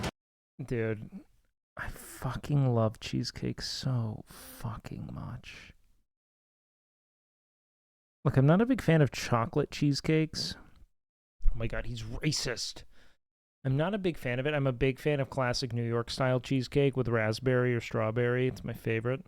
Ideally raspberry, but I'd fucking dunk my nuts in that. Ah, here it is. Then that milk chocolate cheesecake filling. Add the eggs, the sugar, that luscious I could get into a melted key milk lime chocolate. cheesecake, sure. The cream cheese needs to be mixed in full in order to make it into a cheesecake, and it needs to be baked in a water bath, slow and low, otherwise it will crack and dry out. Dan the man. Only one? Sometimes you nail it on the first try. Come on, Dan. You do too, like everybody else, to play it freaking safe. The hubris. Less than 40 minutes to go, guys. Right, how you feeling? Casey, big deep breath. You can get through this. Oh god, Katie's This is not the last you're Katie's gonna see out. of me. If you're staying, who's going? Dan, I saw him give up yesterday, Chef. You can't do that. I know what heart looks like, and that's not heart. Where's the cheesecake? It's in the oven. Shoe pastry. That's what I'm working on next. Casey, you've got 35 minutes. 35 minutes. You have to get yourself into the top 5. Declan on the frozen fruit train. Let's go. I'm telling you, man, it's the Now, way. guys, let's talk about the white chocolate eclair. You make the pâte à choux mixture for the eclair first. You mix in the flour until it gets nice and pasty. You add your eggs in just enough so that it can maintain its shape without being too liquid.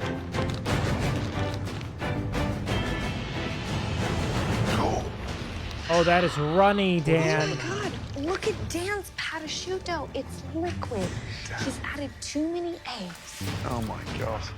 What is he doing? Looks like he's got a cow's udder and he's about to milk his cow. Okay, he's gonna rebound. He's getting the hero edit. Dan's He's brain fine. has left the building, but this is for a spot in the top 5. This is hard to watch. This could be his downfall. This is incredible. He's at the stripped club straight jorking it. This is definitely the time to turn off the frat guy and turn up the cook. He's falling apart right now. I don't think he's going to be putting 3 desserts out. Oh, Dan, what are you doing? Uh-oh. What row? 30 minutes to go. We've got to finish with all 3 desserts down on the front. Oh my God, look at Dan's prosciutto. It's liquid. He's added too many eggs. It's like soup. You can't see that's not usable. Look at them watching him. What is he doing? This is hard to watch. This could be his downfall. I mean, Christina's definitely like mom. She's mommy coded, 100%. She's not big sister coded. Christina's too like stern, kind of scornful, but in like an encouraging way. Incredible. Oh look, there he goes. He's making more. He's going to make more. He can't afford to make another mistake like this, No, guys. he can't. This season she's big. She's getting more that way. I'll give you that. She's so fine though. She gets more fine every episode. She bakes something tremendous. Dan, how's it going down? If she didn't seem so Mormon, I might be. She does seem very Mormon. I had a small hiccup with my pat of shoe, so I'm just redoing it from scratch, you know? What do you think went wrong with it? I guess I put in too many eggs. Is this the dessert you're most worried about right now, the eclair? Yes, the cheesecake I'm pretty confident about. How many cheesecakes did you make? I have 1 in right now. Oh, wow. So 1 cheesecake, that's enough to survive. They even have her dressing more like a sister last season. She was an evil. You know that they said that she was too like domineering. They gave her like the Hillary Clinton cliff notes. Like, you got to be relatable. So she was like, hot sauce in my bag. You know, they were like, you seem too competent like that, and people just think you're shrill and naggy. Survive, right? I'm confident I can nail it on the first try. Damn. You must be good. That better be a damn good cheesecake. It better be. Yeah. Good luck. Thank you, Chef. Looks like he's making a runny-ass patisserie again. To go, guys. Way to go, Sean. Cheesecakes look good. Now, guys, Dan's single cheesecake is not in a bain-marie. That is a $250,000 cheesecake. What the hell is he doing? It's not gonna work, Dan. Dan's getting a hero edit, bro. He's gotta be. I refuse to believe Dan's going home before Katie. Sean, it's elimination If Dan goes home, I'm fucking over this show to a degree I could never fully convey to you challenge. guys. We want 3 chocolate desserts. Cheesecakes in the blast chiller. Yeah. I think he's Eclairs? getting a hero edit. Eclairs are in the oven. White chocolate mousse. It's a little thick, but it will work. It's okay. It's easier to pipe something thick than it is something thin. Absolutely, absolutely. And now you've got your ramekins going in. Hey man, that's what I say at the frat house, you know what I mean? Always easier to pipe something thick than something thin up top. How long do your... What's a hero edit? A hero edit is positioning a character with initial disadvantage so that they triumph over that obstacle, and the victory is then celebrated all the more. Molten lava cakes need to bake. 12 to 15 minutes. Get your cakes in the oven. Focus on the 3 most important elements, Yes, okay? Chef. You got this. I'm good. Let's go. We are down to our last 15 minutes. Wow. Guys, the lava cake takes 15 minutes to bake. Does anyone have cakes in? No. No. Guys, make sure you get your molten lava cakes in the oven, please. What is happening with his eclair, Make bro? sure you get What your the molten fuck lava was cakes that? in the oven, please. Why is it standing on its... That's not typically how they should be, is it? Yeah, of course, Jeff. They may all fuck up the lava cake. They might all do it, dude. Like, this is such an incompetent season. It kind of reminds me of season 4. They went way too content-pilled with it. People were getting through that shouldn't. The level of cooking was abysmal in comparison to season 2 and 3. Get him in the oven, Dan. I can do this. Shoot, right over here. 8.5 minutes to go. Remember, all 3 chocolate desserts need to be down at this front station. Dan's pâtisserie is out. Come on, Dan. Ooh, looks good, Dan. Start thinking about bringing items down to the front. Sean's piping into the bottom of his eclairs. You can't pipe those so Why is he doing that? What are you doing? It's gonna be soup. It's gonna be liquid inside. The only thing I can think of is that everyone is going to do so bad. Sean is somehow not the worst 2 offender. minutes to go. Not ready. Don't even worry about cutting them out. Just This set is them all down so here, guys. bad. You have to start bringing your What plates happened to down the show I loved? Come on, guys. 60 seconds to go. Come on, Katie. Guys, gotta push. Come on, Dan. Look at what she's plating them, bro. What the fuck? Look at that chocolate smudge on the side. Push. Come on, Dan. Good, Dan. Get it up there. Get your molten cake out. Just set it on there. Get your cake, guys. 30 seconds to go. Go, Go, guys. Come on. Just take that, Dan. Take that. Just take that, Dan. Just take that. Try and flip it out if you can. Try and flip it out 10, if you can. 9, 8, 7, Nice job. 5, Go. Just 4, take it up there. 3, go, Dan. 2, 1, and stop. Hands in the air. Yeah. Good job, guys. Wow. This was a really, really hard pressure test, and everything may not have came out perfectly. Oh god, nothing looks cooked, bro. You guys can't see that, but look at her lava cake. That looks like liquid, bro. But Dan and Sean made mistakes. These are so, such episode I'm still fucking hoping. mistakes. I'm Katie. I asked you for a milk chocolate cheesecake. All right, Miss Katie, what is your assessment of? Is that her cheesecake? Oh, she's gone. No one can top this. That milk chocolate cheesecake. It's like a little mini flat cheesecake. Yeah. It just Yeah. it didn't set. Talk to me about that crust. I used the cookies in the food processor with the 3rd cup of butter. Baked it for 10 minutes on 325.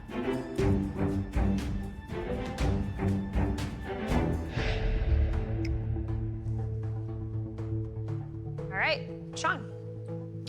Looks like you ran out of time getting it out of that mold, but I'm glad that it's up here. What's your assessment of your cheesecake? I think it may be still a little undercooked, but I'm hoping that it firmed up. What temperature was the At oven? least there's Did you water cheesecake bath? on I it. did use water bath at 325 on the crust and on the actual cheesecake. Just a hair under. But it still looks good. That's I mean, disappointing. fuck.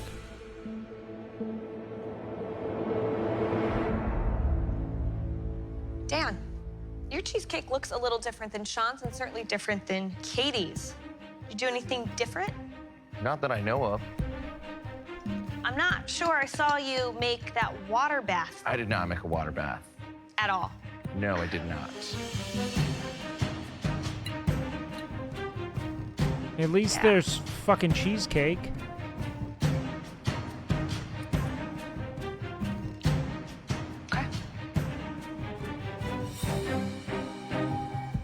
So You know what I mean? Like, at least there's cheesecake there. There's just like, you can't get worse than what Katie presented. You can't.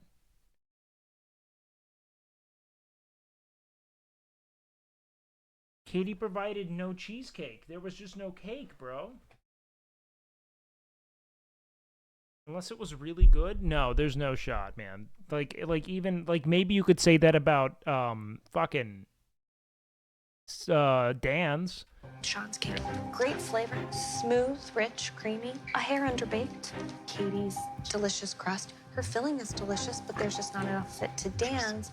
Didn't bake it in a water bath. So overbaked on the outside, underbaked in the center. There's flaws with all 3. Right done. Next, my white chocolate eclairs. All right, Chef Kevin. So what do I have here? Just an eclair. No white chocolate, huh? Nope. So this is a white chocolate eclair with No white no chocolate. white chocolate. Yes, chef. And a chocolate challenge. It's like one of those troll orders.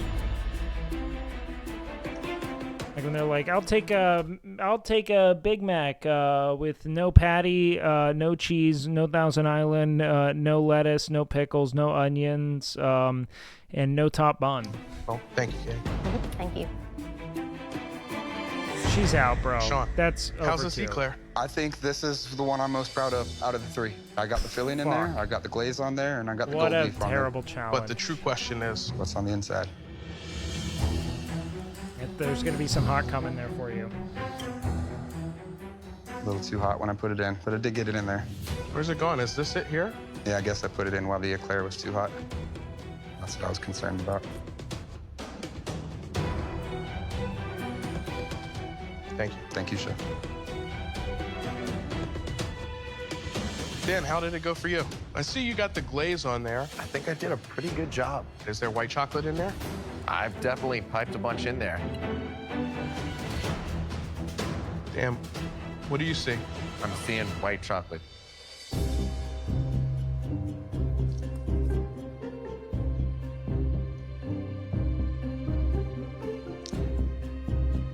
Looks like he Thank you, likes Dan. it. Thank you. I feel good about that. So, Katie, just a plain pâtisserie. That's it. A chocolate challenge with no chocolate. No chocolate. Sure. Bro, she's White out. chocolate glaze is nice. The gold leaf, he got that on there, but he filled it when it was too hot. Why are they saying nothing for It dramatic cooked effect? A little bit longer, but the glaze tastes good, and you can taste white chocolate in there. At this point, Sean's desserts look the best. So for Dan and Katie, it's gonna come down to the dark chocolate lava cakes. I think this is gonna be really close. How long was that in the oven for? 14 minutes. Oh, fuck, she didn't even get it out of that. Oh no, it's gonna be.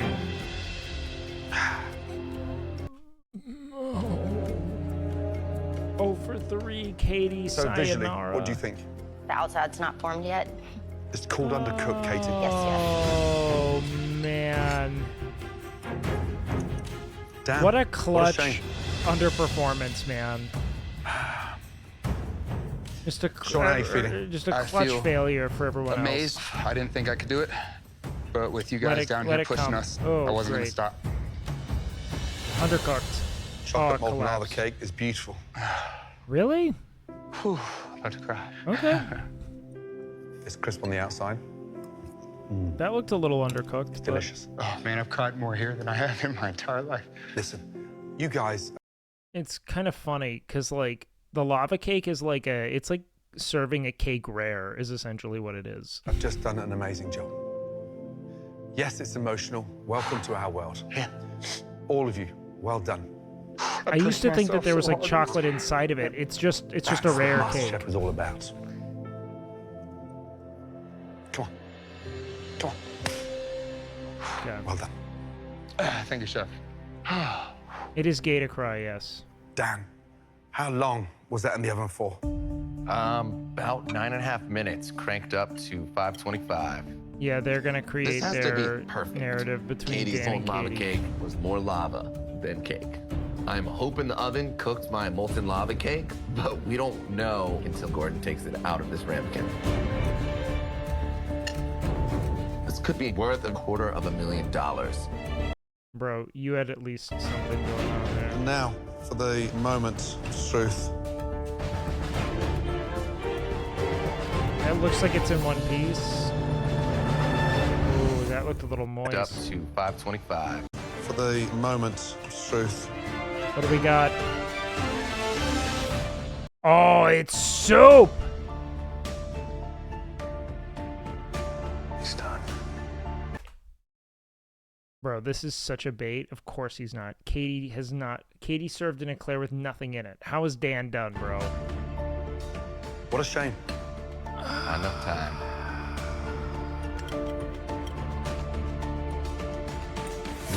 Nathan will have served like a bowl of flour, and then Sean will slightly undercook something, and he'll be like, bro, Sean's out. Like, David is whipped every time on this. So, they've all got the smoothness. But flavor-wise, between Dan and Katie. Listen, they both need more time. But Katie's tastes as good as Dan's. I know, guys. They're baiting. Eclair with nothing on it. That pressure test was the ultimate test. Now, one person Katie's here gotta be out, bro. proved that they deserve to cook again in this kitchen, without a doubt. This is where they That drop it's person Katie. is Sean.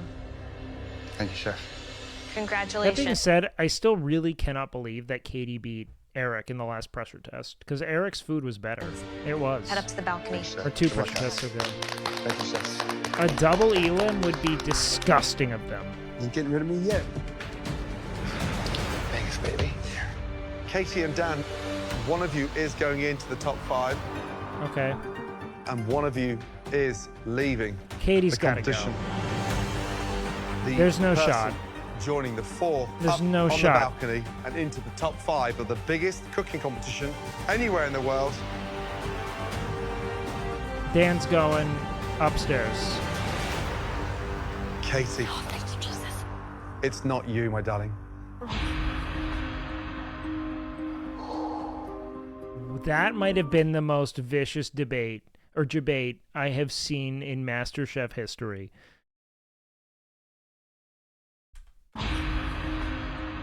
Thank you, Jesus. It's not you, my darling. Thank fucking God. Jesus Christ.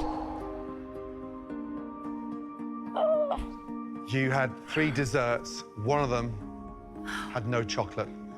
Say goodbye to Dan. Dan, head up to the balcony. Dan at least got the eclair right. Out. Katie, what a journey, what a night, what a lady. How you feeling? I wanted this so bad, but I fought into the Because he didn't cook like it. bitter end. You know, for me as a mother, I've always tried to show that to my children, to never stop fighting. You are determined, feisty, competitive. Don't ever lose that. Thank you. Come and say goodbye, my darling, please. Let's go see your kids. Well, dear, take care. Katie, come here. 5 very talented individuals. Who's going to become America's next Master Chef? He did not say keep cooking, which that is his. The way that he's handled himself throughout this competition, I truly respect. You've won me over several times. Thank you, my darling. Please place your Means you lost him as well? apron I'm on so top lost. of your desserts. All right. Good job, Katie. Even though I didn't take home the MasterChef trophy, Can we get some highlights like the lentil brick? it's all smiles. Yes, today I'm That was a leaving with cutter sad level heart. dish. Cover that up. But the experience I'm going to remember is not that MasterChef door closing, but it opening up to a lifetime of wonderful opportunities for me. Katie. Every moment here has been absolutely amazing and memorable. I mean, field challenges, cooking for veterans, cooking alongside Gordon Ramsay. Get feisty. The very cool thing is I get to learn about you through your food. I think you are a force to be reckoned with. Curry's fabulous. Maybe one of the best curries I've ever had.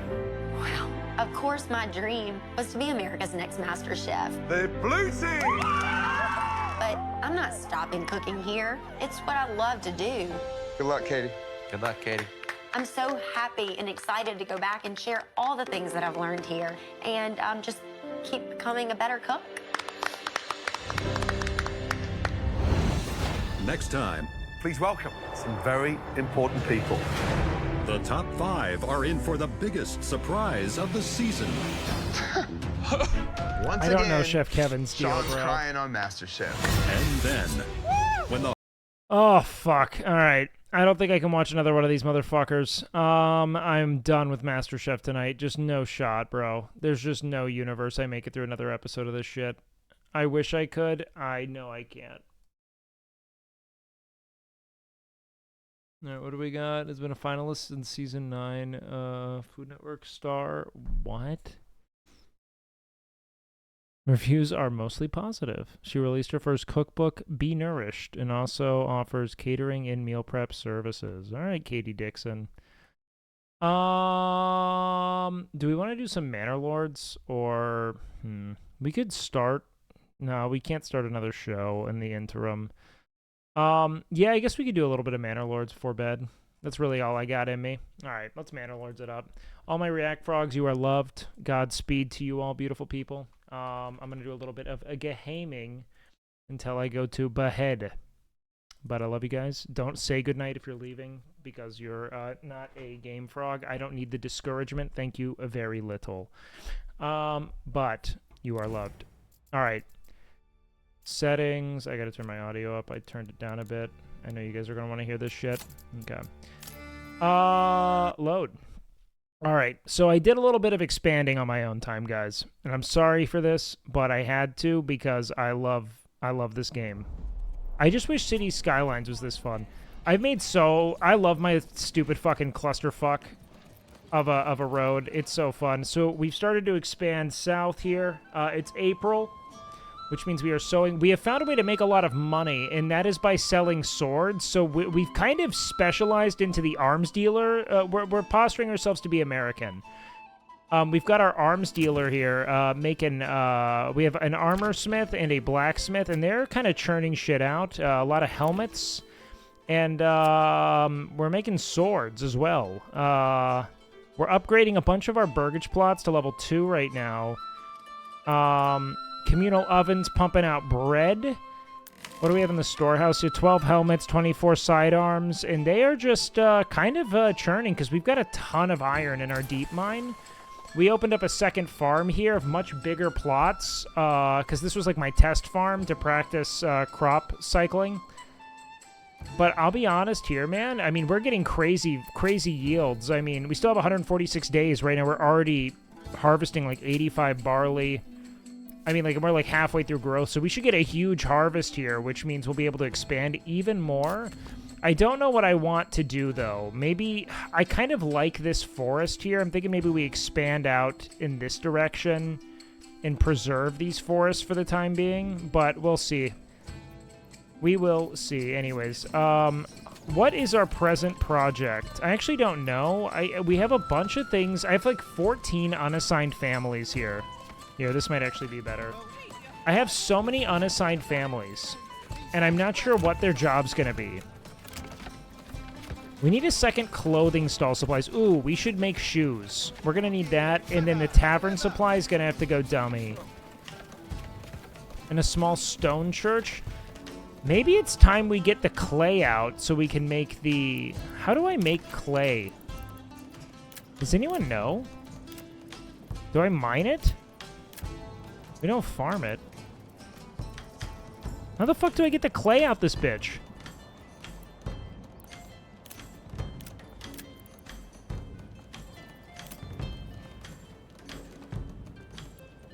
We put a mine there? Like a mining pit? Oh, we do. Shit. That sucks. Do we have anything? Oh, we do? Okay, fuck it. That means we're gonna need some other stuff here. Alright, so we've got our clay pit that's gonna have to go there, but that means we're gonna need to build some, like, burgages and storehouses. We're building another logging camp over here. Nah, I think we're just gonna be inefficient on our clay for now, and that's fine. We have a lot of underutilized burgage plots over here that we're probably gonna have to start working on. I don't know if I should just, like, chain level up all of my burgage plots or not, but I mean, like, we're well approved of. We're making good money. Lack of administrative buildings? Bro, I don't have the ability to. Wait, what's my next challenge, actually? Ooh, burgage plots at level 3 or higher. Okay, so we really gotta... Oh, wow, I didn't even know this worked. Oh, this is kind of a banger. Holy shit. Wait, this is so sick. I didn't know that. Logging camp? Alright, someone's got to go to work there. It's time to work, logging camp. What about this one over here? Where's my other logging camp? I set one up over here. Oh, it's got to be constructed. Our deep mine's still pumping, though. Honestly, our mine's our best bet. Let's go ahead and do this, then. The tavern needs more ale, which is going to just take time. We got to level up our church. Once we get our clay going, we'll start leveling up our burgage plots, and we'll be happy, but we should get a Schumacher. This is already burgage plot level 2, but it doesn't have... Do we want more vegetable gardens? We need another chicken coop for sure. We only have 1 chicken coop, and I want more eggs. So let's go with a... Let's go with... No, we should move the chickens maybe out here. That's only level 1. Do we have a level 2 out here? No. All right, let's do this here. You're going to be chickens. You're going to be veggies. We want that. Burgage plot level 2. You're already veggies. Are you level 1? Okay, level 2 here. Okay, this is kind of thematic. You're going to be our cobbler. And I feel confident in that. I feel confident in this being the cobbler because it's so close to the tavern. That just feels like a good home for it. And you, my friend, you're only level 2? What the fuck? Wait, why can't you be this? Oh, we're out of fucking planks, bro. God damn it. All right, well, we got a lot of freemen here. Oh, this is gonna take forever to get this logging camp made. To get this mine made. It's fucked, boys.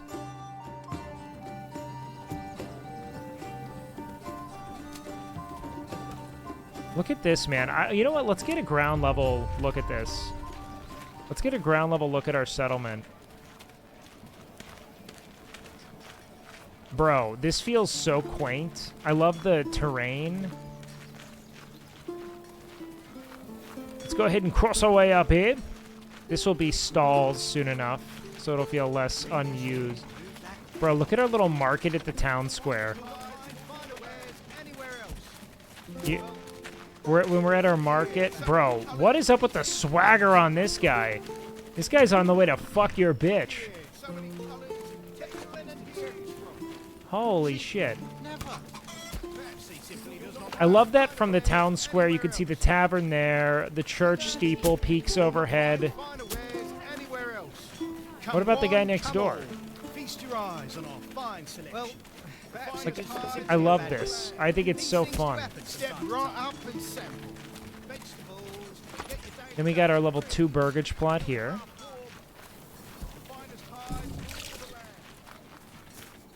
Oh, whoa, all right, big dog. Flex on me with the no clip. Yeah, fuck on that shit. That's what I'm saying.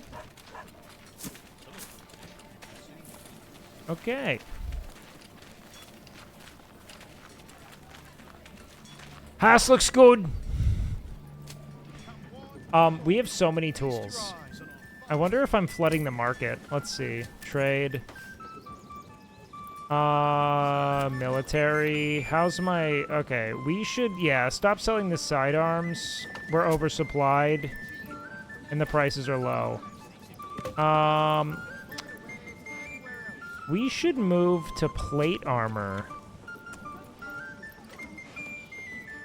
The Gambesons? We don't have enough of these. Commodities. Once we can make shoes. I don't know what it costs to make a shoe. Oh, wow. Oversupplied global market. Oh, God, the market. You know what I mean? Ugh.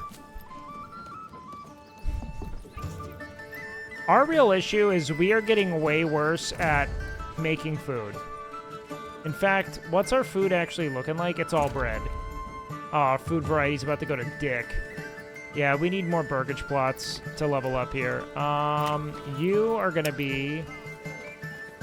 You're gonna be another vegetable garden for sure. And, that's that. You are going to be...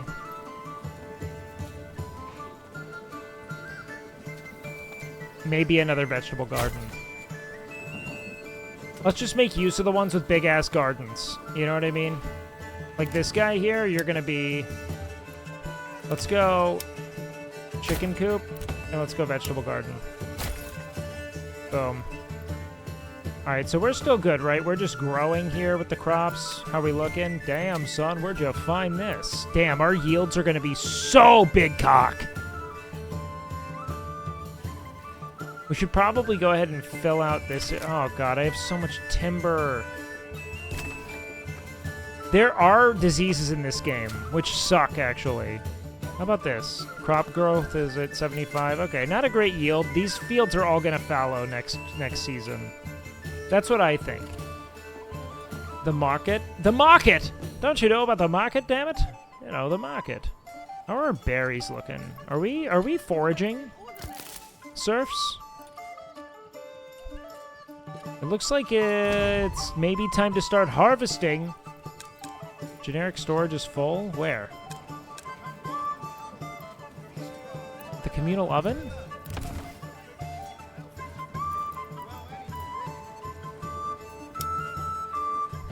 Alright, we're gonna need way more wooden planks, bro. Who's at the saw pit and what are they doing? We had 2 people at the saw pit. Why do we not have planks, bro? Fuck it. Let's get a 3rd person cutting firewood. And you know what? Let's get another person at the kiln. Easy.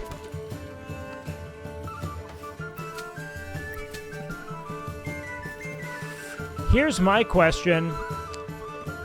Do we need more sheep? I wish I could just unlock some of these perks, dude. I feel like sheep breeding would go pretty nuts. Let's go ahead and we have 5? I say we import... Fuck it. Let's get 10. Let's spend. We got money. Let's spend money.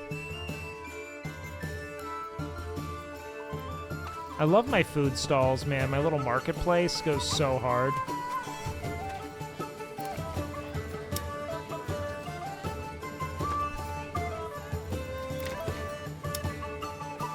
I think this burbage plot at level 2...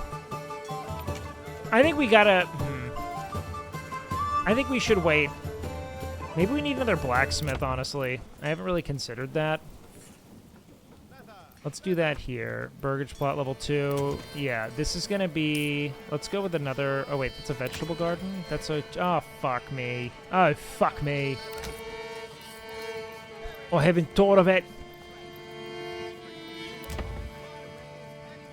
This will be another artisan for sure. But why don't I have... Why don't... Fuck it, you go to level 2. Why don't I have any wooden planks yet? Something's up.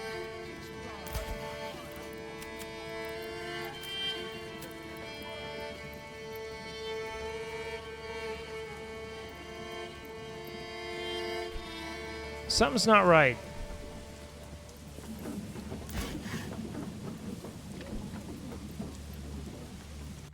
Our lumberyard? No, we've got like 15. We have enough timber. We have 44 timber right now just sitting pretty.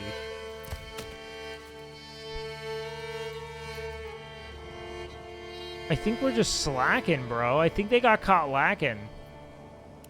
That's what I think's happening. What's your ox situation? Pretty solid. We can get another ox here. And upgrade that, but...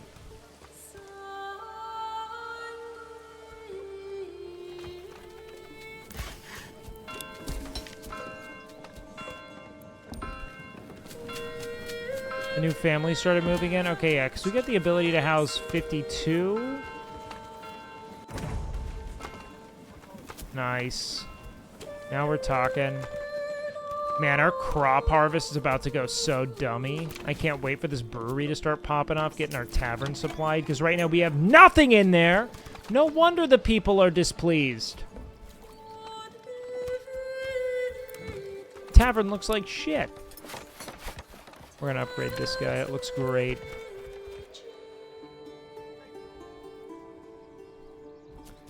I love the burgage plots because it does the one thing I want in city design, which is incorporate residential and commercial. I want to live on top of a bakery so bad, bro. I wanna fucking saunter through New York City, living atop a bakery, hanging out with my closest friends, not having a job.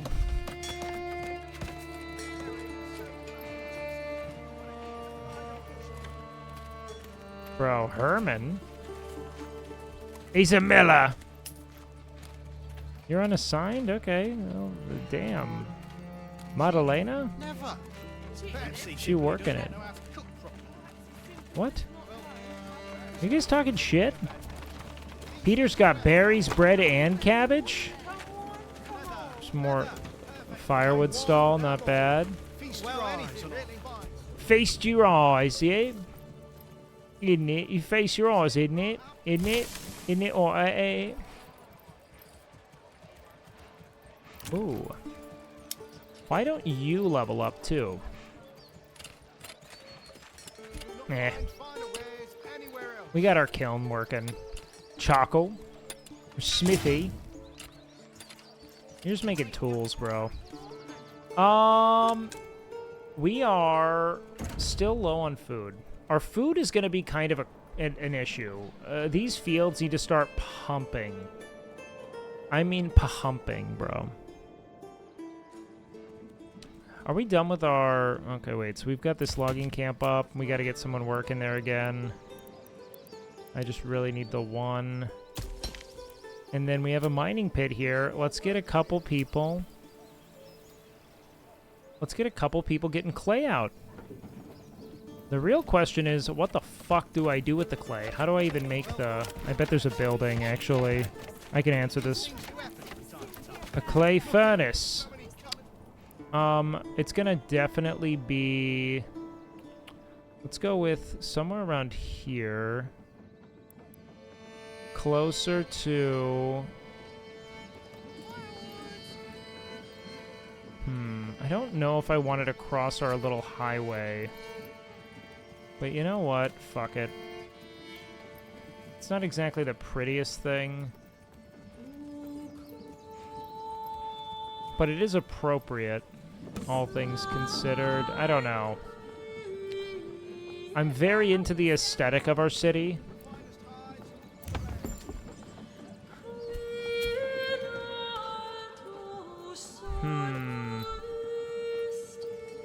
Because I don't know, bro. If we don't... I don't want it to take an eternity to get things from A to B. Let's go ahead and just pop it.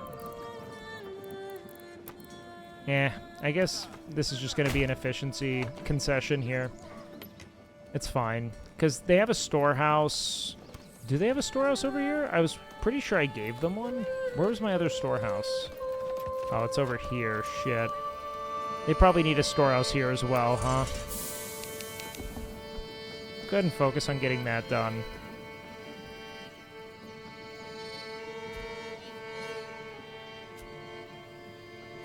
Man, I am in love with the flax.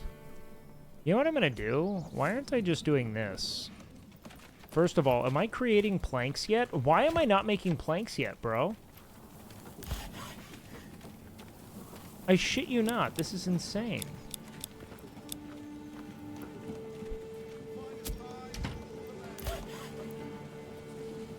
Where are the two people working here?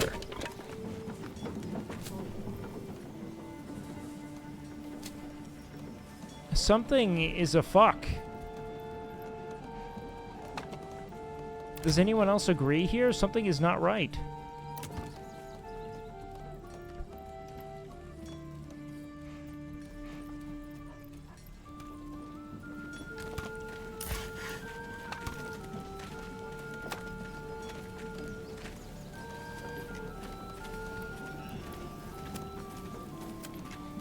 Probably need permanent livestock, actually.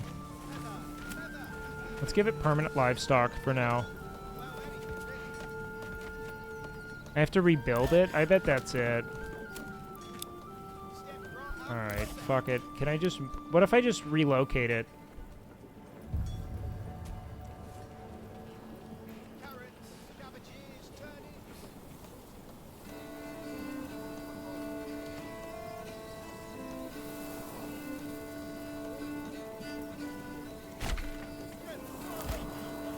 See? Whoa, you had logs there the whole fucking time?! Something was bugged for sure.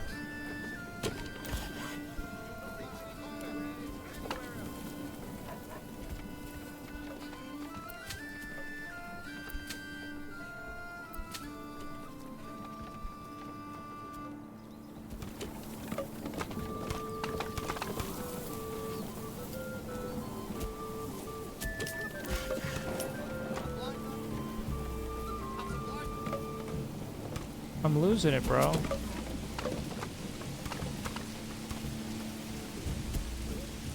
Please. Please, my lord. Fucking fix it. Clay furnace is done. Okay. Let's get a fool in there. Why is there the ability to have so many people working there? Fuck it, we'll put 2 there. Who cares?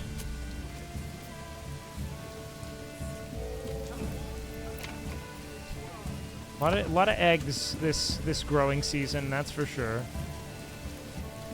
Burgage plot level 2. Let's go ahead and I still don't have shoes. I got no shoes.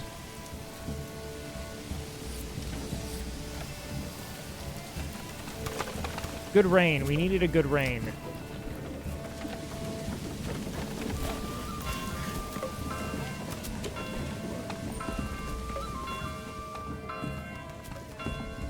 Please start making me some log, bud. Planks, planks, planks. We need planks, planks, planks.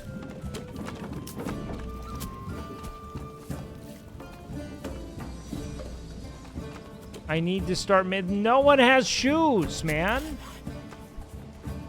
You can't pray for shoes. Someone start working at the saw pit, bro. Why are you waiting and praying and going home? What are you doing?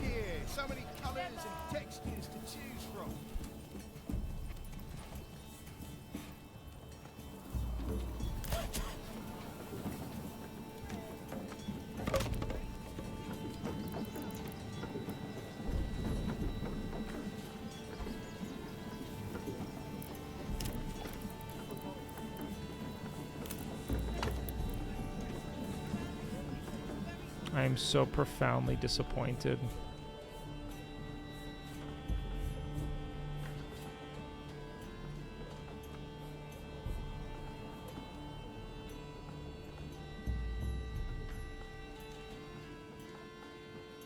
Like, what the fuck, bro?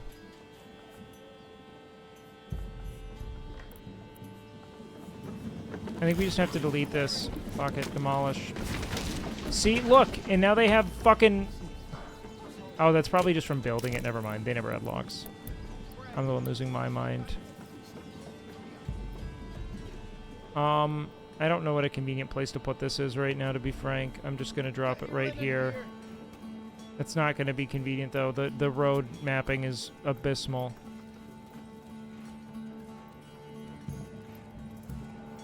Can't put a sawmill by the church. They'll hate that.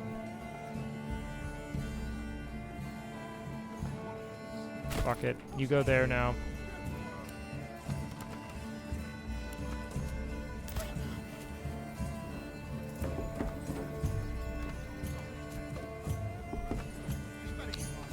Okay. We're not making any money either, which is bad. Trade. Military. We can't make planks. Okay.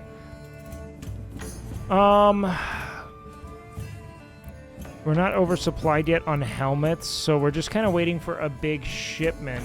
But in the interim, what we can change here, this blacksmith should produce maybe polearms or spears? I mean, fuck. What was more? Hold on, what was selling for more? Trade. Polearms are going for 8. Spears are going for 7. It's polearming time. We just can't fucking manufacture it because we don't have any planks.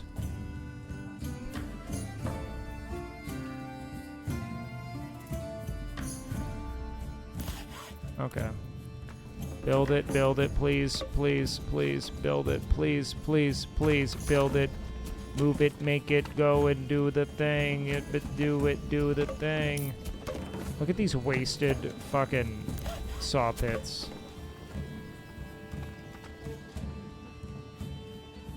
We have 3 oxen, 10 sheep.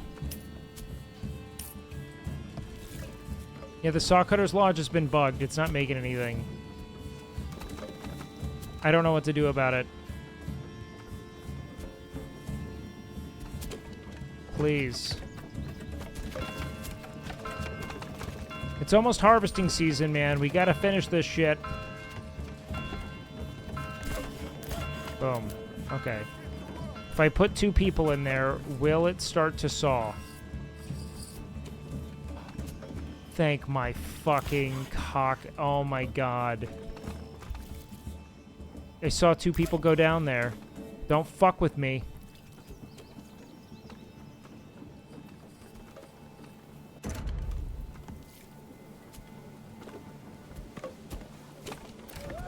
Tavern is no ale, bro. The serfs are so displeased.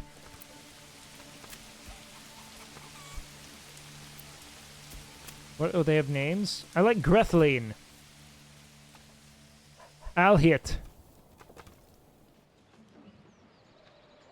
Yeah, we're gonna have to dedicate Nox, for sure. I think that's just our lot.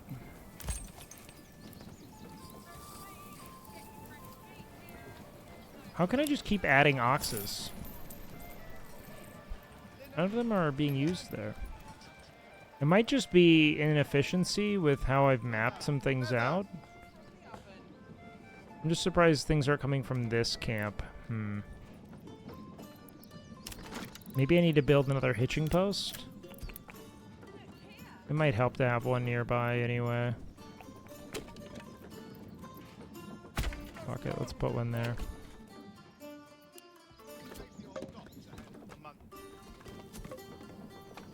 Yeah, man, I mean, I have 4 oxen.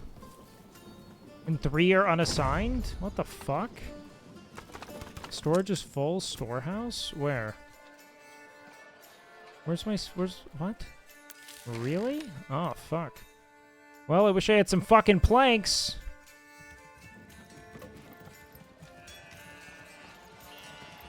When you upgraded your hitching post, it removed the workers? Yes, it did.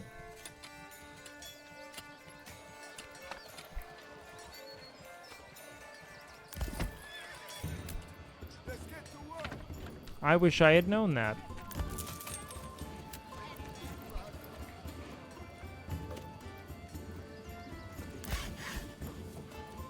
We still are not creating any planks, bro. Are you just waiting? Are all you guys waiting? You're all waiting. Start delivering planks, bro. Please.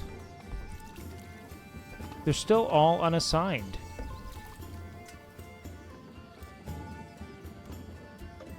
Where are you going?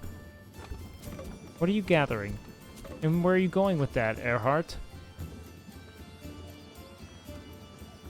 Okay, you better be taking that straight to the fucking bank here, big guy. Let's go!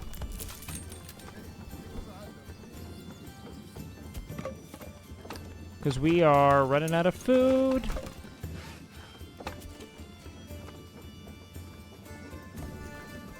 Three planks, okay. That's good. So now the blacksmith can start working on pole arms.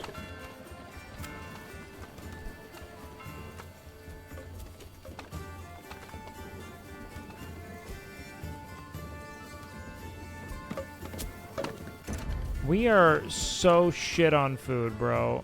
I am not feeling good about that.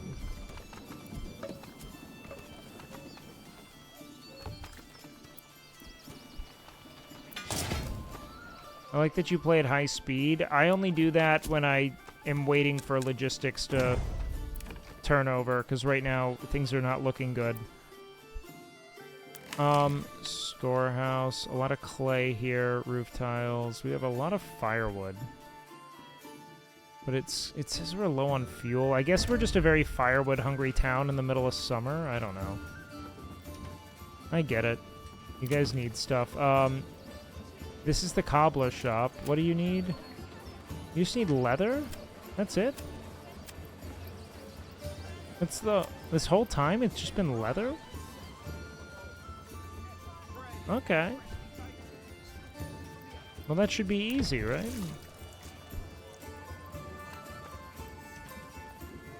I wonder if any of these can go level 3 then. No, our clothing stall supply is fine, but we have to upgrade our church, which, speaking of which, we don't have the 10 planks. Oh my fuck. Alright, this is going to be our next priority, I guess. Everyone's going to be happy when they can praise God better. Please, give me my planks. Look at this plank-hungry mess.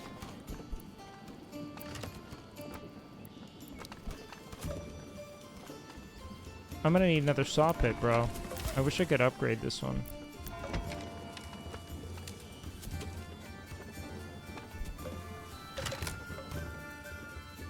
Storage is full in the mining pit? Oh my god, we're actually outpacing shit now. I didn't think we'd see the day.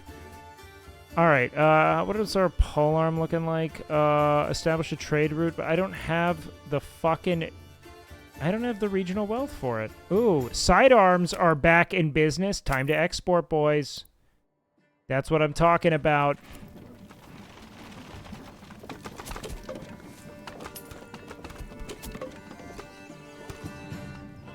Love a good war.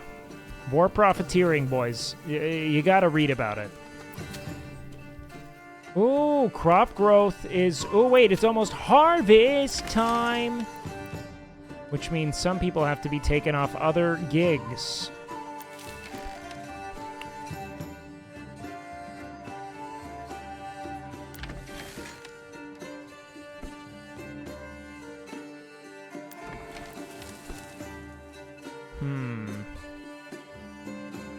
What do we deprioritize in the interim? Let's get you out of there. Let's get the... Well, we clearly can't do much with this iron right now anyway. Let's take 2 of you away. Let's take 1 of you away.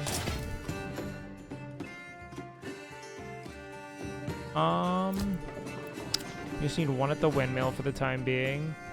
I need, like, a good amount of free individuals. Like a healthy sum. Take 1 away from the clay furnace, because we got what we need out of the clay for now. Only have 1 on the logging camp. How many people are mining right now? Let's see. Alright, we're going to take 1 from you as well. Sorry. And then we are going to stack this one up. Honestly, you're getting 8. And then you are going to get... fuck it. It's almost harvest time, boys. God damn, I can't wait to see this. Oh, this is going to be beautiful. You know what? How many days? 8 days? I'm counting it down, dude. I cannot wait. Crop growth 100%, 92, 86, 114. That's going to be a healthy sum. Oh, wait, we should set up crop rotation, actually. Second year, I guess you're going to be wheat. You're going to be barley. Actually, you're going to be wheat. Maybe you'll be barley, and can you be flax? Eh.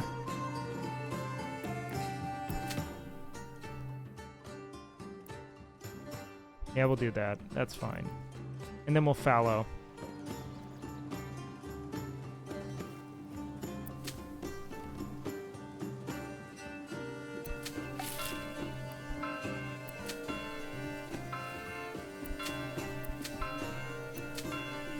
Harvesting, harvesting, harvesting. Wow.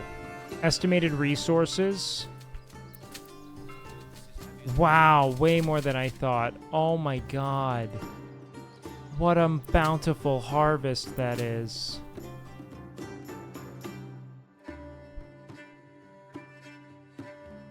You gotta be stoked on that. Let's go ahead and enable crop rotation for everything because we had those 2 fallowing. I think you're gonna go wheat here. What are you gonna do this next time? You gotta be flax. What about you? Are you gonna fallow again? You're gonna go flax. And then what about you? Next year? Yeah, you can be flax. I mean, our flax is way better here. Let's just go flax here. We'll go barley on the other.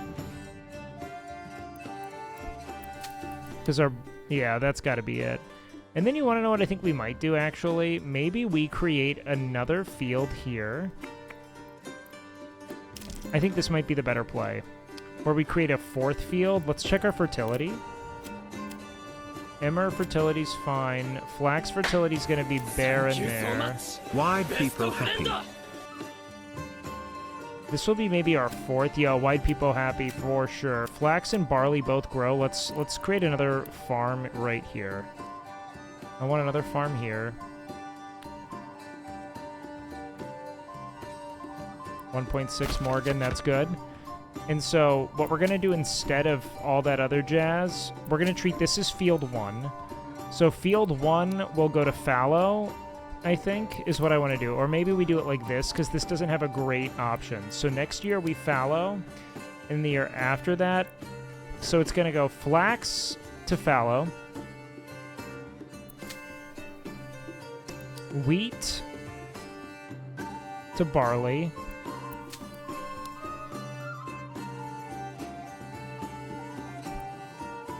barley to wheat, and then fallow to flax.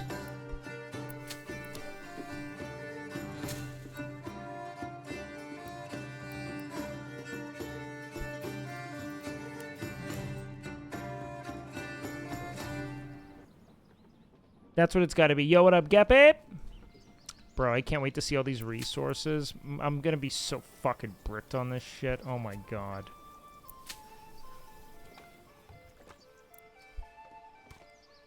Oh god, farming is so satisfying. Upgrade. Upgrade it, bud. Get on it. Finally have enough fucking planks. Jesus Christ.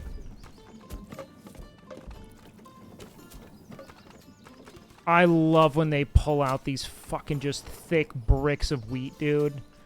Oh, we get to see our brewery start popping off. You know what? We should definitely remind the serfs of their place real quick. A noble effort from ye. Fear not, for I hath convened with the goat.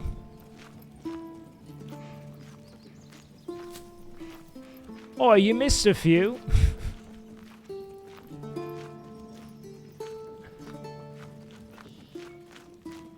I think it'd be great if you could hit them. Which is the darkest thing I'll say on stream. But if you could just, like... And I don't mean because they're not working hard enough. I just mean, like, it would be so funny if the Lord could just throw a haymaker at someone.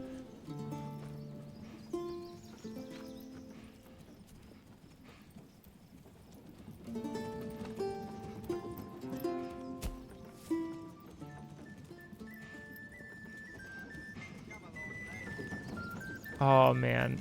Oh, this dude, the streets are about to be alive with the glory of love. Oh, we're about to be making some malt!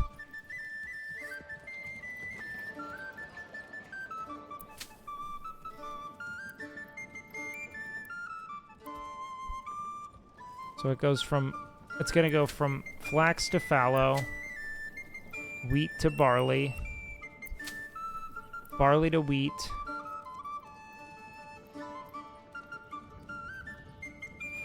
and this is going to go to flax. Okay.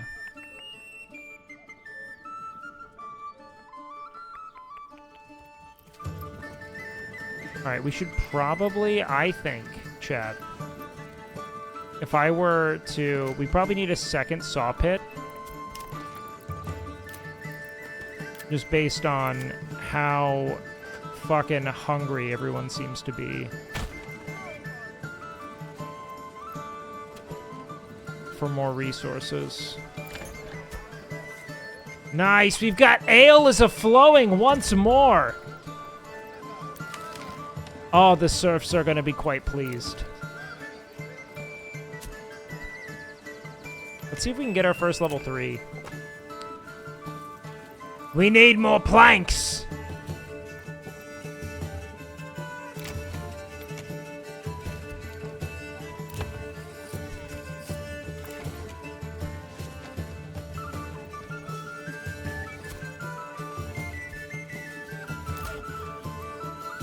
Highest. Make the saw pit. I need planks. Pronto, bro.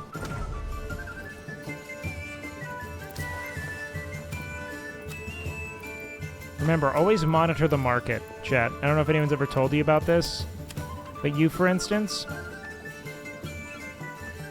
No trade. Let it saturate. And then we have to start our polearm trade route. It's gonna be a lot of money, but you know what? I can front the shekels. How many more days do we have left to harvest?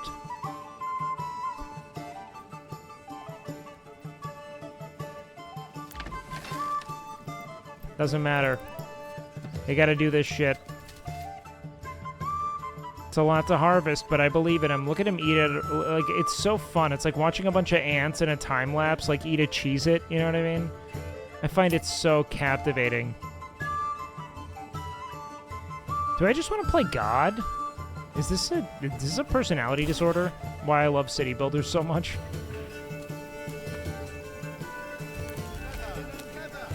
Oh, the malt. Yes, Dorothy. More malt! More ale! Let's go. Brewery, you're going to be my first thing to level 3. Because you are what the people depend on. What does it look like when it goes to level 3? Bet it looks awesome. Get a couple people working at the saw pit.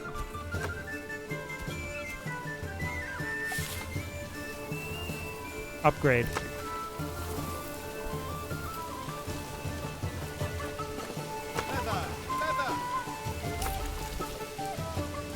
Exposed stocks are getting soaked? Wait, where? Fuck! You must hurry! That's our barley, bro!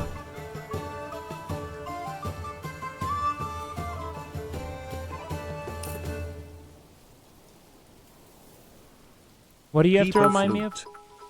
Big love, baby. Big people flute.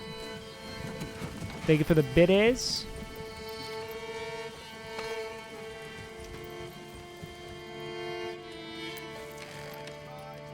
Yeah, we can do $1 TTS for gaming in the future. Well, anything, really. We just have so much fucking iron. Like, we are so rich in iron.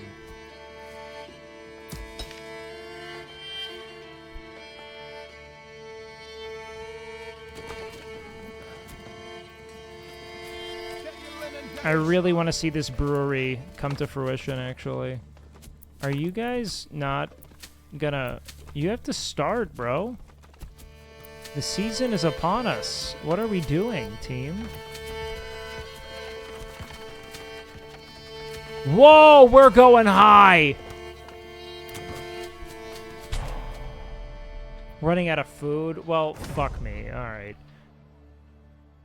We gotta figure out this food thing. We should be milling a bunch of shit. Oh my god, I don't have anyone at the mill. I took people off the mill. We're gonna need one more family at the mill. And then I'm gonna need to take someone off of... I don't think we need someone at the clay furnace. No, we do. No, we have enough clay. Get off that. Weaver's workshop? Nope, we need that. Alright. We have to start baking!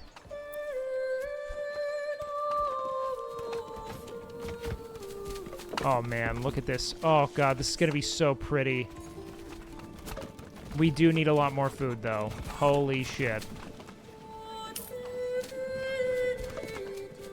What did I just spend all that money on? Please be food, thank god. A treasury! It's been robbed! Generic storage is full. Wait, where? Hold on. Are you telling me my... Oh, wow, it really is. Huh. Okay, so let's see. The storehouse is over here. The hitching post is here. We probably need another oxen.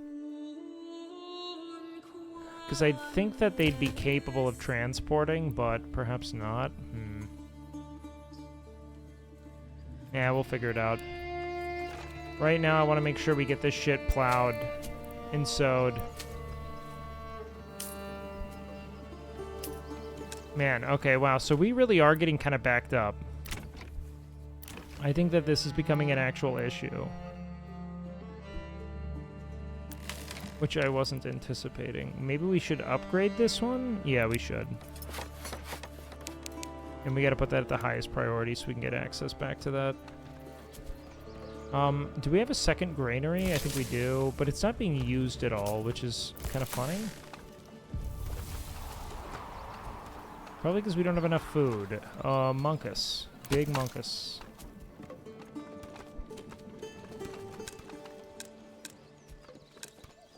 Generic storage is full where? Here?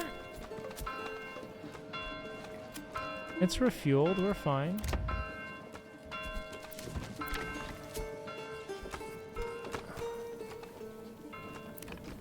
Alright, let's upgrade the tailor as well.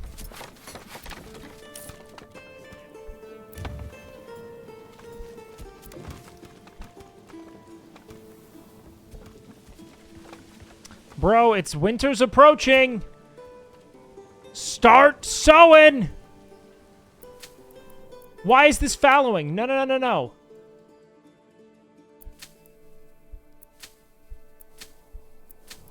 This should be flax.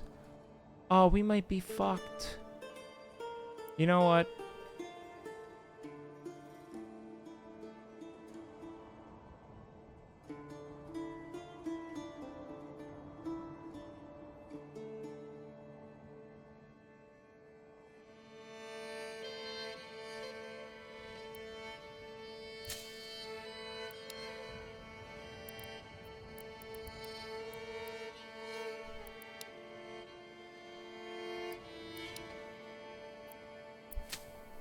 And this should go next. Flax, wheat. Oh, I'm actually all fucked on my rotation. And it's gonna go barley. So wait. Oh no. So, this is fallow, this is barley, this is wheat, this is flax. This is flax, this is wheat, this is barley. Right? We're going flax, wheat, barley, fallow. So I swapped that, so now it's going barley, wheat, flax. So that means this next thing should actually be barley. This next one should be wheat. And then this next one should be flax.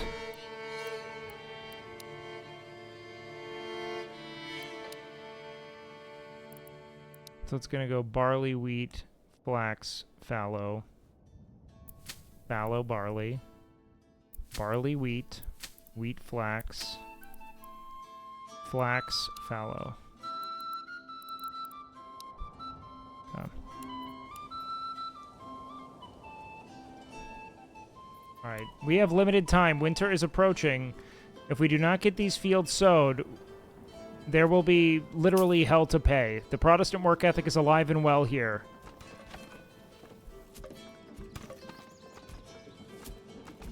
Okay, so I need to find one more burgage plot that is ready to level up, but we don't have enough regional wealth.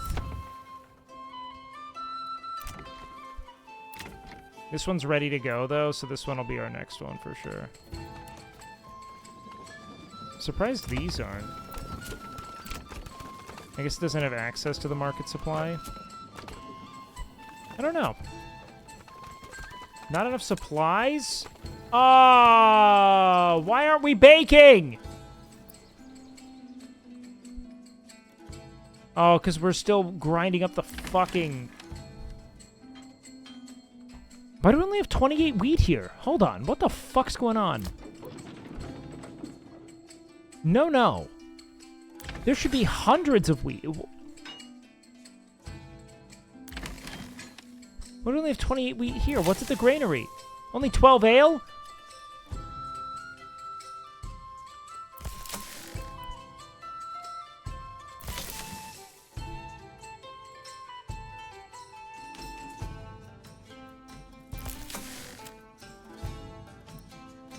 Motherfucker better be transporting hella goods. What did you put in here? Why is it just 12 ale? Man cannot subsist on ale alone.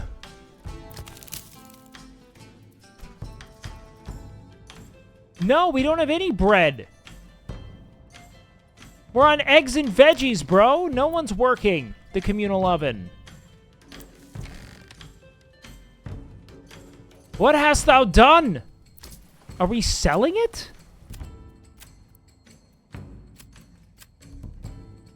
We only have 56 wheat.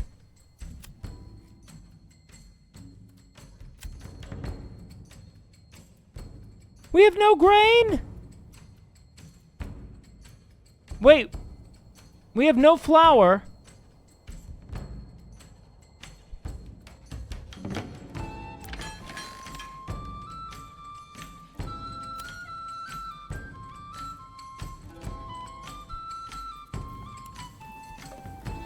Heavens help us. We are going into a long winter, my friends.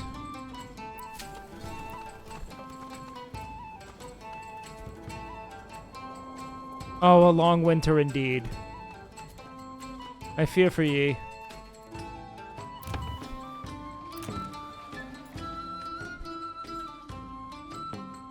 Okay, this is stressing me out, boys. I'm going to bed. I gotta go eat. More will be learned in time, okay? Fear not, for I have risen. Let's go ahead and let's raid Gray. You know the dealio, guys. I love you all. I hope everyone had a fun time with a little bit of gaming, but alas, the show must end eventually. We love you all. And by we, I mean I, as it's a one-man show. Don't forget to support your local dingus. I love you guys, man. I'm going to go eat all my food and watch Mavs playback and jerk off to it. Life is good. Enjoy yourselves. I will see you tomorrow, beautiful people. Don't forget to check out the Discord, check out the socials, do all that shit. You know the dealio, guys.